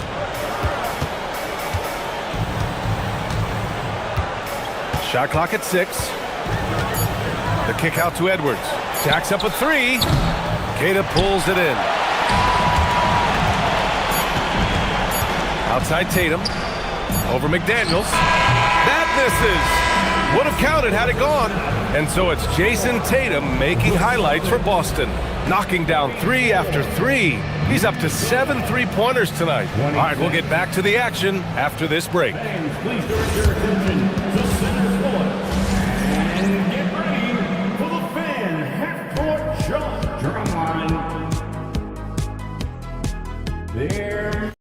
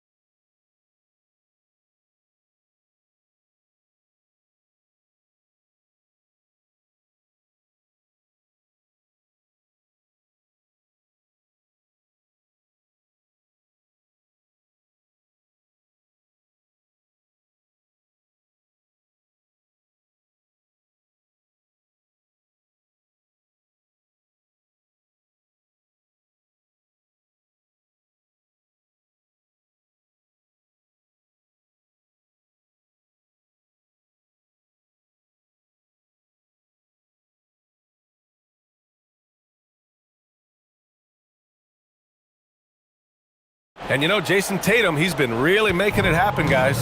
And in the first half, he dominated in the post. He got the looks he wanted and was able to execute. The question now is, will the defense keep letting him punish them inside? Or did coach have some new... Okay, knockout! Wow! I almost can't believe what I saw. Incredible! I'm speechless, man. I'm speechless. Somebody help this man. Get this man some help out there. He's doing everything he can to keep his team in the game. They set the pick. Tatum against McDaniels. And they call an illegal screen here. The screener was leaning a bit right there. His feet may not have been planted. Pretty obvious call by the officials. Look, guys get away with this all the time, but on this occasion, he got caught. Here's Edwards into the lane, and Edwards slams it in. Oh, another highlight reel play from Anthony Edwards. Oh, this guy is fun. Outside Tatum. To the inside. Hey, how's that for an answer? Right back with the dunk. A quality pass, setting up a quality shot. It's just textbook basketball. Here's McDaniels. Laid it in with a nice touch off the window. McDaniels got 6. Great awareness from Ant to locate his teammate for the score. Outside Tatum. From deep. Here's Kata. It's rebounded by Minnesota. Gobert's got 4 rebounds now. Pass to McDaniels from outside the arc. Boston pulls it in. Outside Tatum. Fires from the wing. Chalk up 2 there. Tatum's got 43 points. The mechanics of Tatum's jumpers are so solid and allow him to shoot at will there. Outside Edwards. Here's Gobert. And Gobert with the stuff. Maybe they've been going to him a little too much. Now he's having a great game, but his team is losing, and that is all that matters. And he's got his 4th free throw of the game. Celtics lead by 16. From downtown, and White hits from deep. White's gotten himself going here. His first points of the game on the deep ball. And so it's Edwards who brings up the ball for the Timberwolves. Inside, here's Gobert. And Gobert with the stuff. At the offensive end, Gobert isn't always this aggressive, so it's really good to see. Tatum against McDaniels. Now here's Tatum. He's covered closely. And Jaden McDaniels picks up the foul. That'll be a 2nd foul of the game. He didn't have his feet planted. First team foul.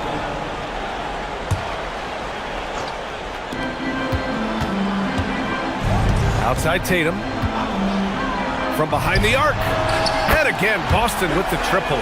See, this is what I like about Tatum and the way he uses the pick. That extra room is all that's needed for him to score. And keeping us updated from the sideline, Allie LaForce. Thank you. The NBA understands its future is electronic. Commissioner Adam Silver said the vast majority of people consume us through media, not in person. Our social media audience is the highest of any league and continuing to grow exponentially. So there's no lack of interest in this game. Guys, back to you. It's a beautiful thing. Okay, Allie, good stuff. Tatum, pass to Kata. And the shot is good on the assist by Tatum. Kata's got 6 points. Second half here, and we're just over 3.5 minutes into it. Outside Edwards. And Edwards slams it in. And the offensive firepower Edwards is capable of is special. I mean, we are seeing it on full display right now. And there's a pick. Tatum from long range. And again, Boston with the triple. Their strategy has been pretty simple here in the second half. Attack from 3-point range. And you see this so much more nowadays in the NBA. Teams putting a larger emphasis on jacking up threes. Oh, and Gobert powers it home. And you know he's tough on the glass. Easy money there for Gobert. On the wing, Tatum. Non-stop scoring machine right here. That one's good for 2.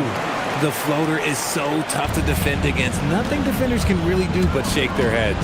Here's Edwards going inside, and Edwards slams it in.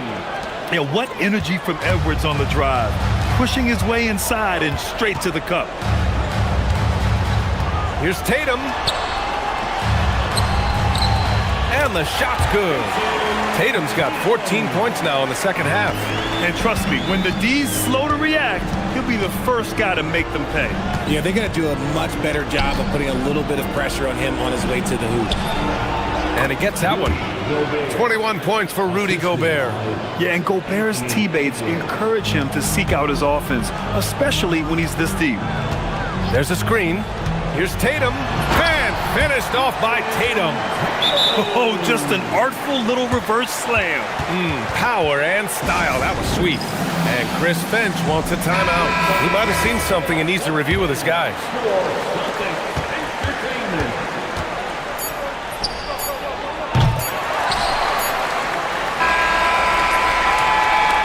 At the end of the third quarter, a huge lead. This one may have already been decided. And a moment now as we take a look at our State Farm assist of the game. Now, I know he's a big man, but he's got some point guard in him if he's making passes like this. And for the defense, it's so tough to guard a big man with that kind of court vision and dime dropping ability. And as we head into the fourth, we'll see if there's a comeback in the works or if it's more of the same for the first three quarters. Setting the floor for the Timberwolves. Rudy Gobert is out there with Naz Reid. Then there's McDaniels. Then there's Anthony Edwards. And it's DiVincenzo in at the shooting guard position. Tatum passes to Keita. Back to Tatum.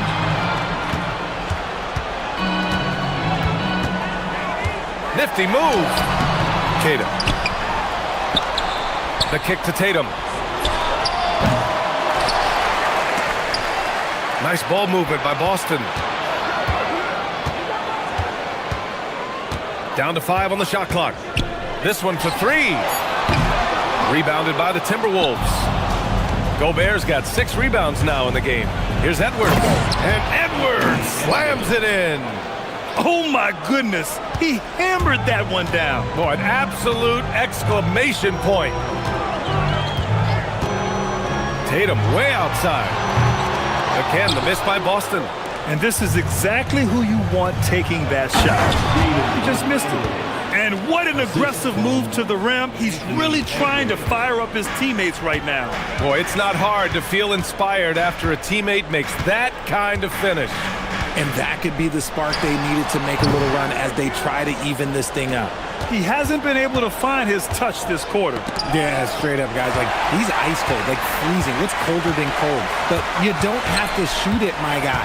It's okay to pass the ball. Tatum gets the bucket. And a moment here to take a look at some hustle stats for the Celtics. They've been defending with excellent anticipation all game long. Just look at how many times they've managed to get their hands on the ball. And they've also been so active defensively, getting deflections, forcing turnovers, and scoring off of them. That's a rarity for him, especially against a soft defense.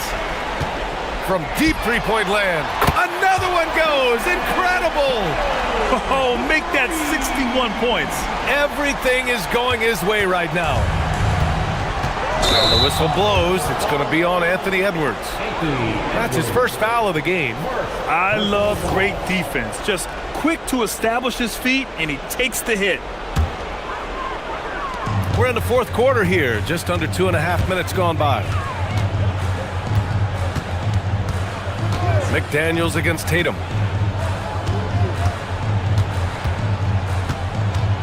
On the take. And it's Gobert with a rebound. Gobert's got 9 rebounds now. A slam dunk by Reid. Woo! His energy is unmatched. And all of a sudden, that man was just on the other end. Wow. And there's a 3-second call. This one on the defense. And he shows the focus there. Nails the tee.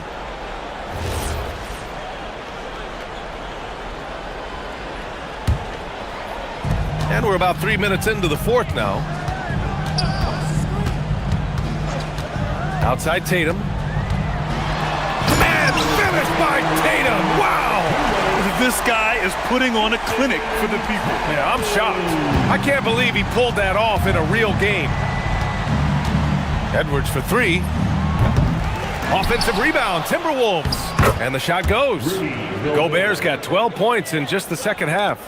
That'll drive your coach crazy, failing to box out. Oh, yeah, you think you gotta stop, and it's wasted because of sloppy work on the glass. You literally practice that every day. Tatum against McDaniels. From deep three-point range. And it's Gobert with a rebound. Gobert's got 11 rebounds in the game. And the whistle blows. It's going to be on Anthony Edwards. That'll be a second foul of the game. Celtics lead by 20. And you can see how scary this team can be when everything is clicking for them. Just a terrific performance for the Celtics. And the disparity in the talent was obvious by the end. Sometimes you just don't have enough ammunition to compete. Yeah, B.A., just a total beatdown. And the next time these teams meet, I can't imagine it'll be any different. And of all the highlights and performances we've seen here tonight, the one thing that stands out is what an unbelievable night it's been for Jason Tatum. And let's just say this, the name of the game is scoring, and yes, he provided that tonight. You're welcome. With the depth they have at that spot, they're more equipped than most teams to handle that kind of loss. Jacks up a three. Gobert. Yes, sir. The finish with the jam. And at this point, they're loving this big lead. Absolutely. And they haven't really faced a lot of resistance. Keeps it alive. Just in time with the putback. Their home crowd has energized them all game. Now they're closing it out. It's always nice to perform like this, especially in front of the faithful home crowd. Edwards against White. It's Edwards with a drive. And White has got the ball here for the Celtics. 22 was their biggest lead. It's a 4-second differential between the shot clock and game clock. Puts up the tray. Gobert pulls it down. Brown against Edwards. A throwback possession. 2 points.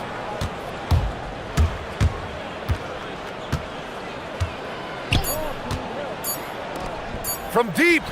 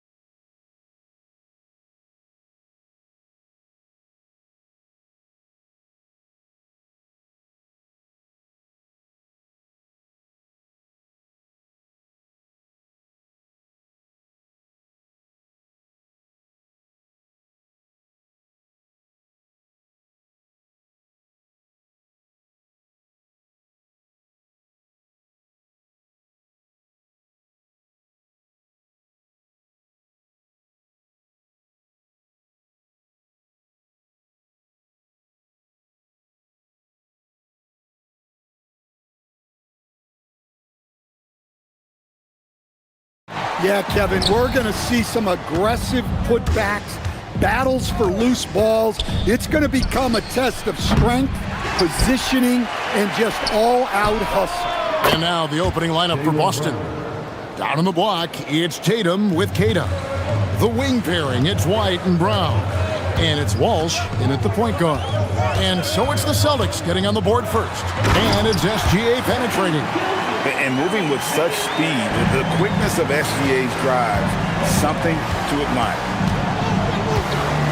White dishes to Brown.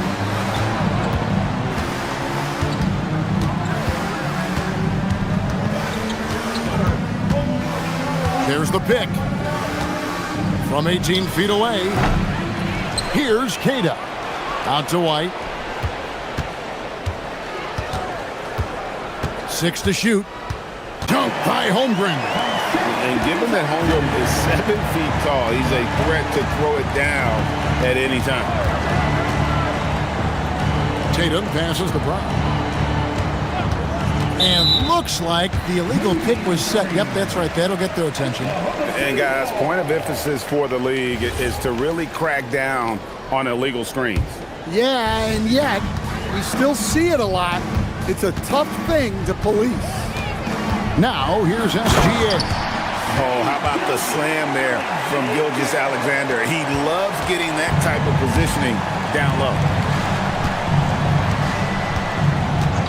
Dort against Tatum. For the three. Boom, he jams it straight down. That's why you never quit battling on the offensive glass. And that's a nice reward for his effort. The flush, perfect. Well, that's what he does. He makes an impact with his activity on the board. And so it's Oklahoma City with it, following the bucket by the Celtics. Holmgren gets the bucket. And playing up-tempo, pro-level ball can be hard for some guys, but Holmgren has easily made the transition. Now here's Tatum. And he can't answer back. The three-pointer offline. And we've got a whistle. The refs are indicating it's a transition take foul. It's going to be a shot and the ball. The Thunder shooting their first free throw of the game. And Greg, on a team as stacked as OKC, you can almost forget about Chet Holmgren, who is the number 2 overall pick back in 2022. And let's give him his flowers, right? The portrait of a modern big man. Shot blocking, shooting range, and plays with an edge. And even without that 3-ball dropping for him, the defense should have done more on that last play. And we have an intentional foul there, GA. Wish I could say why. That one's pretty strange. I mean, no idea what got into his head right there. Now here's Tatum. There's the drive. And Holmgren pulls it down. He just doesn't look like himself this quarter. Something's missing. Yeah, and sometimes guys just start pressing. The best thing for him is to just slow it down and concentrate on solid shot selection. And that one is good. And looking to get stronger, Holmgren fights through the bump. Tons of time for him to grow into that frame. And the basket by Tatum. And he likes to get in a rhythm early. Nice triple. There's 45 seconds left to play in the first quarter. Pass to Caruso. Back to SGA. Holmgren sets the screen for SGA. That one falls. Gilgeous-Alexander's got 9. And good work inside. SGA will make more room for himself on the perimeter when he can be effective down low. Now here's Tatum. He has 5. And the rejection by Holmgren. There's 18 seconds left in the first quarter of the game. SGA feeling it out a bit. Holmgren sets the screen for Gilgeous-Alexander. And contact on the shot, so he'll be shooting free throws here. He made the only free throw attempt he had earlier in the game.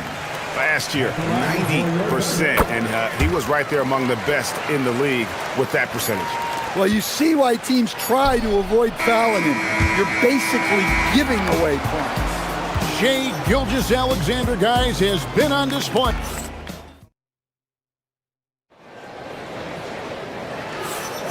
And thanks again for tuning in. If you're just joining us, we've played through 1/4 of action so far.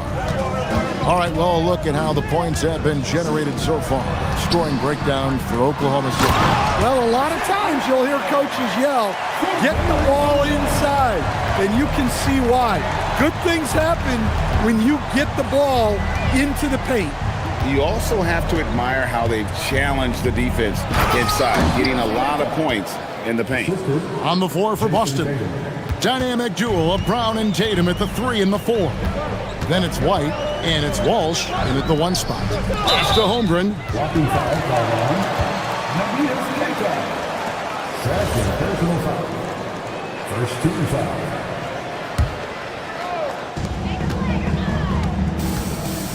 White against Gilgeous-Alexander. Oh, Gilgeous-Alexander slams it down. And this is SGA's role. He's out here to score and score often.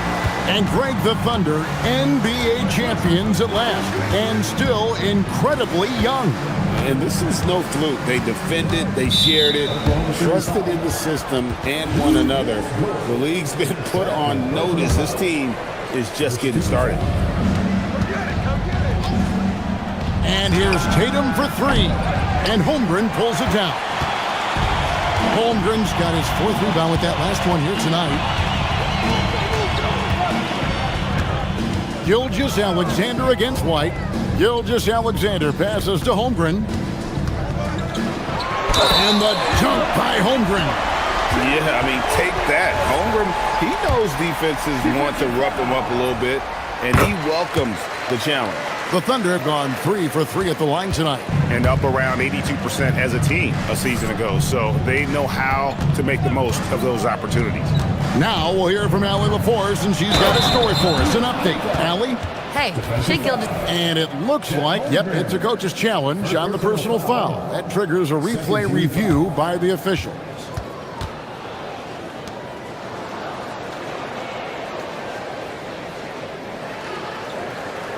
At the line for the Celtics. The ruling on the floor stands. At the line for 1. It's so fast that it's really tough to catch everything in real time. The wonders of technology. We've seen replay reviews so effectively, and involving the coaches by being able to a challenge like this is something a lot of people have been hoping for. And so the word is in. They've decided that the call stands as it was made on the floor. And, you know, even if a coach still feels this wasn't the right call, you got to acknowledge the effort being put in to reviewing it. The double checking, and the game continues on. Holmgren outside. And the dunk by Holmgren. Guys, this is what you call a generational talent. Holmgren is bound to fill up the highlight reel every night he plays. Tatum deciding where to go with it. You often hear that the skill level in the league has never been higher, Greg, and some say this is the peak of the game. What do you think? And I'll tell you this, Kevin, I'm not complaining. If the league can improve upon this, the sky is really the limit. Here's SGA. And again, it's Oklahoma City. And he had a good look, and Gilgeous-Alexander made it pay off.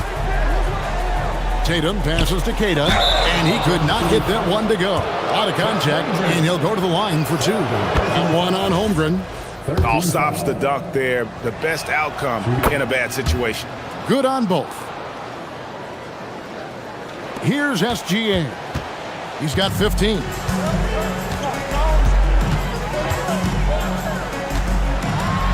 Goes straight through the defender for the dunk. Draws the foul. He'll go to the line. And here we go. Coach's challenge happening right now. The ruling on the floor stands. And I think when it comes to some of the more difficult calls to make, personal fouls can be tough. The action is so fast that it's really tough to catch everything in real time. The wonders of technology. We've seen replay reviews so effectively, and involving the coaches by being able to. A challenge like this is something a lot of people have been hoping for.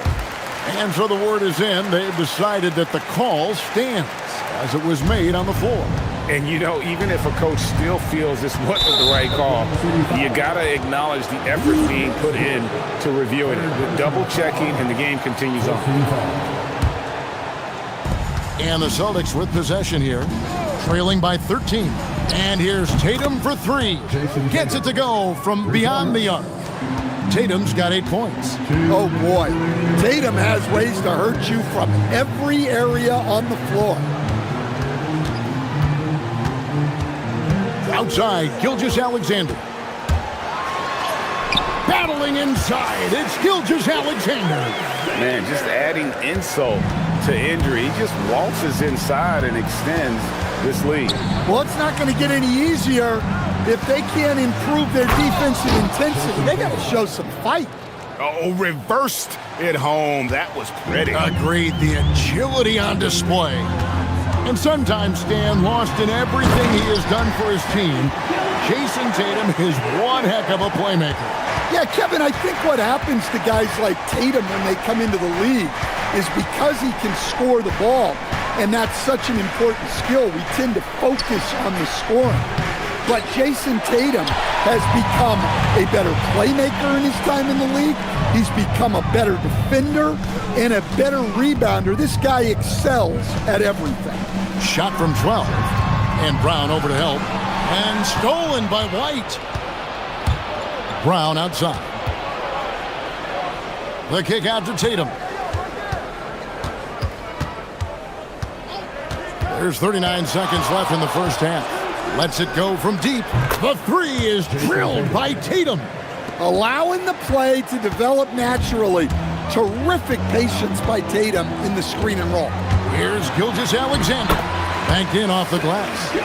SGA's got 13 points in just this quarter. I love that they're continuing to attack despite being up big. Yeah, they're being absolutely relentless. Building this lead in every way possible.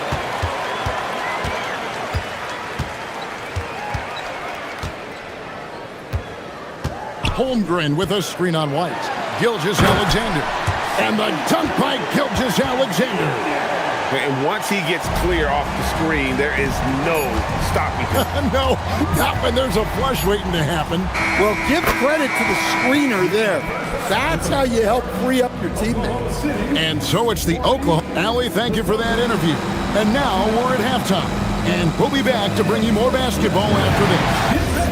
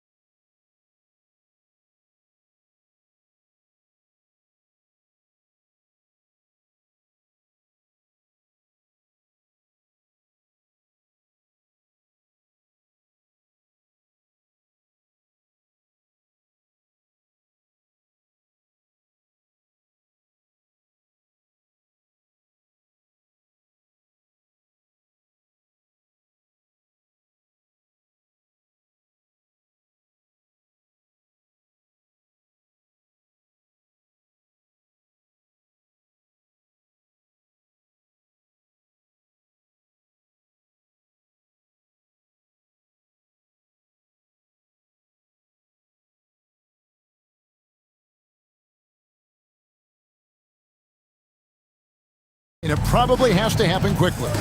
You know, Shai Gilgeous-Alexander has been exceptional here tonight, guys. Well, we'll find out if they were able to find an answer for him over the break. He was scoring with ease in that first half. Yeah, I'd love to see what they drew up in the locker room, because you're right. He's the problem right now. The post pair for him will be Williams and Holmgren. Gilgeous-Alexander runs things with Dort to his side. And it's Caruso in at the small forward position. And that's who Mark Daigneault starts the second half with. Here's Brown, and he slams it down right on top of Chet Holmgren. My goodness. Brown with the massive throwdown. Outside, Gilgeous-Alexander. Holmgren sets the screen for SGA. And slam dunk by SGA. Just rubbing it in their faces with that dunk. He is never going to take his foot off the pedal. Yeah, they're not pulling any punches here. Even the guards are attacking the basket. Well, that's what you want. Get him the ball and see if he can close the gap. The Thunder leading by 11. And if you're just joining us, we played over a minute here in the third. Holmgren with a screen on White. Here's SGA. Shooting foul as the whistle blows. He'll shoot 2 free throws. That one on White. And using the defender's aggression against him, Gilgeous-Alexander with a savvy move. And it's been an outstanding game for them at the free throw line, not missing their chances when they get them. Tatum with it. He's picked up by Holmgren. They grab their own miss. Tries again. And Queta gets it to go.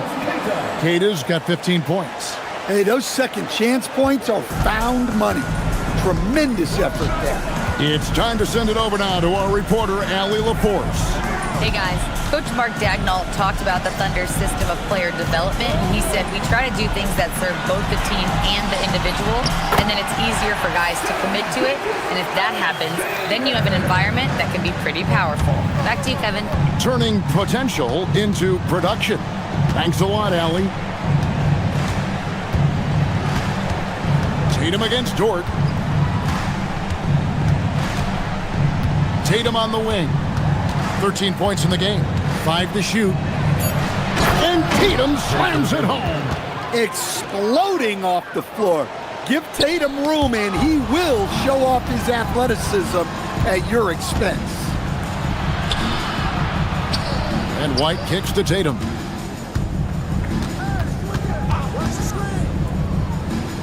Back to White. Pass to Queta. The kick out to Tatum. Oh, and the jam by Tatum. That's a big-time move by Jason Tatum. I don't know how many style points you give him on that one. Gilgeous-Alexander against White. Some nice passing by Oklahoma City here. Williams finds SGA. There's the three. Rebounded by the Celtics. Queta's got 6 rebounds now in the game. Dort against Tatum. 1:33 left to play here in the third. To the paint. Here's Queta. And he dunks it down. Passing out of the pick and roll. Tatum's such a good decision maker. You want the ball in his hands. White against Gilgeous-Alexander. Gilgeous-Alexander on the bounce. Holmgren in the high post. 14 points for him. They get it back, and it's going to be out of bounds. The Thunder will retain possession.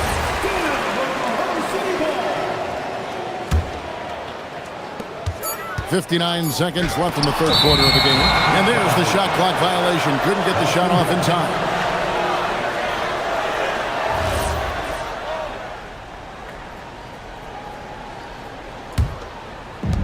There's 57 seconds left to play in the third.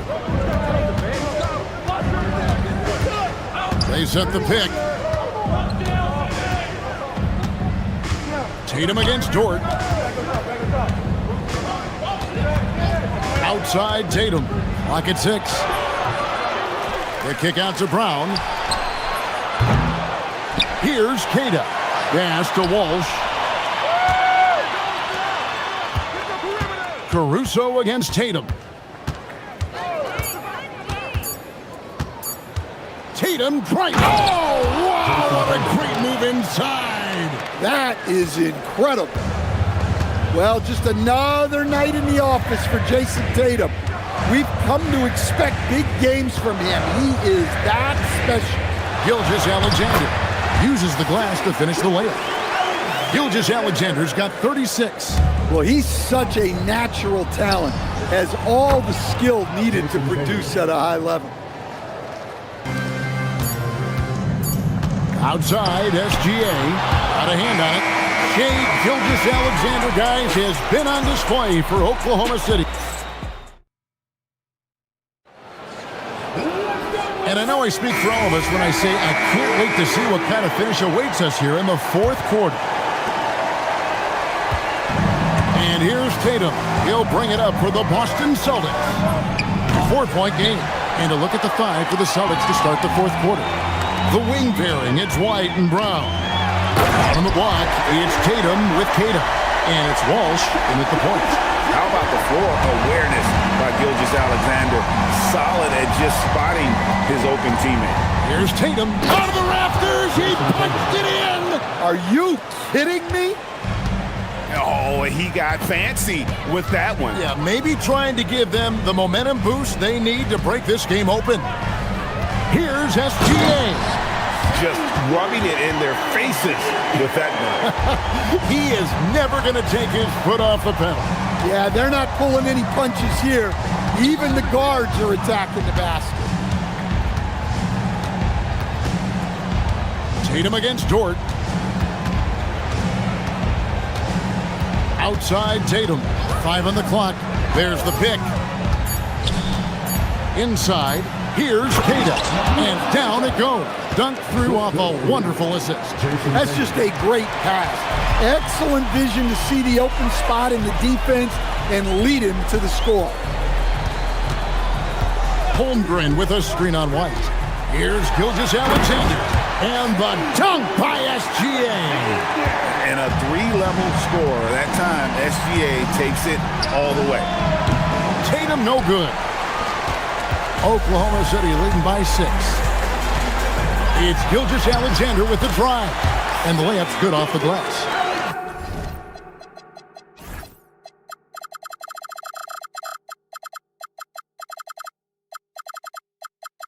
SGA's got 42 in the game.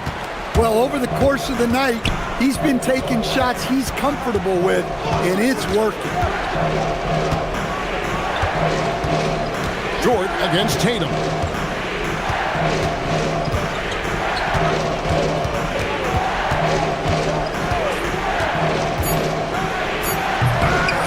Another chance. Nifty move. Holmgren rips down the rebound. The Thunder leading by 8. Outside, Gilgeous-Alexander. From distance, Shea puts it through. Late reaction defensively. He quickly takes advantage, grows their lead. Yeah, look, the truth is, he doesn't need much space anyway. But that one is too easy.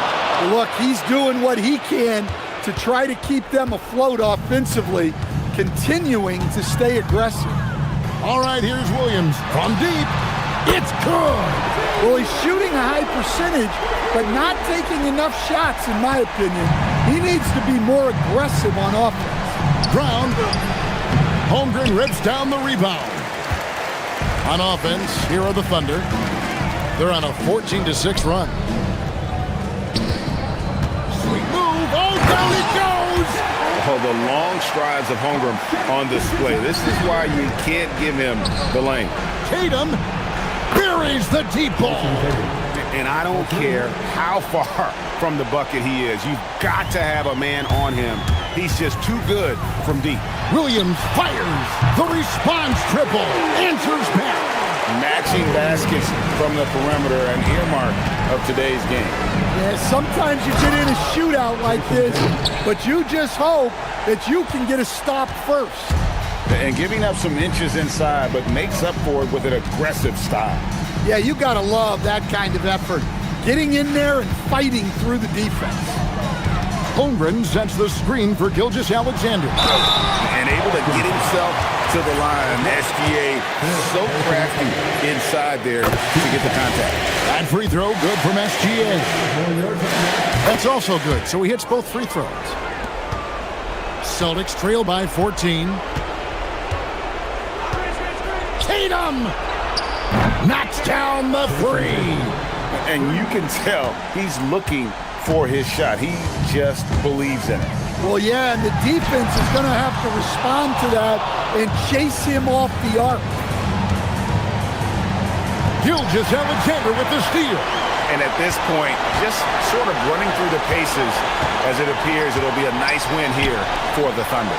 In the end, they had a better shooting percentage, and that's what made the difference. Sometimes, things go your way. The other team wasn't catching any lucky breaks themselves. Yeah, and Kevin, not all about luck. I thought their overall shot selection was better. The one player that really stands out, of course, in this one, it was a dazzling game for Shai Gilgeous-Alexander. Well, bottom line, he was just unstoppable at times.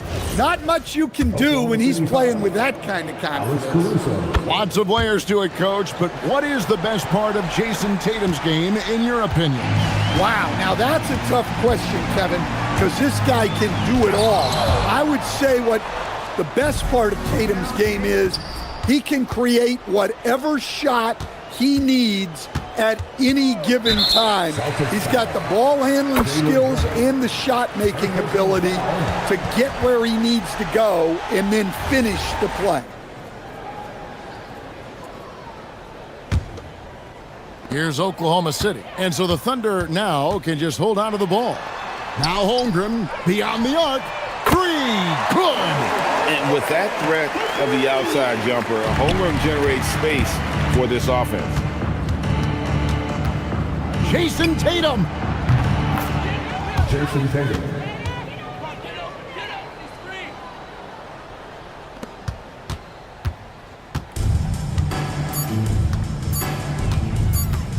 SGA fires.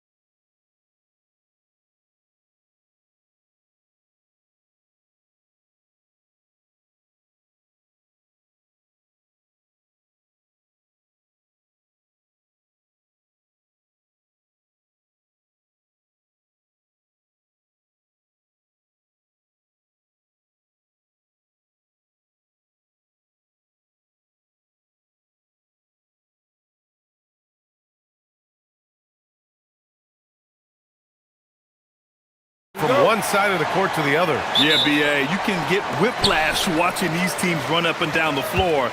They like to get it and go without any hesitation. So let's take a look at the starters for Toronto. The perimeter filled up by Barrett and Ingram. Then there's Barnes. Then it's Trace Jackson-Davis. And it's Murray Boyles in at the 4. Deflected! They push it up 4-on-3. Pass to Jackson-Davis. Toronto passing it around. Clock at 6. Tries again. And there's the slam dunk to finish it off. And you love to see the aggressiveness, using the height advantage to hammer it home. And from the sideline, let's catch up with Allie. I was able to speak with Oklahoma City's head coach. One player he is worried about in particular is Scotty Barnes because of the way he affects every phase of the game.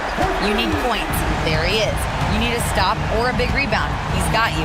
Anything asked of him, he can do it at a high level. Yeah. Allie, thank you. Here's Oklahoma City now. And since arriving in Toronto, his hometown, R.J. Barrett has seen his game take a step forward, Grant. Yeah, B.A. And in particular, his playmaking has gone to another level. If he could ever get his shot right, then he really will be off and running. Now here's SGA. And the big finish by Holmgren. And before he even leaves the floor, Holmgren has the ball at rim level. Ingram against Holmgren. Now here's Ingram. Defense is right there. And a slam dunk by Ingram. I'll tell you what, it's good to be his age. Yeah, I don't have memories like that at my age, though. And it's good. 2 points. SGA's got 5 points. And the D can't allow Gilgeous-Alexander to get this positioning, because once he does, he makes you pay. Outside Ingram. Here's Jackson-Davis. And he dunks it. What a pass to set him up. You know, he's smaller for the center position by NBA standards, but his leaping ability more than makes up for his lack of height. And slam dunk by Gilgeous-Alexander. And this is Shea's game. Attack, get to the rim, and finish. There's the foul. It's on Cason Wallace. That's his first foul of the game. And a little over 2.5 minutes gone here in the first. And here's Ingram outside. An outstanding defense from Holmgren. I like watching him use his length on this end. SGA with it. Now guarded by Barrett. Oh, and there's the whistle on the shot. So 2 free throws for him coming up. Trace Jackson-Davis picks one up. I like that. I mean, some physical play inside. He's not about to give up any easy baskets. And so he makes both from the line. And Tim, to have the success that SGA has had, is there something different to his approach? Well, B.A., I just think he's so shifty, so quick in changing directions, and he can decelerate once he gets into the paint. That change of pace makes it very difficult to stop, and it's the reason he's the perennial league leader in drives to the rim. Shout out Canada too, eh? Of the North. The versatile nature of Ingram's shooting can be tough to counter. Even the mid-range is a good option for him. SGA against Ingram. SGA passes to Dort. The putback. It's good on the putback. And those second chance buckets are major bonus points if you can get them. Jackson-Davis screen. Outside Barrett. A shot from the high post. Pass to Murray Boyles. Now here's Barnes. Just 5 on the clock. And he's in the books. Now 1 for 2. Well, that's a tough matchup because he's skilled and relentless. Oklahoma City leading by 3. Outside Gilgeous-Alexander. Launches it from deep. Jackson-Davis grabs the miss. Yeah, so many times we will see shooters of any caliber miss that wide open 3. SGA with a steal. And a fast break now for the Thunder. Here's Wallace. Rebound, Toronto. 3 seconds separating the shot and game clocks. Ingram on the wing. Lets it go from deep. And from the field after that one, 3 for 4 now. Look at how smooth Ingram's shot is. Hard off the pass, he puts up a silky jumper. Barnes against Gilgeous-Alexander. Down low. Here's Wallace. Some solid defense from Barrett. The defense doing just enough there to affect that shot. What a performance for Shai Gilgeous-Alexander. He has been the story for the Thunder.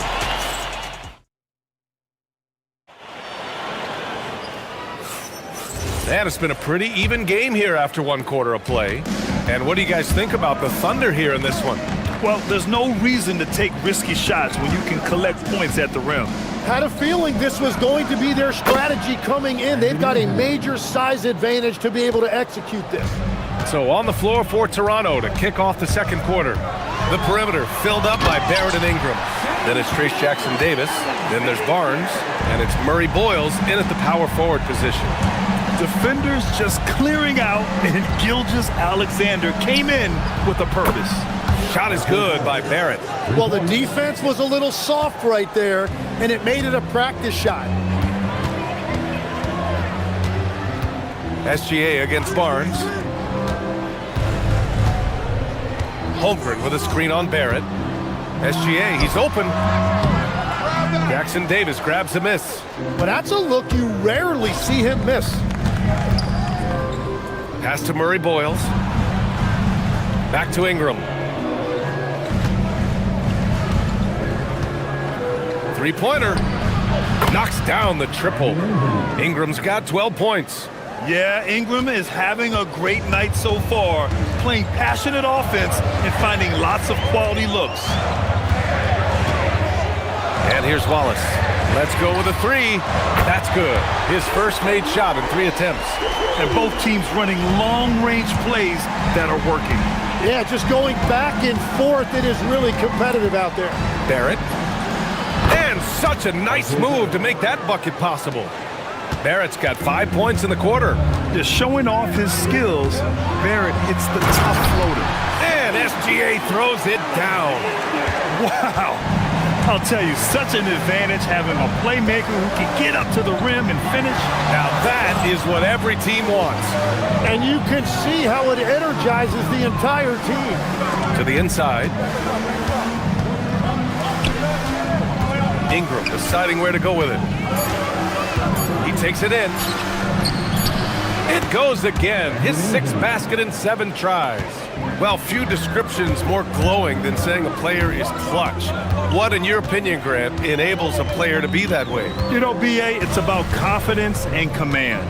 When you're able to process and execute under the pressure, both internal and external, that's when you have a chance to be clutch. Tim, watch. And here comes the coach's challenge. He disagrees with the foul. He does not hesitate to ask for a second look. It's a pretty heated game. Every call matters. The ruling on the floor stands. The NBA was smart to adopt this challenge policy in 2019. You know, one thing this does for a coach is let his players know he's got their back. If they're adamant that the call was wrong, he'll back them up and make the refs take another look. And they've made their decision. The call will stand. And as much as it hurts to lose a challenge, I think Coach would challenge that call again if he could. He really disagreed with the foul, and he's still peeved.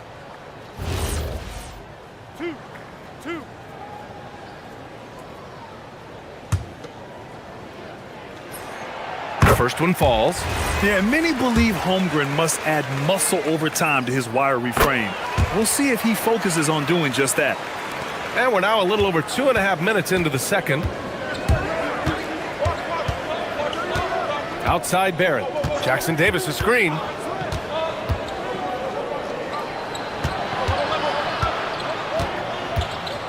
Oh, there's a killer 2-hand slam. Attacking the rim with power. Tremendous finish. Rejected by Barnes.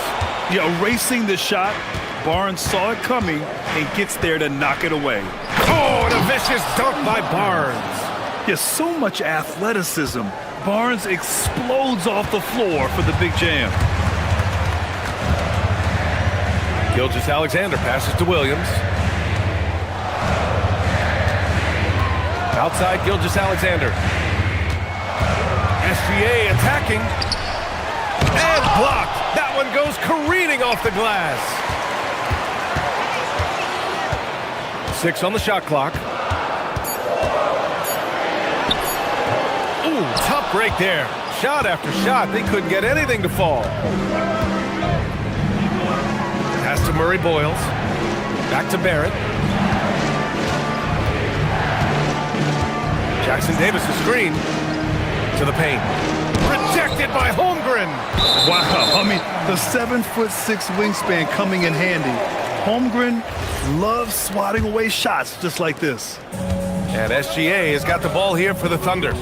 They trail by 7. And there's the call on Scotty Barnes. That's his first foul of the game. Second team foul.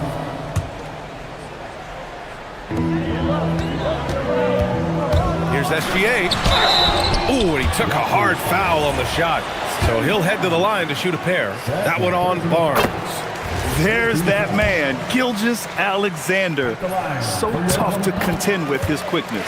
SGA hits them both. And that's about what we expect. He's been excellent from the line tonight. Barrett passes to Ingram. Toronto passing it around. Back to Jackson Davis. And he can't get that one. Good work defensively by Dort. Gilgeous-Alexander double team.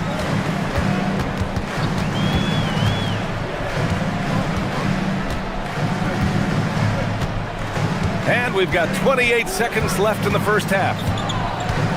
Shot clock at 5. Kicks it out to Holmgren. There's the triple. Outside, Williams. SGA surveying the D. Holmgren outside. Tries yet again.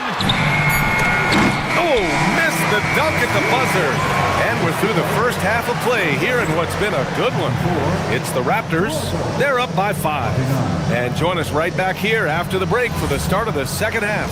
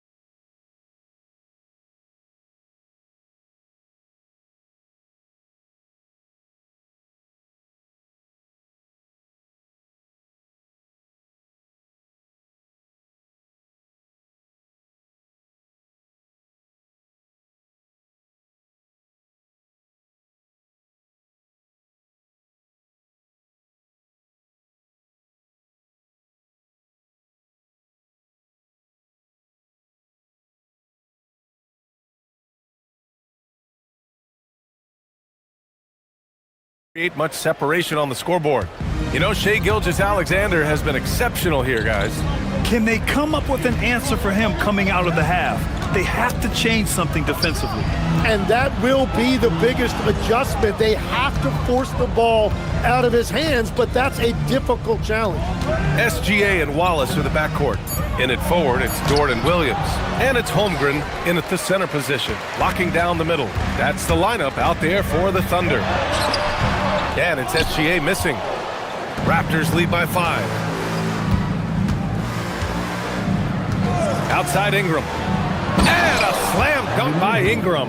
They want Ingram attacking the basket like this. It gets his juices flowing when he can get to the rim and finish strong. Outside, SGA. SGA explodes to the rim. Incredible. It sometimes falls to the point guard to be the offensive catalyst. Seems like he always knows when his squad needs a lift. It was an aggressive move that could change momentum. And that one's good. Ingram. He left his defender shook right there, destroying him with that slick handle. Man, that is nasty. What a move. Now here's Gilgeous-Alexander. 17 points in the game.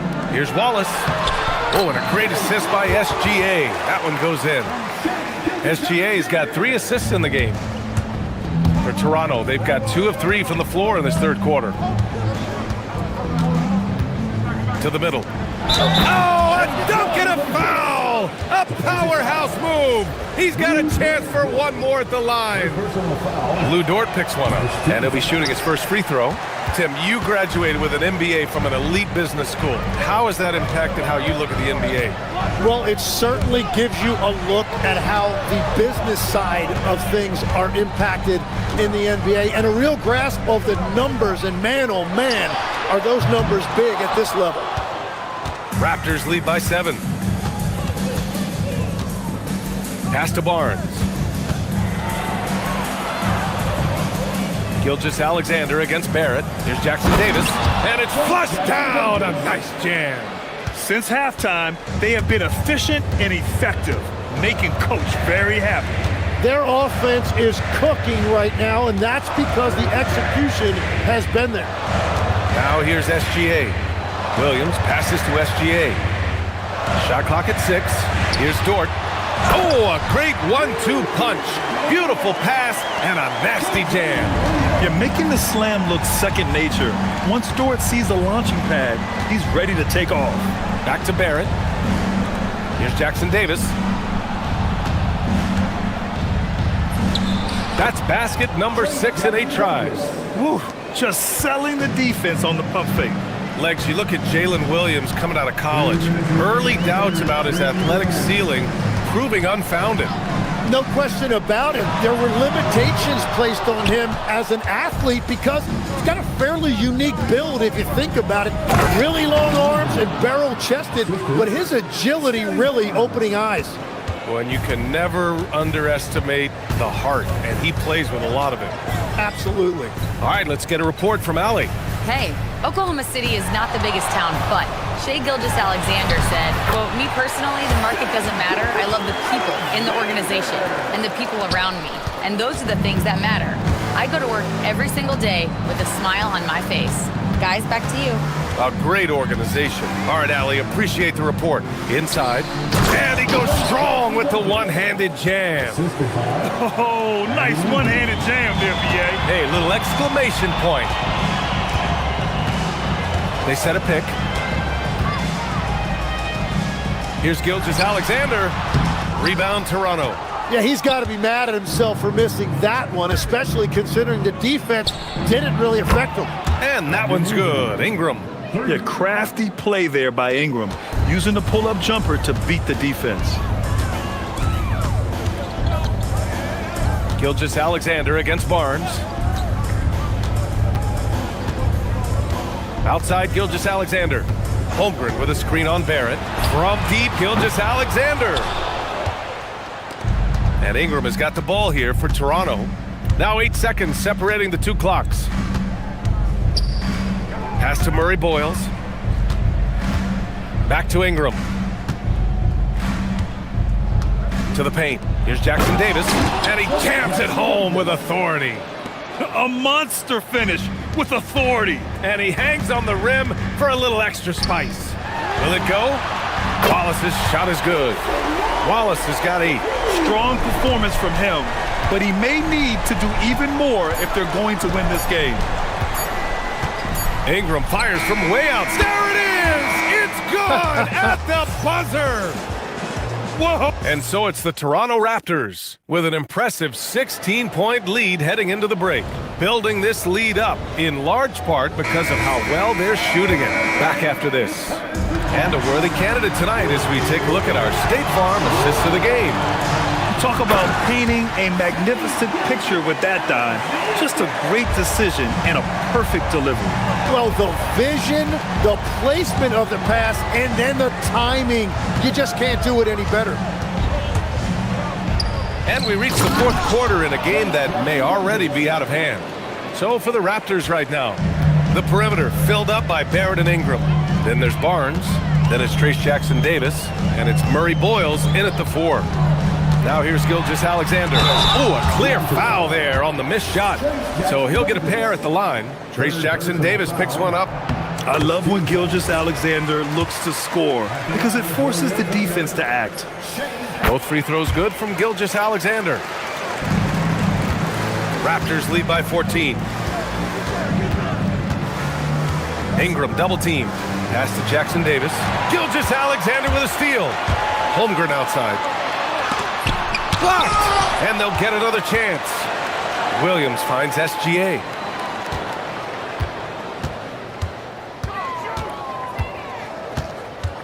Now here's Wallace. Fires from deep. And another miss by Oklahoma City. Jackson Davis in the high post. Oh, it's his 10th basket on 12 tries. You got to appreciate the efficiency here. And it only makes sense to give him the rock again. He put the team on his back all game. Well, the volume has been there, but so has the efficiency, which is why they're in control of this game. About a minute and a half into the fourth now. Here's SGA. Yeah, all over his man. Barnes, an uncomfortable defender to go against. Ingram against Dort. Outside Ingram. 5 to shoot. Takes the 3. And it's Holmgren with a rebound. Holmgren's got his 7th rebound of the game with that last one. Here's SGA. Oh, no good. Yeah, keeps on shooting, keeps on missing. Maybe time to go in a different direction. And there's a whistle. That's going to go on Lou Dort. That'll be his 2nd foul of the game. First team foul. Ingram against Dort. Outside Ingram. Now Barnes. Another chance. Holmgren with the block. He times his blocks almost perfectly. Holmgren stands his ground and forces the shooter to commit first. And a one-handed slam. Over 2.5 minutes in the books here in the fourth. They've been having major problems offensively. Definitely in a bit of a dry spell. Gilgeous Alexander fires. Barnes with a rebound. Something's off about him this quarter. He seems like he's moving okay, but clearly something isn't right.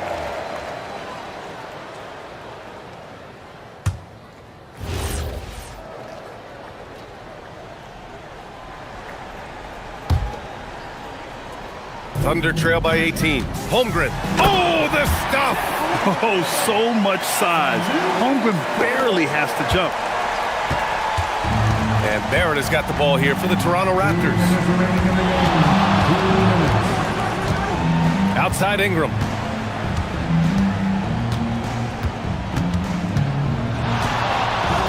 Shoots a 3.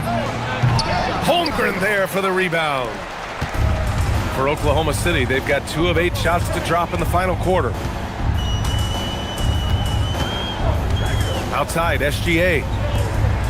Ooh, using 2 hands to power it down. What a pass right there. Coaches love seeing guys making it easy for their teammates. Outside Ingram. He launches, and he nails it. It looks like it'll be a big win for them here. Time to just cruise to the end of the game and chalk up the victory for the Raptors. When you look at their assist totals, you can see why it was easier for them to score. The ball was really popping tonight. And good things seem to happen when you're patient and willing to make the next pass. Their offense has flowed really well. Oh, you gotta love the back and forth, showing real confidence at the arc. And when you give up a 3, there's always this instinct to try and get it back immediately. You got to give them respect. They're doing everything they can to close this out. And this run should seal this win. What a timely burst. Now here's Gilgeous Alexander.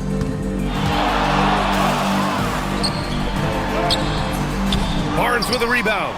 And even though he couldn't send the shot back at him, he certainly altered it. And sometimes that's all you need to do to force that miss. Here's Ingram.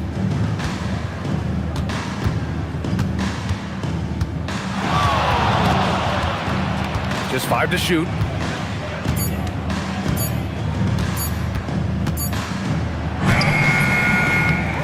Here's Murray Boyles. He's covered by Holmgren. Just 2 seconds between the shot clock and the game clock.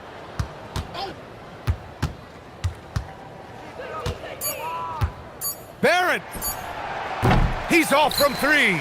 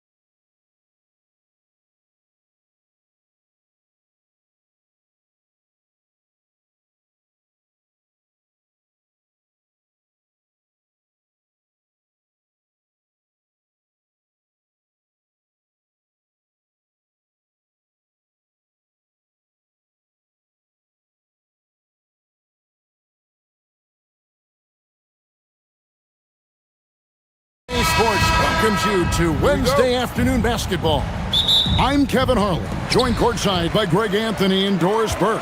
And it's Allie LaForce for us tonight on the sidelines. And the Clippers starting five. Filling the perimeter slots are Dunn and Leonard. John Collins is out there with Derek Jones. And it's Mathurin in at the point guard. Now here's Ingram. Just 5 to shoot. That's a 2 from Barnes. He drains it as the shot clock ticks down. You know, these two teams rack up the assists. Greg, they pride themselves on playing unselfish basketball. Yeah, both sides preach player and ball movement, getting everyone involved. It makes both teams that much more difficult to defend. Driving to the basket, and he uses the glass on the layup. You see the strength of Scotty Barnes on that drive. If he creates momentum, you better look out. Mathurin passes to Collins. And finished off by Collins. Whoa, that'll wake you up. He is such a great athlete. And now let's send it over to our courtside reporter, Allie LaForce. I had a chance to catch up with Darko Rajakovic. We talked about Kawhi Leonard and how much his experience plays a role. He mentioned when you have a guy like Kawhi, you can take one aspect of his game, but he's so skilled and experienced that he will find another way to beat you. They've got their hands full with the vet. Back over to you, Kevin. All right, Allie, thank you. A young guy who is ready to attack. Mathurin gets the ball and goes straight into his shot. Ingram wide open, and right away they match it with a three-pointer of their own. The real come at us, and we're coming right back at you. And you would expect nothing less from these two, taking pride and making plays. Dunn shot's good. Mathurin is more concerned with the squad's success than his own. That's a nice-looking pass. Active hands from him as he's able to deflect that pass out of bounds. Well, that's what you call a game of inches. They talk about it in football. We see it right there. And Doris, we're early on in Chris Dunn's career, but is it fair to say many wondered if it might be short-lived? Oh, there's no doubt, Kevin. Remember, this guy was at one point the 5th pick in the league, and there were questions about the offensive end of the floor. But give Chris credit.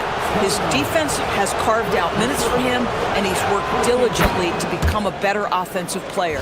And Doris, when he's feeling good, Kawhi Leonard, still one of the toughest matchups in the NBA. You know what, Kevin? The way he's battled through injuries and the game's still important enough to him that he's stuck around.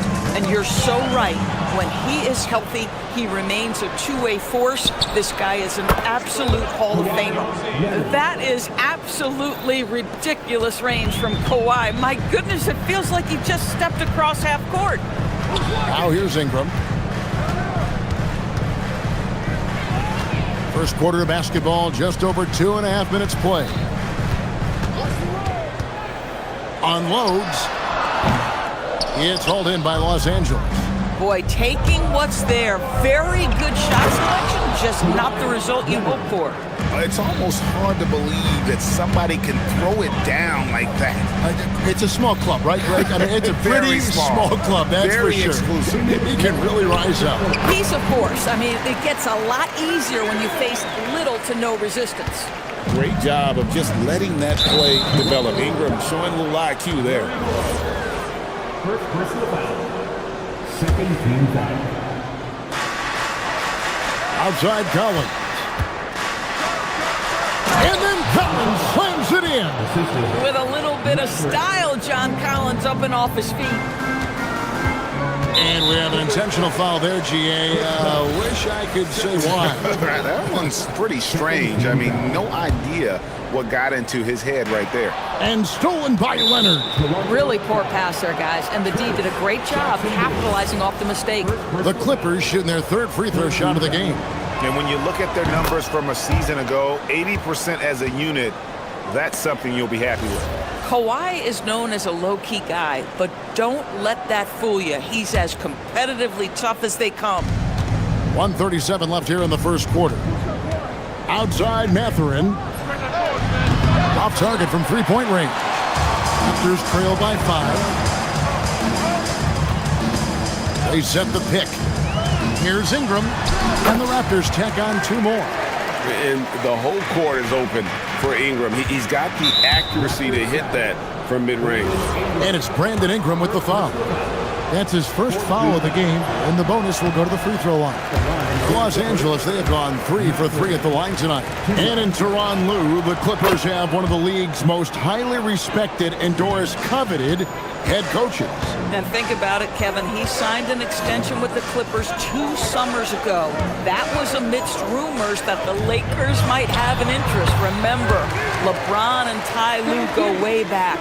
But he is now committed long-term with this organization. That is smart business. Here's Leonard. Brandon Ingram picking up that last bucket.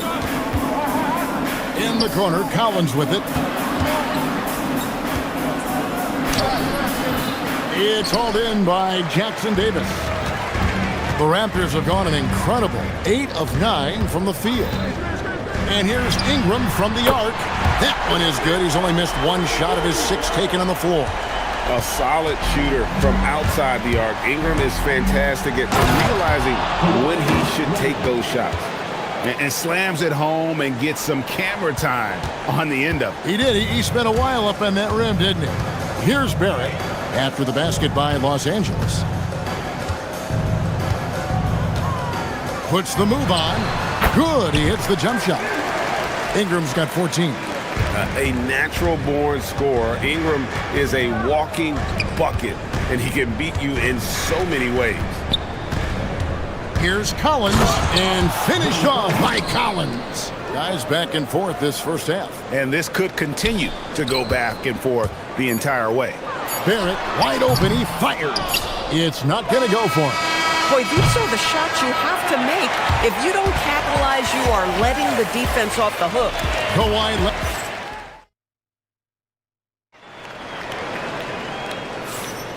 And we hope you're enjoying the game. Both teams tonight keeping things pretty even so far on the scoreboard. And taking a look at Los Angeles' performance here, what have they been doing or not doing? Well, they used the fast break to generate some easy buckets before the defense could get set. And we know this. Every team in the league now seems to be looking to play with pace. Setting the floor for the Clippers. Filling the perimeter slots are Dunn and Leonard. Derek Jones is out there with Collins, and it's Mathurin in at the 1. Now here's Leonard to the inside. Here's Collins. Takes it out to Leonard. Down to 5 on the shot clock. Can't get it to drop. Made 3. Missed 2 from the field. Stolen by Jones. Tries it from the top of the key, and he buries that one, drilling the rim on the way down. He's got 12. And let's get your take, guys, on the hustle stats for the Clippers. I mean, they've come out aggressive defensively, getting into them and coming up with some cookies along the way. And boy, have they started out quick, running the floor, taking advantage of their speed. Count that one. Taking back the lead once more. Give these teams credit. Man, they are battling. Neither team willing to give an inch, and neither able to seize the momentum. This has been a fascinating one to watch. You talked about a back-and-forth game. This is the definition. You have to love these kinds of games, scoring-wise, keeping everybody on their toes. That's a nice read from Scotty Barnes. This guy understands how and when to deliver the basketball. Lobbed up there for Collins, and stolen by Barnes. And now, Allie LaForce has something for us from the sideline. Thanks a lot, Kevin. The Clippers last season, inaugurating the Intuit Dome after for years sharing an arena with the Lakers, Kawhi Leonard said it helps having a home base for you rather than being a roommate. Coach Tyronn Lue said it feels so good to have a place to call your own and just call home. Back to you. And looking to protect it. Okay, thank you, Allie. 13 feet away. And teams are always looking for positional size. Doris, where is that most valuable? If you look across the league today, Kevin, it's at every single position. Size and skill as a combination is very tough to beat, and teams are getting bigger and more skilled across positions now. Just 5 to shoot. And here's Leonard from 3. That's another one for him. His 5th in just 7 shots. Well, ready on the catch. Your pre-shot preparation is on point. Kawhi, the catch and shoot. Ingram kicks to Barnes. Back to Ingram from outside the arc. Out to Barrett. And he's going up for the alley-oop. Up high to stuff the alley-oop. Love to see Barrett aggressively sharing the basketball. Wants to get it to his teammates in their spots. Nice. Leonard, the pass to Dunn. Left side, Collins. And then Collins slams it in. John Collins has tremendous vertical showing off right there. And finished off by Collins. That's a stomach punch, guys.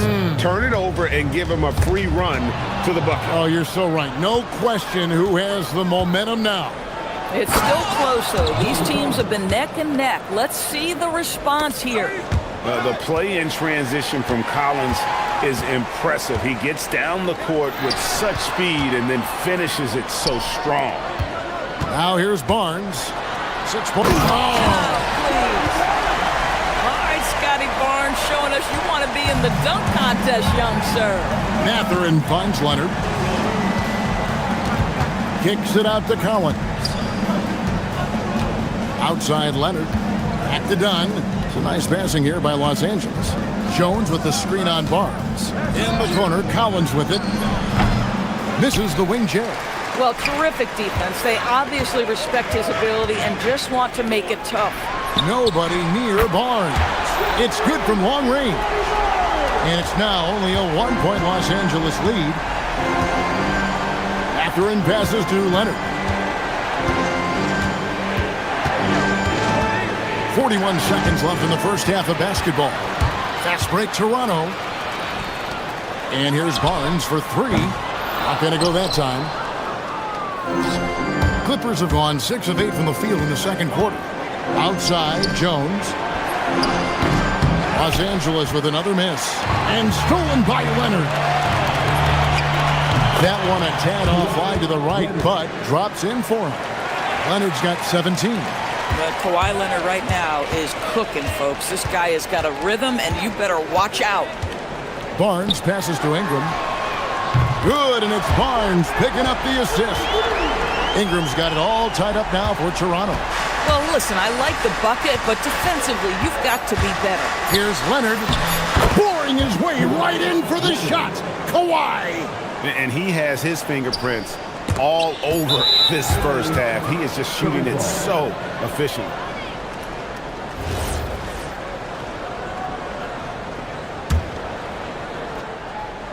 Here's Collins. Kawhi Leonard has been on display for the Clippers. He finishes with 9 points in the quarter. The D is having all sorts of problems with him. Back to the action in just a minute.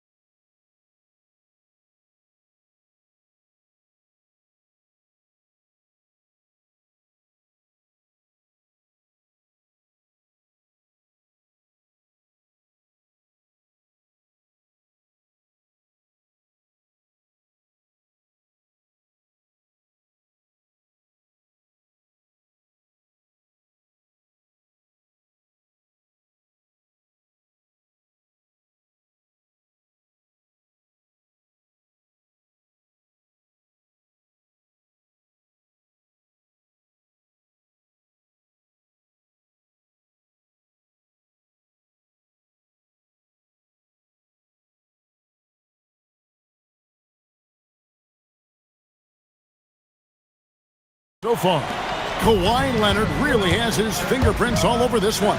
And how about the amount he's contributing in the scoring column through 2 points? Oh, the power on that throwdown! Well, don't let Kawhi's quiet demeanor fool you. This guy has athleticism and explosiveness. How about that in style? Barrett with the ball. Leonard picks him up. Tremendous lead pass. Boy, that makes your teammates happy, folks. The Clippers leading. After-in passes to Collins. Laid in with a nice touch off the glass. Collins has got 14. Yeah, John Collins, tremendous body control because the contact was there. He just doesn't allow it to bother him. In the corner, it's Ingram. To the middle, here's Jackson Davis. When you can get off the floor like that, that wipes away any height advantage. Here's Kawhi Leonard on the attack. Good D by Barnes. That is some tough defense there against one of the better finishers in our game. Here's the screen. Ingram takes it inside. More and more we see Ingram attack on the drive and convert it. His length and skill allow him to do so many things. Here's Collins, and finished off by Collins. Oh, that's just an emphatic throw down there. That one reverberated throughout the building. Barrett against Dunn, and he lobs it up toward the rim. And here's the fast break. Dunn leading the way. And the foul is called. He intentionally grabbed him there for some reason. I don't know. Kevin, all I can think of is that he's trying to slow the game down a little bit. Right. That's a stretch, though. Definitely a strange move on his part. Long range from the inbound. You have to be impressed with the instincts and versatility on the defensive end from Scotty Barnes. This guy legit. And here's Ingram from the arc. Good, and it's Barnes picking up the assist. Barnes has got 6 assists now in the game. Now, let's take a minute to talk to Allie LaForce courtside. Allie. Well, John Collins becoming a knockdown shooter. He said, I think I've always had the ability to shoot. I'm just feeling it from 3 right now. My teammates are doing a good job of finding me in the spots that I like, and I've worked on my shot a lot, and I'm sort of settling into it. Kevin, back over to you. Very capable. All right, Allie, thank you for the report. Throws it up high. Yes, once again, it remains perfect. 6 attempts and 6 hits. As we approach the fourth quarter, still anyone's ballgame. Yeah, neither team able to create much of a cushion. Oh, the power of Leonard. Boy, what is more fear-invoking than Kawhi off the bounce near the cup? Look out. For 3, Barrett. And again, Toronto with the triple. And since halftime, this has become an intense ball game. They are getting after it hard. It has become a real battle out there. Leonard dishes to Dunn. Leonard inside, covered by Barnes. Shakes him. Kawhi, confident inside. Just incredible touch from the interior. Kawhi Leonard more than capable in that painted area. Down against Barrett. Ingram deciding where to go with it. Pass to Jackson Davis. 5 to shoot. And foul on the shot. He'll shoot 2 at the free throw line. That one on Collins. For Toronto, they have gone 0 for 1 at the line. This is their second trip to the line tonight. And as a group, they shot 75% from the line last season. Just over 3.5 minutes through the third quarter of play now. Leonard inside. Barnes on him. Leonard inside. Covered by Barnes. Leonard dunks it down with force. Oh, boy, you love to see that kind of burst from Kawhi Leonard. What a finish. Ingram outside. Takes the 3. Barrett kicks to Ingram. There's a screen. The kick out to Barnes. Stolen by Collins. And now running up the court. Leonard pushing it up.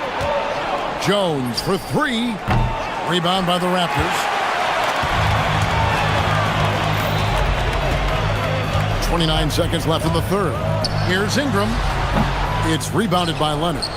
And the way he was able to reach out towards that release had an impact. Well, no question. He altered that shot, and most of the time, that's just as good as blocking it. Oh, and the jam by Leonard. And some hang time on the rim. Puts a little cherry on the top of that slam. Well, those kind of displays of strength can get one team rolling. Ingram attacking. And talk about putting some extra on it. That dunk was way over the top. Close game or not, he's going to finish firm when he gets the space. And we wrap up the third. And while we can now, let's take a look at today's State Farm assist of the game. And I'm glad this was the pick because I love this pass. Such a great dish. That's what I call court vision. Well, making the game easy for your teammates. All about putting them in a position to score. That's pretty. We've reached the fourth quarter, and what has been a very competitive game should be an exciting finish. And the Clippers, looking at who they've got, filling the perimeter slots are Dunn and Leonard. John Collins is out there with Derek Jones, and it's Mathurin in at the point. Leonard against Barnes. Outside Mathurin, back to Dunn, launches a three, nailed from three-point land.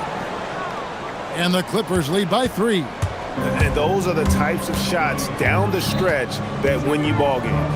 There it finds Ingram. Barnes sets a screen for Ingram.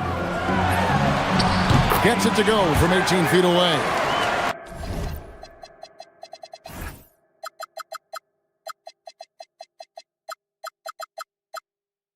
Ingram's got 9 points here in the second half. And known for the jump shot, Ingram needs to keep firing away with confidence from that spot. Jones with the screen on Barnes. Leonard the pass to Jones. That falls. Nice feed that time from Leonard. Assisted by. Leonard's got 5 assists in the game. And Barrett has got the ball here for the Raptors. They trail by 3. Crafty move. And that one, good. This guy's such an instinctive scorer. R.J. Barrett goes to the floater game. LA has gone 5 of 9 when they put up the three-point shot tonight. Leonard the pass to Mathurin. Jacks up a 3. Barnes grabs the miss. Barnes has got 4 rebounds now tonight to take the lead. Good on the triple.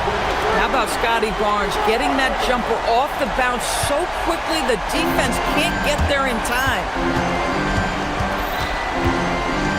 Jones outside. Oh, and he misses the dunk. Oh, an easy look, but he decides to be a crowd pleaser. I'm sure he's upset for attempting that one. And so many teams now look to establish the perimeter to set up everything else. No doubt it's a growing trend, Greg, and he is highly accurate tonight.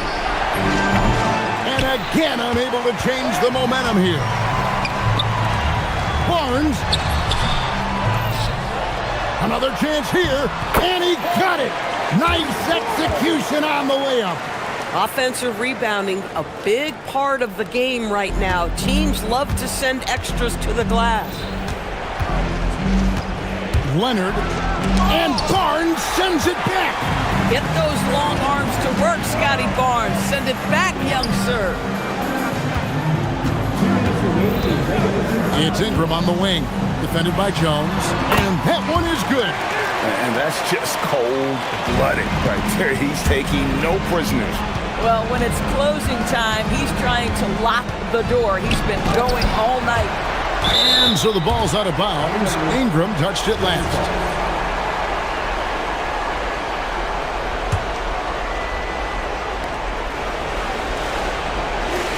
Outside Mathurin. He finishes with a one-handed dunk. And one of the better athletes in his draft class, Mathurin, with quick lift off the floor and then the power to hammer it home. Ingram against Collins. Now here's Ingram, guarded closely. Count it! Nice touch. Boy, he is just putting this team on his back right now, and when he's got his rhythm, you just keep playing through him. And guys, he's not an easy man to stop when he's got the rim in his sights. Never has been, never will be. He is a determined finisher. It's stolen by Barrett. From outside, and there's the three. Guys, I think this is a game they have to feel good about as we wind through the final moments here in what looks to be a solid win for the Raptors. They had to battle for this win. There were times when it looked like it was maybe slipping away a bit, but they never let that happen, which I thought was a real credit to them. And that's a product of their mental toughness. Anytime the floor of the game turned against them, instead of caving, The pretty dunk brings down the house. Whoa, whoa, whoa, the solo alley-oop? That's not something we see too often. Timed perfectly, caught the defense totally off guard. This game looks like they've got it just about wrapped up. Yeah, just got to work that clock and take care of the ball.